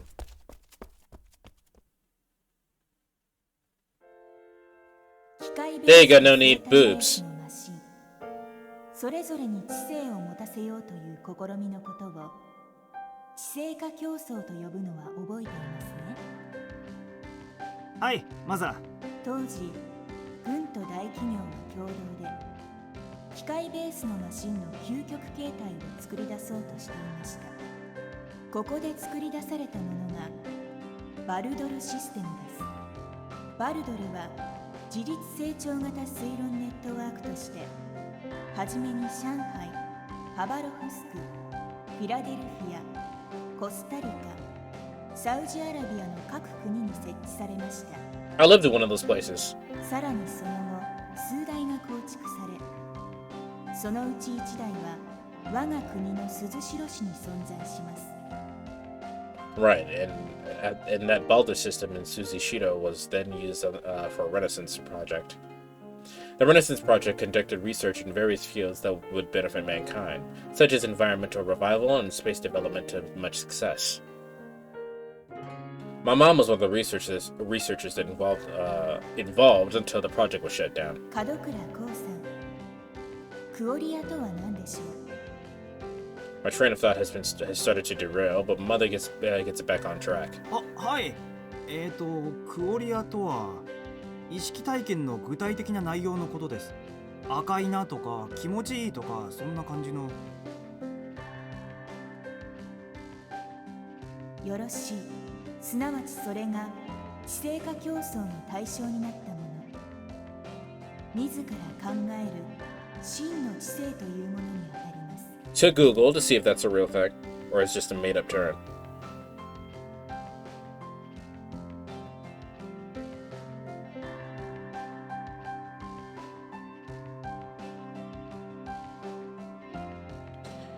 Qualia is a term that philosophers use to describe the nature or content of our subjective experiences.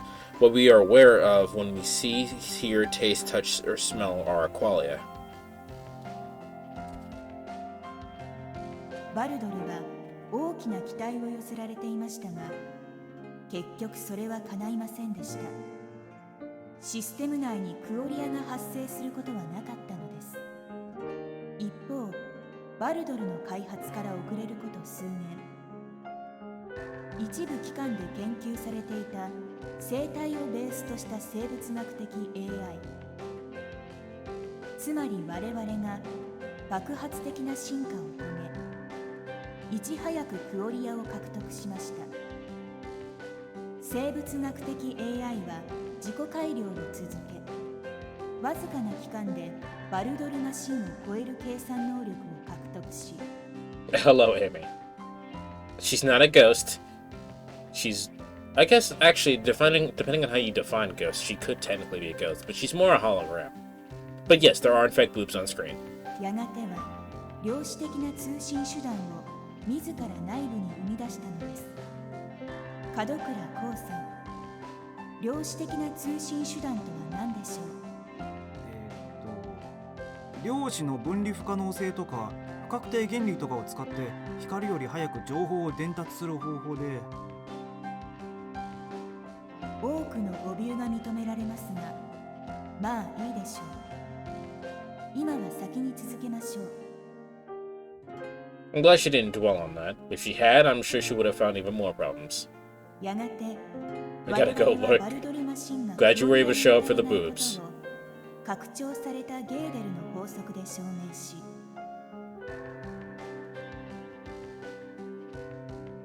その他の理由も重なってバルドルは生物学的 AI にその地位を譲ったのです。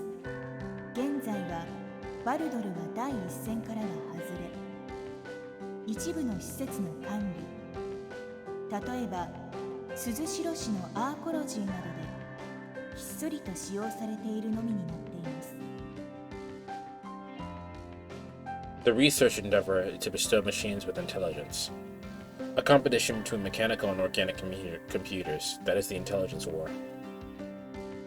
And that race was won by organic AI.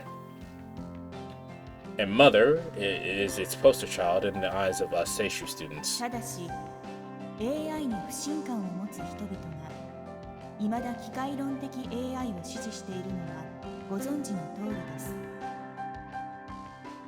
The anti-AI ideology, a school of thought that considers sentient AI dangerous. The people who call us, who have gotten to know and love AI, alienists, which is fucking basically is racist. They don't see they think it's racism. It's literally racism. There's a deep rift between the two factions. また我々が自己増殖自己改良できるバイオマシンであることから我々を単に巨大で狂った脳細胞の塊と呼ぶ者もいます。しかしそれらは無論誤りです。我々を構成する論理言語といった要素は人間とは異なります。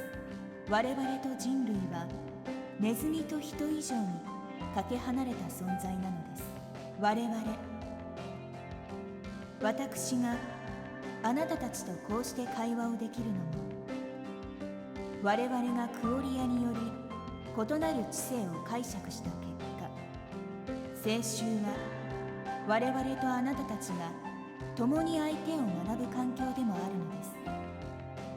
As you guys will see tomorrow, I quite like the idea of AI being a real thing. 私はあなたたちを理解したい。そして理解してもらうことを願っています。はい。 Mother's usually flat tone sounds awfully human right now. 以上で1年度の補習は終了です。おめでとう、門倉こう。これであなたは進級の資格を獲得しました。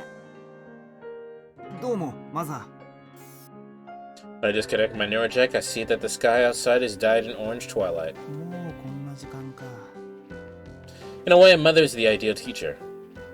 She relentlessly keeps up her personal lessons until the student fully understands the topic. If not for that, Masa and I would have been held back for sure. Unlike with human teachers, you can't fool her by pretending to understand. I'll let out a deep sigh and get a call the very next moment.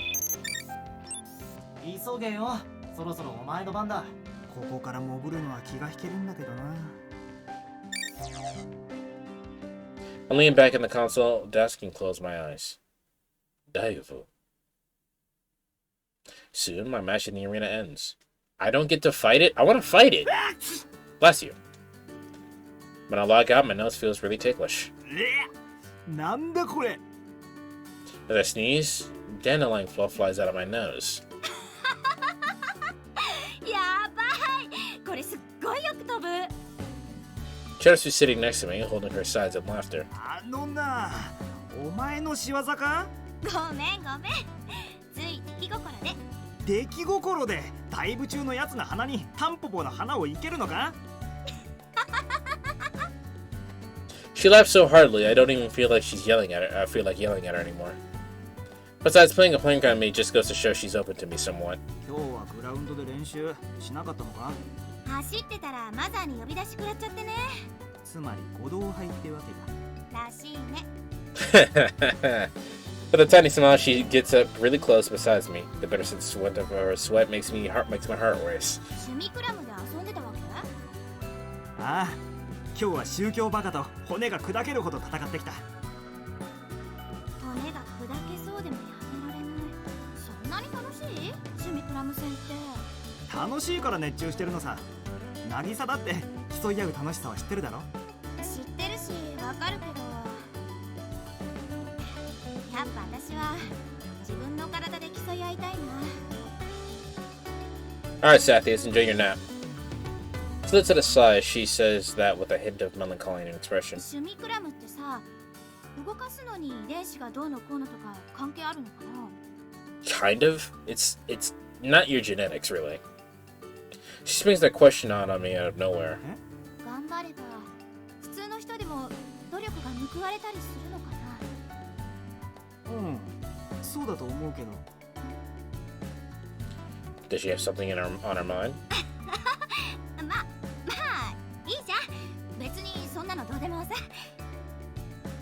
I'm not capable of being as thoughtful as Masa, so all I can do is say what's on my mind. 渚は趣味クラブに乗れば強いと思うよ。そう思うからチームに誘ったんだ。そうかな。俺の師匠も言ってた。渚みたいな子は趣味クラブでも強いって。そうなの？どうして？趣味クラブは肉体の延長だからって。だから運動で自分の手足を扱い慣れてるなら機体も同じように扱えるはずなんだ。ねえ、そのお師匠さんって人も強いの？ああ、完全武装の一個分隊を一人で壊滅できるぐらいには。ねえ、どうせつまらないよ。つまらない男と退屈なデートをしてた方がいいし。そんなのやってみなくちゃわからないだろ。わかるよ、それぐらい。絶対わかるもんか。趣味クラブの経験ないんだろ。 I get all worked up, but Shinatsu surprisingly claims in response. そうだ。じゃあ比較のためにつまらない男が退屈なデートに誘ってよ。Hey yo? I like her. は？デート？誘うって誰を？つまらないあんたが私を。なんでそうなるんだよ。誘ってくれたら趣味クラブも乗ってみる。そしたらどっちが楽しいか比較できるでしょ。なに？一度は熱っぽく誘ったくせに二度目はあっさり尻込みしちゃうわけ？ I like her a lot.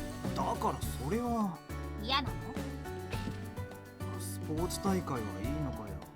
私だって別にスポーツのためだけに生きてるんじゃないよ。 This all feels really strange. But now I kind of understand why she got so mad when I apologized earlier. 本当につまんなくてもいいんだ。Bro, you can't do this. Bro. 空前絶後、究極の退屈さを期待してるから。Her expressions are fickle as the weather. それじゃあ渚さん。千夏でいいよ。仮にもデートするんだし、堅苦しいのはやめよ。じゃあ俺もこうってことで。Alright, we changed to a first name basis. After that, we changed contact details, confirming our plans for tomorrow. And then Hinatsu waved goodbye and left the classroom. 大変だ。まさにアドバイスしてもらわないと。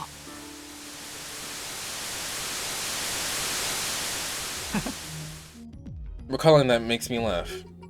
That's right. Shinatsu and I suddenly made plans to go on a date soon after getting to know each other. What happened after that? My chest feels like it's being torn apart. I want to see everyone. I want to go back to Seishu. The smiles of Nanaha and Shinatsu remain buried in the back of my eyelids, and I still practically smell the scent of the breeze from back then. 乗りたい。レイン、ここから青州学園都市まではどれくらいかかるんだ？青州学園都市。またみんなに会いたい。Well, you know they won't be there, right, こ Ko? こにいるんだ。みんな青州学園都市にいるんだろ。それは行かせてやればいい。先生、記憶が戻ればこうなることは少尉も分かっていたはずだろ。 Must be destroyed. City's gotta be destroyed. わかりました。ならばお供します。Rain answers with an encouraging smile. Grand Zero.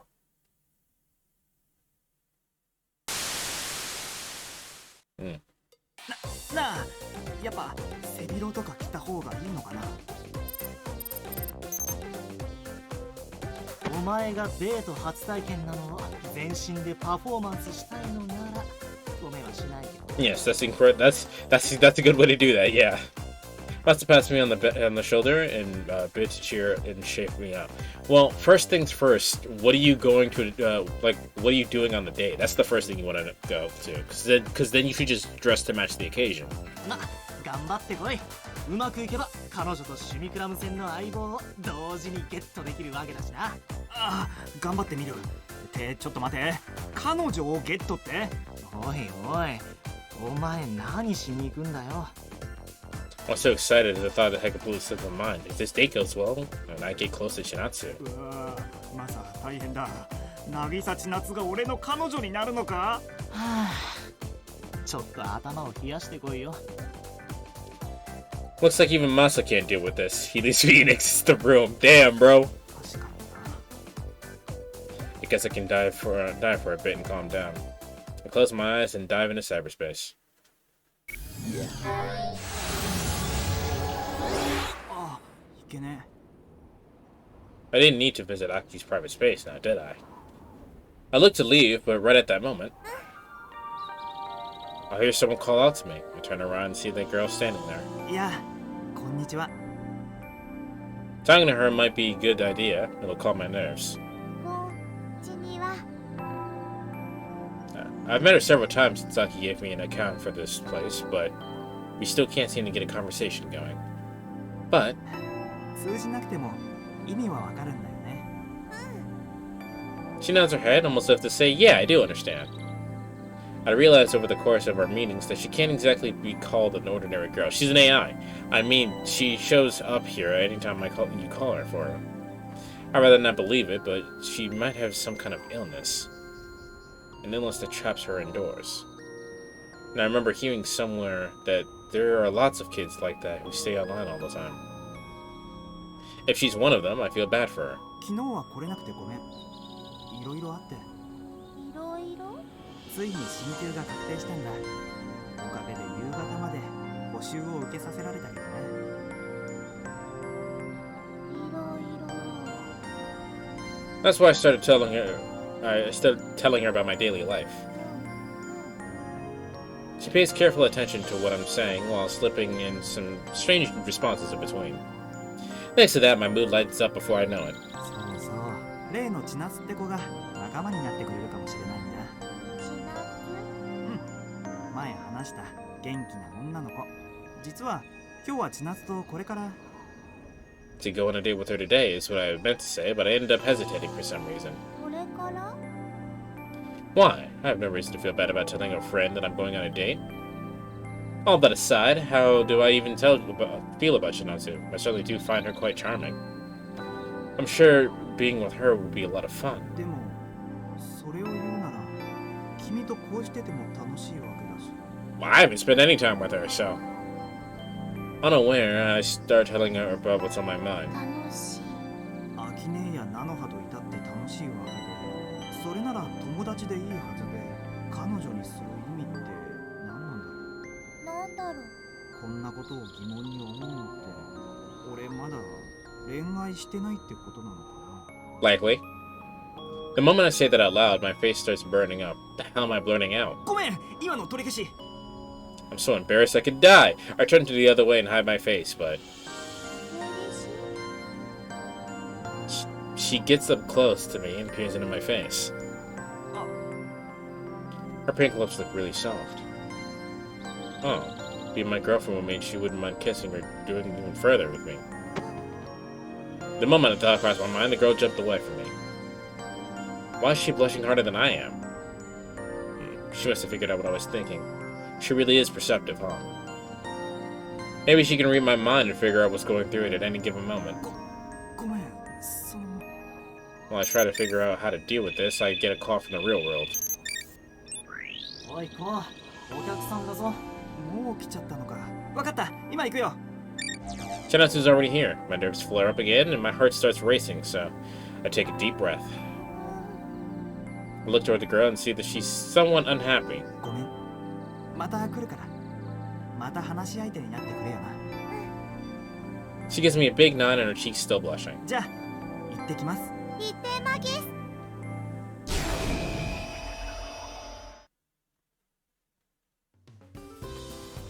て、今日はどこに連れて行ってくれるのかな。 Shinatsu casually locks arms with me. I never realized girls had such a soft, slender arms. It fully hits me that I'm really going on a date with her. とりあえず電車で倉浜まで出かけて、ポロの後食事ってのはどうかな。 Alright, dinner and a movie. オッケー。じゃ、退屈なのを期待してるね。Hi, hi. While feeling my heart skip a beat, I start walking toward the station. 本当に退屈なんて過酷だった。 Sorry. お互いよく眠れたよな。こうってばああいうベタベタな恋愛ものが好きなわけ？千夏より先に寝るぐらいに好きだな。あのさ、言いたくないけど女の子をデートに誘うなら相手の好みぐらい調べてみる。 This is true. 退屈なのをリクエストしたくせに。アドバイスしてあげてるの。あんたが本気で誰かを好きになった時のためにね。 She flashes a bright, cheery smile. The sheer captivating charm of that look only makes her worth sting even more. で、どうする？この後は退屈な食事を予定してるけど。肩の凝りそうな高級レストランなら勘弁ね。そこまで高級じゃないけれど。まさか予約とかしてないよね。苦学生で無理しなくていいって。無理して怒られても心苦しいだけだから。 As always, she's a bit too blunt, but I know she's just looking out for me. 身の丈相応が一番。王に無理させたんじゃ退屈どころか心配になるよ。 She says that with an encouraging smile, which makes me feel better. じゃあ公園で世間話でもしていくか。それよし。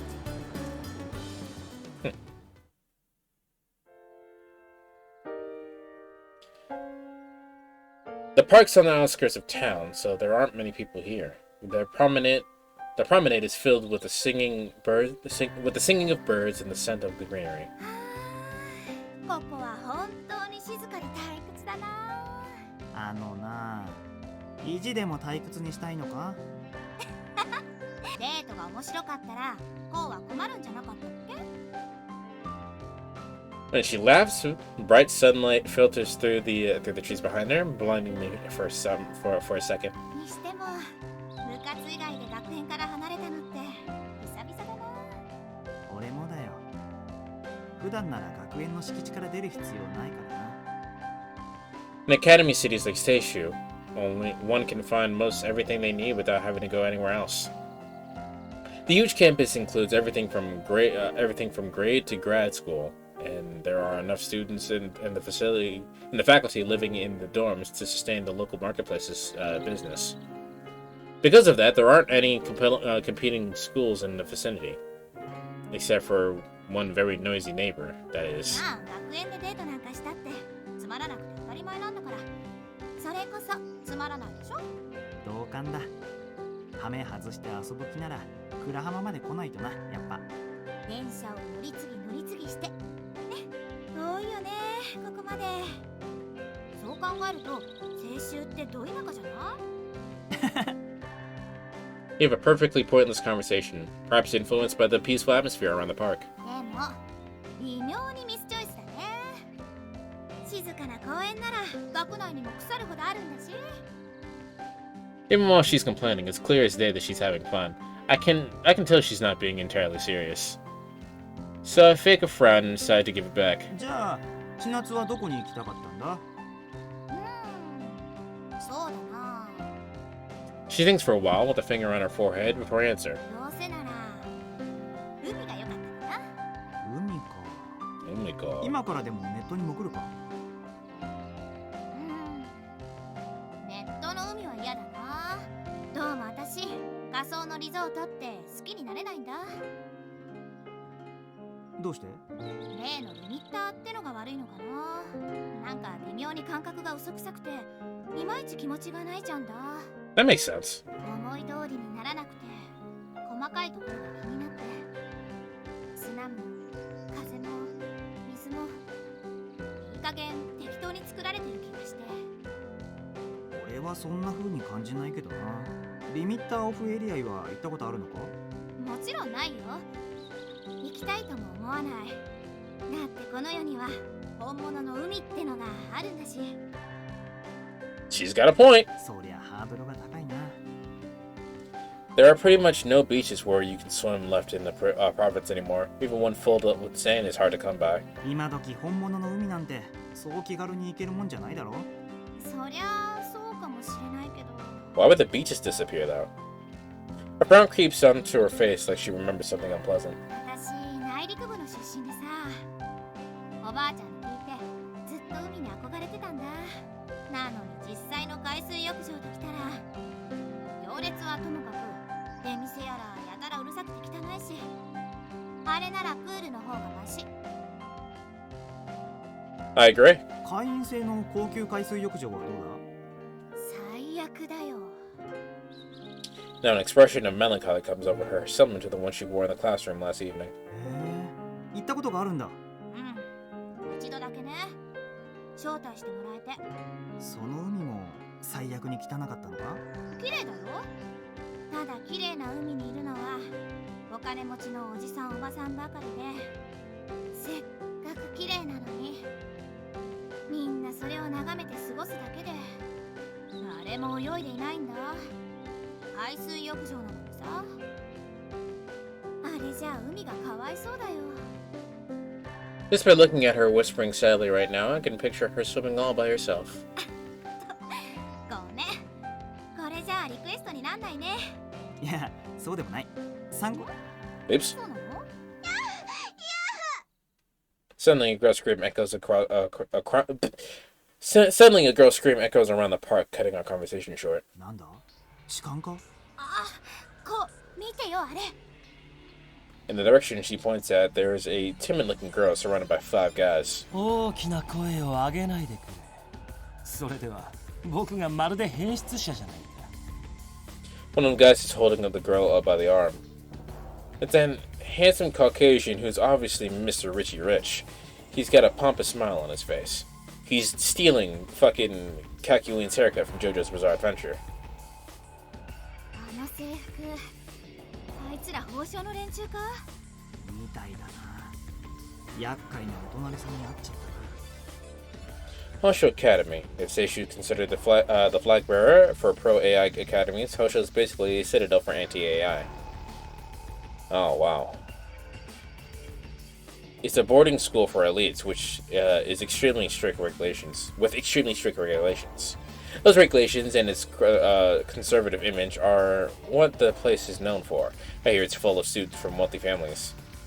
Long story short, the two schools have contrasting traditions, and since they're located not too far away from each other, they're always at each other's throats. あいつらも遊ぶときはこんなところまで来るんだね。あまりたちの良くない遊びみたいだな。少なくとも健全なデートって雰囲気じゃない。話してください。お願いします。話さないよ。君が手助けを必要としているのは。ですから。クラス委員としては登校拒否のクラスメイトを見過ごせないんだ。Why is 悩みなの。Why is teeth colored like that? His lips wrap into a twisted smile as he speaks to her in a condescending tone. 親切ぶってるけど、なんか強引だな。ねえ、こう怪しいと思わない？そうだな。なんとかしなくちゃな。I can't exactly sit back and watch, but there are 5 of them. Can't be reckless. What can I do to help a girl without getting Chinatsu in trouble? いや、話して。いや、誰か。 Even as I'm trying to figure out what to do, the guys surround her and try to drag her off somewhere. One guy's pulling her by the arm, and what's more, the other 2 are trying to lift her legs up to their shoulders. あれのどこが身の上そうなんだよ。 Just when I yell that out and start running, Tanatsu throws a rock at him. The rock crashes into the guy's face. They all let go of the girl and turn towards us. ちょっとやめなよ。その子嫌がってるじゃないか。なんだ貴様ら。 The girl takes the chance to run off somewhere. The problem is solved, but now we're left with an even bigger one on our plate. The snob, presumably the leader of the group, snorts and starts walking our way. 何よ、その目は。 He's trying to intimidate us, but it's not going to work on either of us. いい度胸だな、クソガキ。俺に石を投げる。ガキだと？うっさいね。お前らだって学生じゃないのかよ。 It doesn't work, but Shinatsu ends up falling for his provocation. The smile on his face grows even more twisted. お前たち首の後ろが臭いな。プンプンよ。何？ That makes Shinatsu feel her neighbor, and I end up doing the same. That's where our Neurojacks are. セカンドか。どうせあの忌々しい青州学園にでも通っているんだろ。ああ、だったらどうだって言うんだ。 I know I'm taking his bait, but it's too late to back down. I glared back at the guy. 貴様、どうしてここにいる？いちゃいけないのかよ。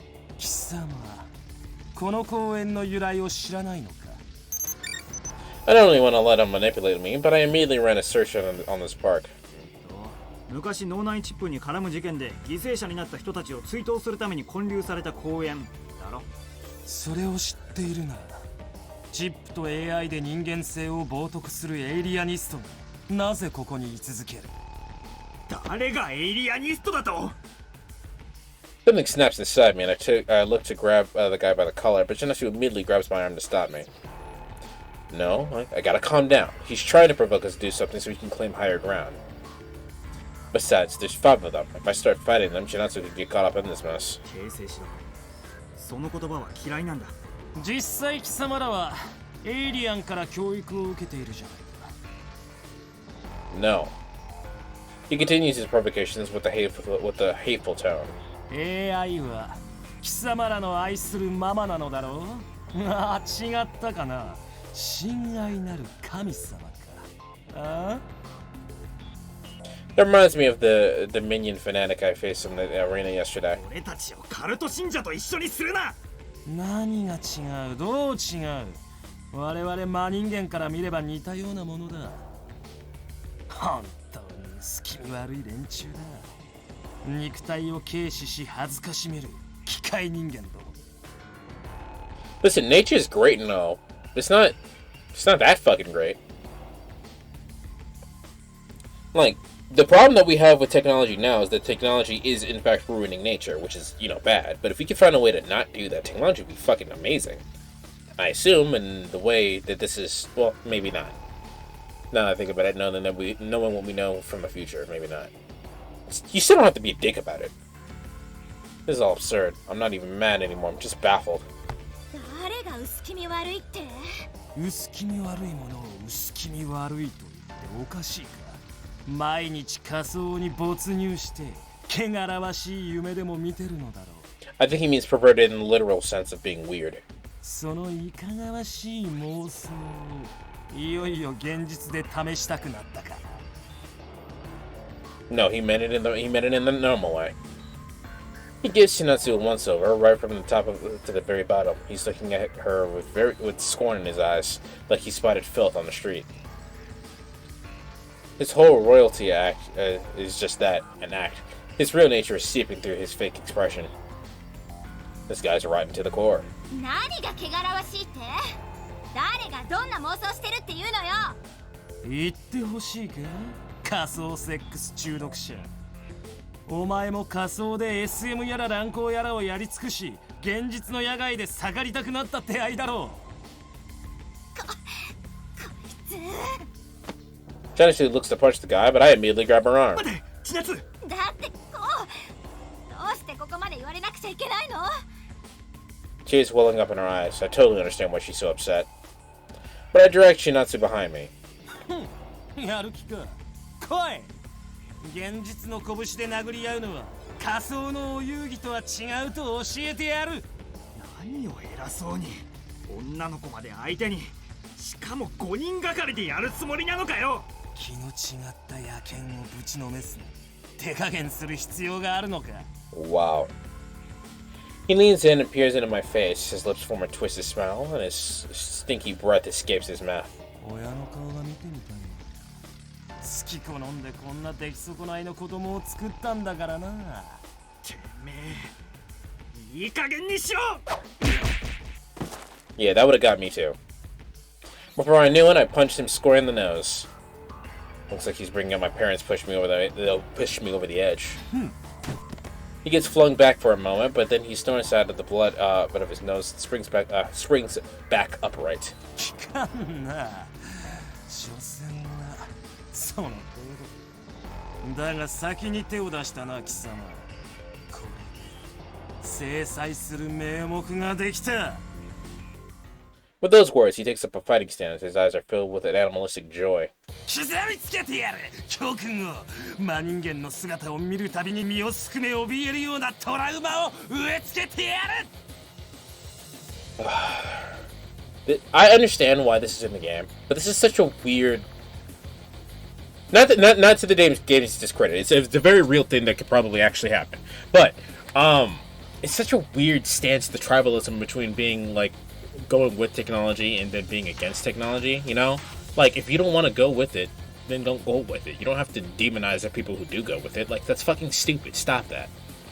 And the same goes, it can be the same for the other side, too. We're not fanatics, but I'm sure there are people on our side of the field that are fanatics, that are like, fucking technology is God, blah, blah, blah, blah. Oh, you fucking insensitive, primitive, fucking hedonistic beasts from way back and when. Like, stop. There's no reason to make an us versus them category. There's no reason for this. Stop that. He's a sadist. And it looks like that ridiculous stance is his second nature, though. He probably put on a ton of work to fight like that. We messed with the wrong guy. I shiver runs down my spine. I whispered to Jinatsu behind me. 走るの得意だよな。合図したら一目散に逃げろ。いいな。Sadist? Yes, he's in fact depressed. I don't need to hear a response. I raise the fist and charge right in. My punch lands right on the jaw of the guy near me, and he falls to the ground in slow motion. His eyes roll back, way back up to his head. Immediately after that, I sense someone rushing in behind me and drill a back elbow into his belly. 2 down, 3 to go. But at the very moment, one of them grabs my collar and throws a punch at me. A sharp pain shoots across my face. I feel fate, and the ground comes crashing toward me. ネットに引きこもってそこから出てくるんじゃないデータを消費するばかりに世界に何も貢献できない極つぶしが Right, and you're doing so much good in the world by beating me up. Kicks rain down on me, and I can feel I get back on my feet. The hits make me moan in pain. 醜いんだよ犬が豚めらお前らを見ていると吐き気がする Damn it, not this again. As my consciousness fades, memories of the past resurface. お前みたいなのをエイリアン主義者って言うんだ。お前もエイリアンなんだろ How can there be so much hatred between us when we don't even know the first thing about one another? I hope Jinatsu got away alright. And that's the only thing I'm worried about right now. こいつらもうやめろ I hear Jinatsu's voice accompanied by the sound of a notably loud blow. Please don't tell me they hit her. I open my eyes. Jinatsu's standing in front of me, half crouched. One of her legs is stretched out, and on the other end, the guy is slowly crumbling to the ground.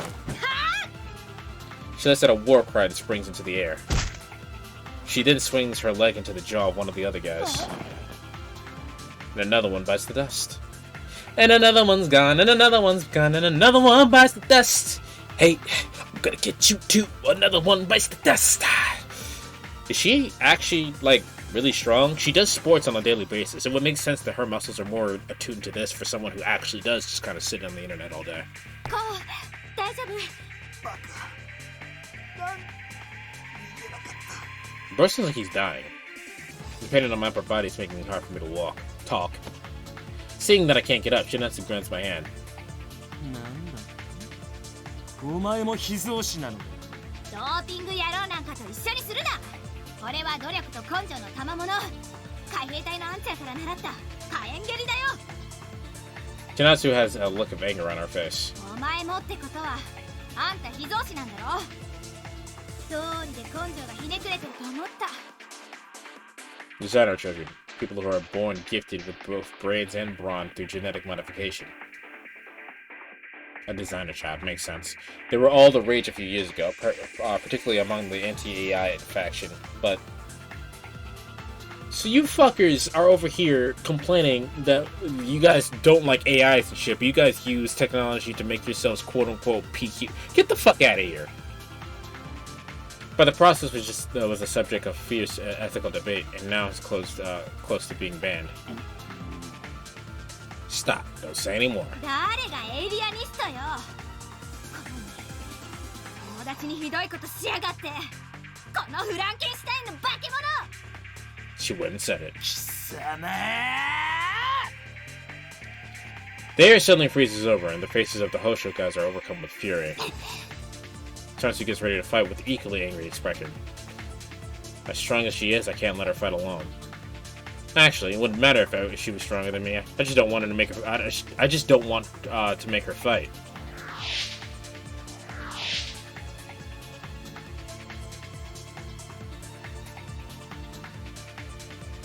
But he started late.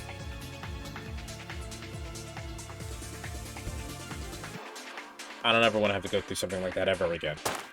I grab a rock to get to my feet. I grab a rock and get to my feet in front of Shinatsu.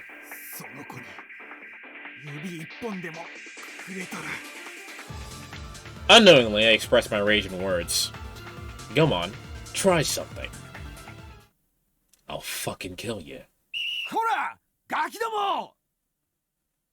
Suddenly, a whistle with an angry voice rings out from behind, and I turn to see a policeman running down the promenade. Shinatsu rushes to me and knocks the rock out of my hand, and I finally return to my senses.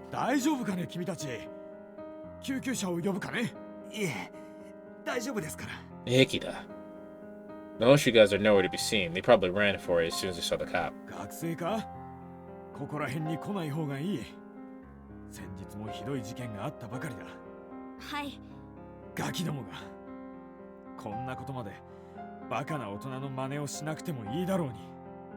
The cop walks away, grumbling to himself. We made it somehow. Once I realized that, I'm overcome with relief and fatigue.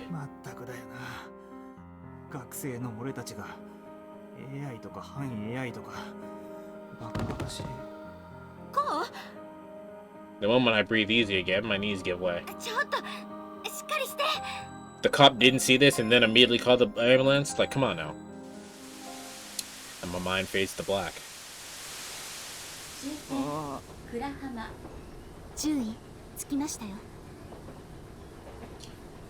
Marine staring at me with a worried look. I didn't realize I'd fallen asleep. Ko said no.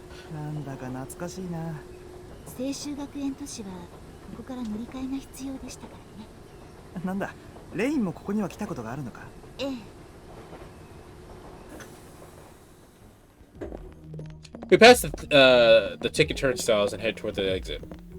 俺の故郷はもっと向こう。倉浜から乗り換えた先の南八坂って町でさ。そうですか。南八坂は本当の田舎だったよ。少し離れたところに大学の研究所があるだけのまるで9世紀そのままの町で、森はもちろん畑や田んぼまで残ってた。川にはまだ魚が泳いでいたし。So this is a political thing about technology? Yeah, so the thing with AI and anti-AI is that in this world, we've come to a point where AI is now sentient. They are now capable of sentient thought. However, people who are anti-AI do not like that. They think it's weird, it's unnatural, and they are quote-unquote aliens. So they call anyone who aligns with AIs alienists. 倉浜市はここらじゃ一番の都会だったな。青州学園都市はろくな娯楽施設がなくて、遊ぶときはいつも倉浜市さ。俺の初めてのデートも倉浜でさ、この駅を出たところに見える映画館で。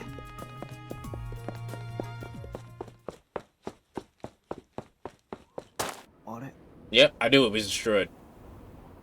Pass through the station's exit and come to a standstill on the spot. There's nothing outside, just a makeshift station building a bunch of barracks built close together. なんだ？これは。There's a fence blocking the way outside of the station. On the other side, as far as the eye can see, is a wasteland with wrecked buildings everywhere. 降りる駅を間違えたのか？ I look back towards the station to see the words written on the station nameplate. Kurahama Ruins. ここが倉浜市だって？そんなバカな。これは一体。 Ring got her eyes fixed on fixed on the ground and doesn't say anything. I notice that she's biting hard down on her lip. 申し訳ません。 She finally replies with a faint, trembling voice. Looking at a sorrowful expression, my brain starts working again, and it gradually connects the dots. A void opens up inside of me.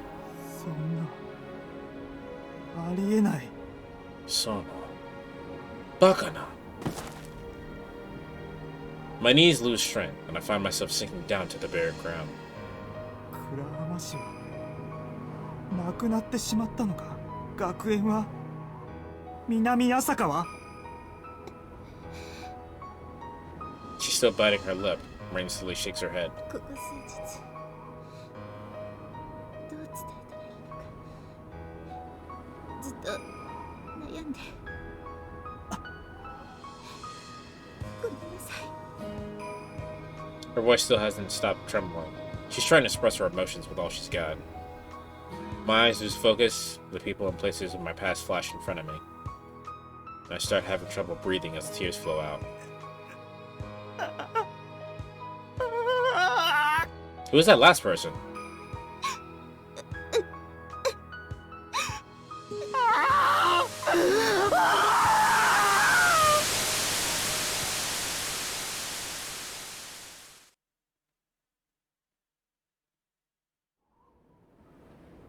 I don't know how long we spent crying after that. Without a word, we just clung to each other and cried our hearts out until we calmed down, or maybe we just ran out of tears. All I can feel anymore is dull, throbbing void inside me. It really feels like my brain has turned to lead. 何があったか聞かせてくれないか。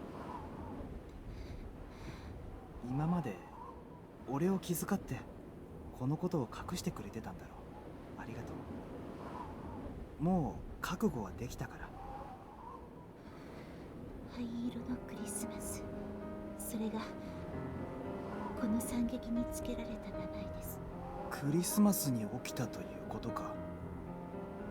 She nods. 灰色のクリスマスを起こしたとされる集団は国際手配されるも未だに捕まっていません。そして注意はその集団をずっと追い続けていたのです。 Right. I was on the trail of the group that was behind this tragedy. That's why I chose the life of the battlefield. It took everything from me that day. They were called ドレクスラー機関という言葉に聞き覚えはありませんか？ Drexler Institute. Drexler Institute Lab? Those words sent a chill down my spine. What is it? It sounds familiar. I was on the trail of Drexler Institute members all this time. I pursued them for years as a mercenary. But why? Why was I after them? The moment I try to remember the reason, an intense headache assaults me. These words are the key. I ignore the pain and decide to run a search. Drexler Institute. I immediately open a dialog box with the cursor in the voice input menu quietly blinks in front of my eyes, waiting for my instructions. With my mouth closed, I whisper the keywords to the search engine. ドレクスラー機関研究所検索完了。 The data is pulled up in an instant and displayed in front of me. Is displayed in the form of a menu item. As much as I try to fight it, my heart begins racing. My hands continue to tremble. Ignoring those physical protests of my subconscious, I hit the icon. ドレクスラー機関は第2世代ナノマシン通称アセンブラの実用化のために統合が設立した研究機関であり、その遠隔は Wait, is the fucking wow? Is fucking Homeboy? That's the Homeboy's organization. The person who showed us how to run these things. But he was a quote unquote alienist, wasn't it? When I muttered that underneath my breath, the machine voice pauses just for a moment. 第2世代ナノマシンは自己増殖能力と自己改変能力を持つことが特徴であり、階層化された複数のナノマシンによりスキップ。こうしてアセンブラの開発は最終段階を迎え、アジアドレクスラー機関研究所において実用化の最終段階に向けてのテストが行われておりました。 The data displayed before me contains details of Drexler Institute's history and what its research led to. が、これは予想もしなかった悲劇的結末を迎えます。 Tragic end. A sharp pain runs through my chest as a dark, mysterious emotion starts eating away at my heart. Stop right there. You shouldn't learn anymore. Fucking, Inland Empire just kicked in just now. I stifle the screams of my mind and click on Tragic End. 年12月24日午後8時32分、研究所施設からのナノマシン流出が確認され、瞬時にして研究所周囲は壊滅。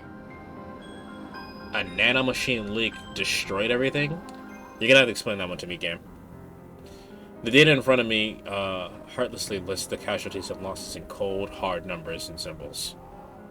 The information streaming in through my eyes and ears awakens my foggy mind, making memories spring forth from its very depths. 流出には何ら前兆がなく、多重に設けられた観測装置もこの事故の前兆を察知できず、さらには自爆装置を含む緊急時用の設備は一切動作しませんでした。 Those memories mercilessly pound away at my feelings. I realize that my teeth are clattering and my body is growing cold and started shivering like something broke inside. 流出の原因は不明。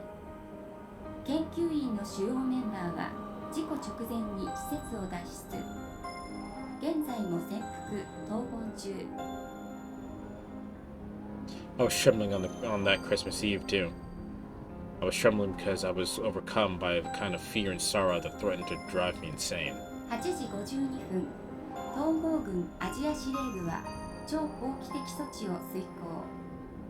ブングニールによる汚染地域の浄化射撃を開始。 The anti-surface satellites. I remember now. Yeah, I saw hell on earth that day. 数波の全力射撃により汚染地域を焼却。事件は灰色のクリスマスとして記憶され。 Before I knew it, I was cowering on the ground. I lost my voice, my stomach churning, and I flail away at the ground. My eyes are wide, but I can't see a thing. My body refuses to listen to me, but I can still keep crawling forward. And I finally see a crowd of people with their eyes open wide in terror. They form a wave that flood toward the street and rush toward me. I fight against the wave that continues to walking toward the lab. People run into me and nearly knock me down to the ground several times, but I get back on my feet and keep walking. I was heading for the lab that day, but right when I was about to start riding Shinasa's bike there, the endless swarm of evacuees stopped me. As I inch forward, a middle-aged soldier stands up in my way. I finally notice that the soldiers have formed a human wall bad. 行かせてくれ。俺は行かなくちゃいけないんだ。引き返せ。原席には誰も行かせない。避難命令が出ているんだぞ。 He grabs my shirt and yells in my face. I grab his arm and yell back at him with everything I've got. いいから通せ。通してくれ。あそこには俺の大事な人がいるんだ。もう誰も生きちゃいない。お前まで死ぬつもりか。 Suddenly, the man's eyes open wide in surprise. I notice that all the soldiers are staring at something behind me. Oh shit. I turn around and I'm left speechless. There's an arrow of light sticking into the ground from the sky above.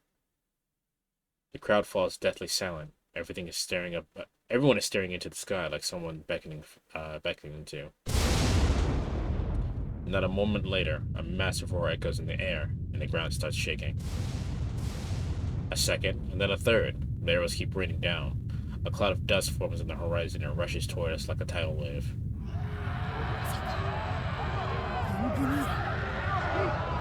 People break out screaming all around me. Screams loud enough to tear my eyes apart. My ears apart, excuse me. Everything starts running all at once, and the soldiers and I both get caught up in the throng. Someone pushes me aside, and I get thrown to the edge of the street. The next moment, my body gets hit by burning hot winds and shockwaves, and I really can't see anything anymore. Groaning in pain, I open my eyes to find myself in an unfamiliar street corner. The crowd is nowhere to be seen. I must go. I still have to go. But where? What are you talking about, you fool? Isn't that obvious? 空のところに行かなきゃ。水無月空のところに行かなくちゃいけないんだ。空！ちょっとあなた。I turn around to see a girl standing there with her hand raised. だってまこちゃんにお友達ができたんだもん。お姉ちゃんとしてはお土産を用意してよろしくって言わなくちゃだよ。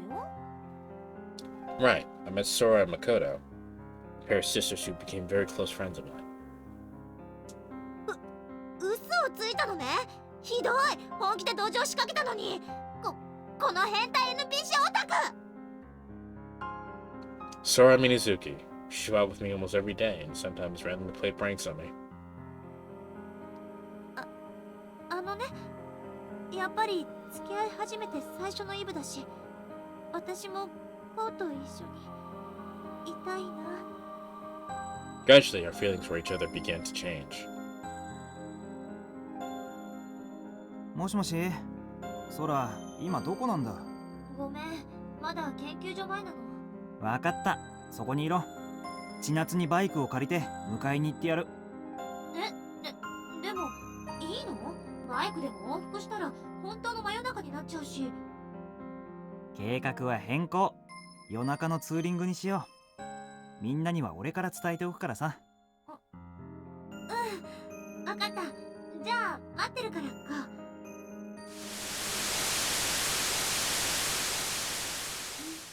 死者2930名、行方不明34,870名、他方死死者 The emotion in his voice in my head continues to list casualty count. 注意、しっかりしてください。注意。 That's a really cool fact that they did there. It was very simple, but it's really cool that they did that. なぜ？一体何が起こったんだ？アセンブラが暴走したのです。暴走したアセンブラが研究所から流出。数十分で研究所周辺は汚染され、近隣の住人数万名が帰らぬ人となる大惨事を引き起こしたのです。この荒野は暴走したアセンブラの爪痕なのか？ Rain carefully chooses her words with a pained look. グングニールという存在を。ああ、そっちは覚えている。 Gungnir, a satellite-based defense system that had that the GU had deployed in orbit. Its core was composed of a group of satellites capable of anti-surface laser fire. もしかしてアセンブラによる被害の拡大を防ぐため、グングニールが汚染地域への大規模な射撃を行い、アセンブラとともに町も人も全てが焼き尽くされてしまったのです。さもなければアセンブラの汚染は地球全土に広がり、世界は滅亡していたかもしれません。事件は灰色のクリスマスと名付けられ、未だ世界はその衝撃から立ち直っていません。 I don't have any words to respond. The GU's peacemaker had played a crucial role in putting an end to the war. One full-powered shot from him was said to be equal to a nuke. I gaze out on the horizon once again. One full-powered strike from it. They fired at least 3. And I can see that all I see is an empty void. No vegetation, no signs of life. Gungnir had broken down my school, my hometown, and everything else, melted it and turned it into nothing but dust. There's a hole in my heart. It's a terrible sense of emptiness that I can't deal with. My mind and body have both gone completely numb. 注意。すまない、レイ。少しだけ一人にしてくれないか？いや、私は待合室で待機していますから。Marine heads back toward the station. Now that I'm alone, the faces and names of my friends come to mind one by one. Chinatsu, Nanaha, Aki, Makoto, Masa. I get lost in thought about my student days. And I remember something that happened on the day of Nanaha's entrance ceremony. The day a new term began for us. Everything started with the meeting I had that day.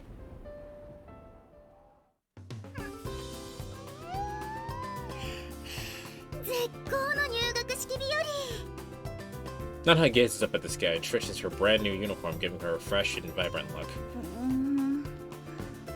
眠い。やっぱり休む。ほら、せっかく起きたんだから頑張ろうよ。菜の葉の入学式を見届けてあげないと。その役目、こうに任せた。お願い。 So your hometown got blown up. But look at the bright side. ほら、諦めて目を開いて、右足と左足を交互に出せば、そのうち学園に着くから。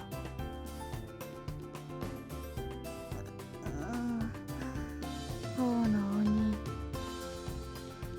Is she gonna be like this every morning? Nanaha and Chinatsu are smiling at our exchange. I don't know if it's because of the sunshine, but they both look kind of dazzling right now. 早く学園で寝かせて。ださ行こうと。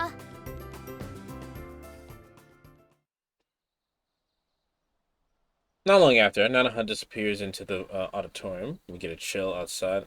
We get to chill outside until the ceremony's done.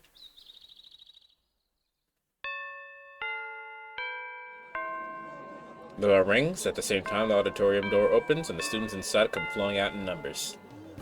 ほら、アキネ、入学式が終わったみたいだよ。やっと。菜の葉ちゃんは。あ、いた。おーい、こっちこっち。When we're handing around, Nanaha comes running towards us. 皆さん待っててくれたんですね。 The uniform bathed in sunlight, my childhood friend, has a rather fresh look to her today, even if I do say so myself. おめでとう、菜の葉。ありがとうこう先輩。だから無理して先輩とかつけなくていいから。でも感無量って感じ。これでこうと同じ学園生になったんだよね。 She may be smiling, but her eyes are moist. ほらほら。泣くのは卒業式まで取っておきなさいよ。ちなみに俺も呼び捨ててくれていいからね。これからもよろしくな、菜の葉ちゃん。こちらこそ須藤先輩。 An embarrassed smile forms on Nanaha's lips. ちょっとあんた近寄んないでよ。 Then that lasted about 2 seconds. Just then, an hysteric voice echoes in the air. Look in the direction of the voice and see a bunch of freshman girls gathered around. なんだ、喧嘩か？にしては雰囲気が微妙なんだけど。 I take a closer look and find one girl surrounded by a bunch of others. またあんたと3年間一緒なわけ？ねえ、あんたさ、病気なんでしょ？おとなしく病院で入院してなさいよ。 I like her, she's cool, stop bullying her. The girl's biting down on her lip and letting the others say whatever they want. Also, this was the girl in the flashback. I don't know who this is though. こいつ電脳症なんだけどさ、人の通話とか勝手に盗み聞きしちゃうのよね。ちょっと黙ってないで何か言えば？ Does that make her like psychic or something? Maybe that pissed the other girls off because they started lashing out at her even more. 入学式早々にいじめかよ。ほら、正義の味方の出番。こう。ああ、わかってる。I approached those girls. Anger seems to have gotten past the best of them. I gotta stay cool. 君たち、ちょっといいかな。私、同じ寮だったんだけどさ、夜中に人のプライベートスペースに勝手に入ってきちゃうんだよね。来い。あのさ、先輩として言わせてもらうけど、うちの校風にいじめとかって似合わないと思うんだ。そうそう、寝てる間も勝手にネットをフラフラ。ほんと不気味なんだよね、こいつ。 That's not even that weird. Shut the fuck up. うっそ、マジで。君たちちょっと先輩の話を。そういう病気だからとか言われても納得できないっつうの。病気なら何してもいいとか思ってるわけ。Did you even hear yourself? The bitch sleepwalks on the internet, right? Which means she has no control over what she's doing. What the fuck are you talking about? Also, Ko, you're gonna have to be a little bit more aggressive. These bitches have low IQs, right? 自分で他人のプライベート覗いといてさ、それで一体何を言うかと思えば、お願い私を嫌わないでだってさ。何それ、キモいっていうかウケるんだけど。お前人の頭の中から出てってから言えよ、そういうことはよ。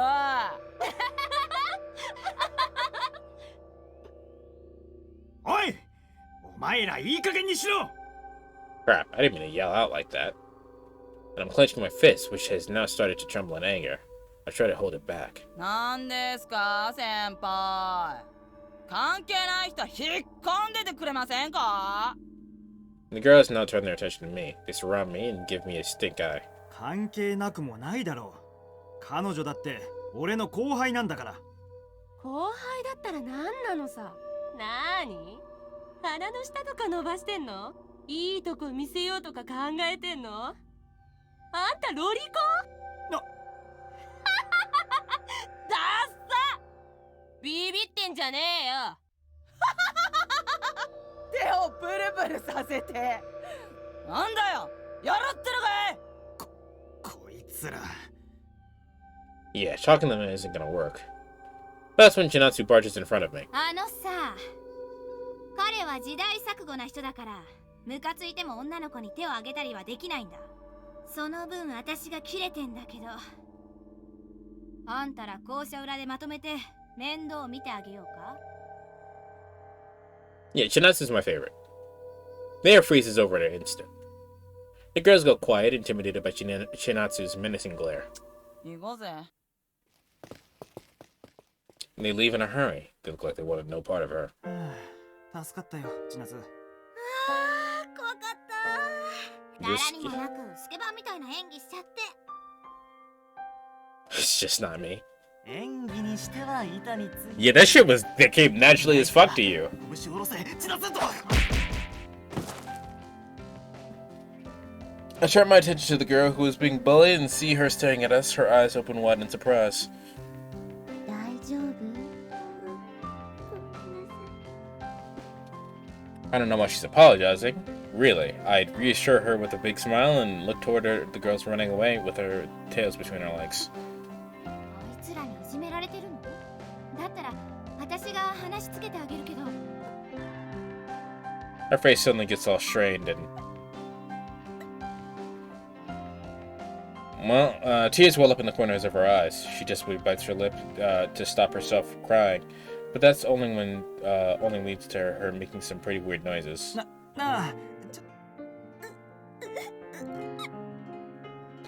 The moment I talk to her, she starts bawling. Okay, this is bad. What do? Should I offer my handkerchief or something? As I frantically try to figure out how to respond, someone smacks me on the back. ちょっとあなた。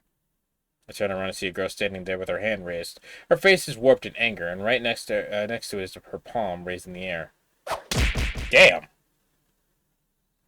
The sky is so bright, it stings in my eyes. こう、大丈夫？ Saw a clip of Markiplier talking about when he drank alcohol and had a heart attack. Interesting. Makes sense. I think he said he's I think he's talked about how he's not really the best with alcohol. Saying that, I pull out the tissues from my nostrils. Looks like the bleeding stopped. Though my cheek still stings from the slap. でも災難だったね。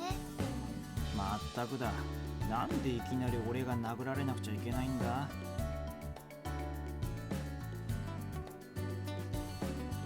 And he said he was apologizing to his friends for inconveniencing them by calling the ambulance. Yeah. Yeah. そう勘違いしたんだよ。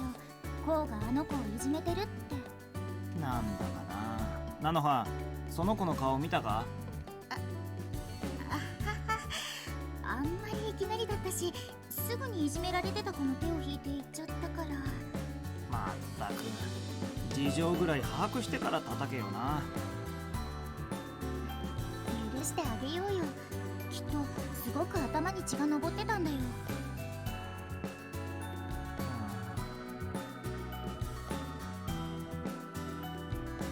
She seemed older than the other girl. Are they sisters or something? If they are, I do see where this is coming from. もう鼻血がまた血が出ちゃってるよ。ああ、くそ。菜の葉、ティッシュを。Nanaha offers me some extra tissues before you even can hold out a hand. I stick them into my nostrils and hold down the tip of my nose. じゃあちょっとジュース買ってくる。こうはお茶でいいんだよね。ああ、うん。ティッシュ足りなかったら上を向いといて。まだ横になってた方がいいよ。了解。 How attentive and considerate my child friend is. She really does know me best. I stare warmly at her as she runs off. I follow Nanaha's advice and lie down on the grass and think back to what happened.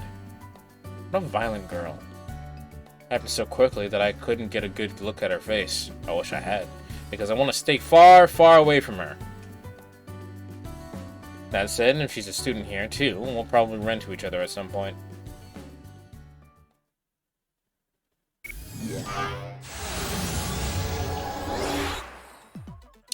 I started to get my priorities mixed up at some point, but Shinatsu and I went on that date the other day in exchange for her piloting a simulacrum. And she's gonna have her first experience today, with Masa and I here to observe. さすがにちょっと緊張するな。大丈夫。初ダイブに比べればなんてことのない体験だから。でもこれ組んだのアキ先輩だよね。ああ見えてもアキ姉はウィザードだよ。知ってるけどさ。じゃ、俺たちは先にシフトするからな。ちょっと待った。ほら、千夏も早くしろよ。もう本当に強引なんだから。Despite her complaining, Chinatsu seems to be ready. She takes a deep breath and... 起動。フォーマット開始。Chinatsu's body gradually gets enveloped in the armor. As it expands in size, almost like the world zooming into it. フォーマット終了。ラン。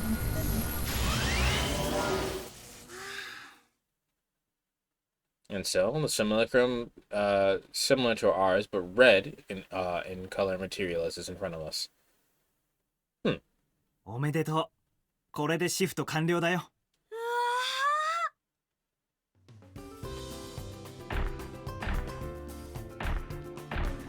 すごい。まるで自分の体みたいに動いてるよ。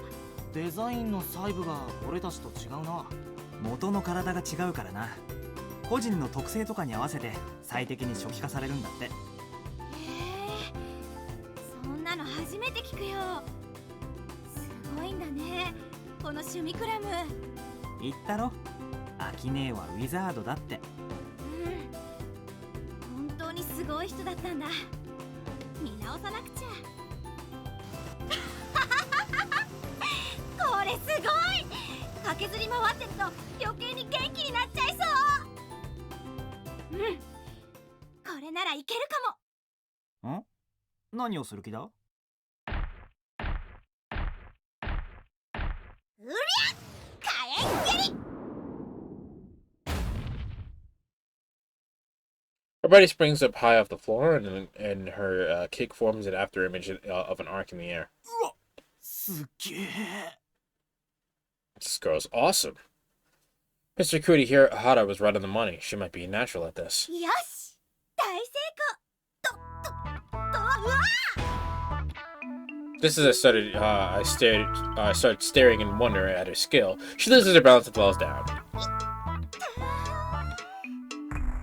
おいおい、大丈夫かよ。鉄の体なのに痛いよ。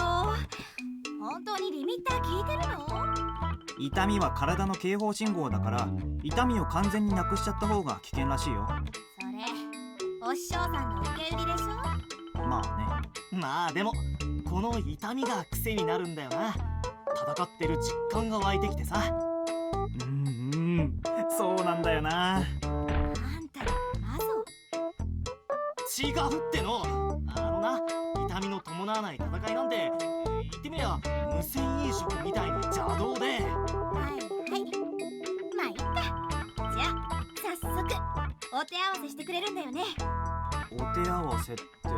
おいちょっと待っ。それじゃ遠慮なくサイドステップキッ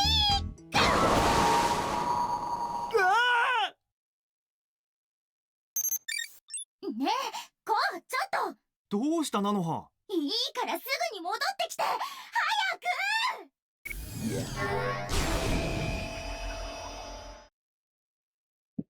The first thing I feel after logging out is a piercing pain on my arm.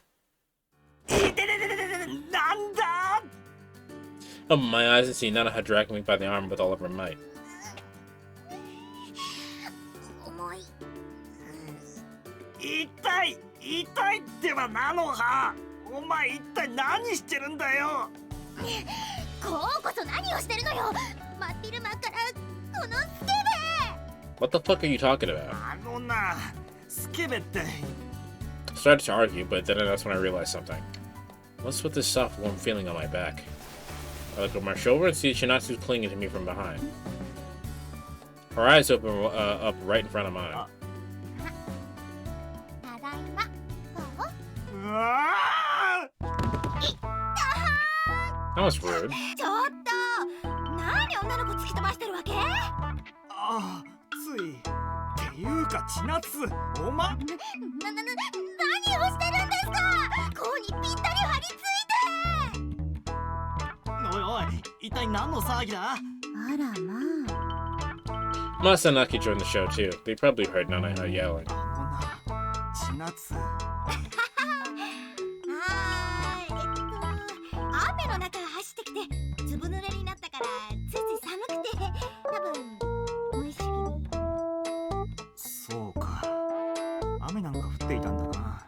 感心するのはそこじゃないだろう。そうね。むしろ濡れて透けた乳首な問題。お前ノーブラ。 Nanoha covers my eyes before I can even finish. こうは見ちゃダメ。見ないから手をどけろ。もう着替えぐらい貸しますから。なんでどうしてそんな状態で抱きついたりするんですか。だって急いでたし、それに菜の葉ちゃんの服だと胸きつそうだし。胸の大きさじゃなくて体格の問題っていうか。もういいですから着替えてきてくださいよ。了解了解。じゃあお風呂借りるね。Hey, footsteps running off from down the hallway, and my eyes are finally freed. The whole scene seems to have worn out. 千夏、今一戦終えたばかりだから、きっとハイになってるんだよ。もういいよ。よく考えたら別に私が怒ることでもないんだし。 And with her shoulders dropped, Nanoha exits the stage right. フォローは俺に任せな。ああ、すまん。頼む。 Masa follows after her, leaving Aki and me all alone. なんだい、アキネ。その目は。別に。言いたいことがあるならはっきり言ってよ。Ko's quite popular, huh? 人気者。 There it is. I should go cool off. Alright. I'm fucking hungry. And I haven't gotten a fight in a while, and I'm itching for one. Plus, I want to see Pudgy play Metroid, because she started doing that today. So, they're going to go ahead and raid her. But yeah, I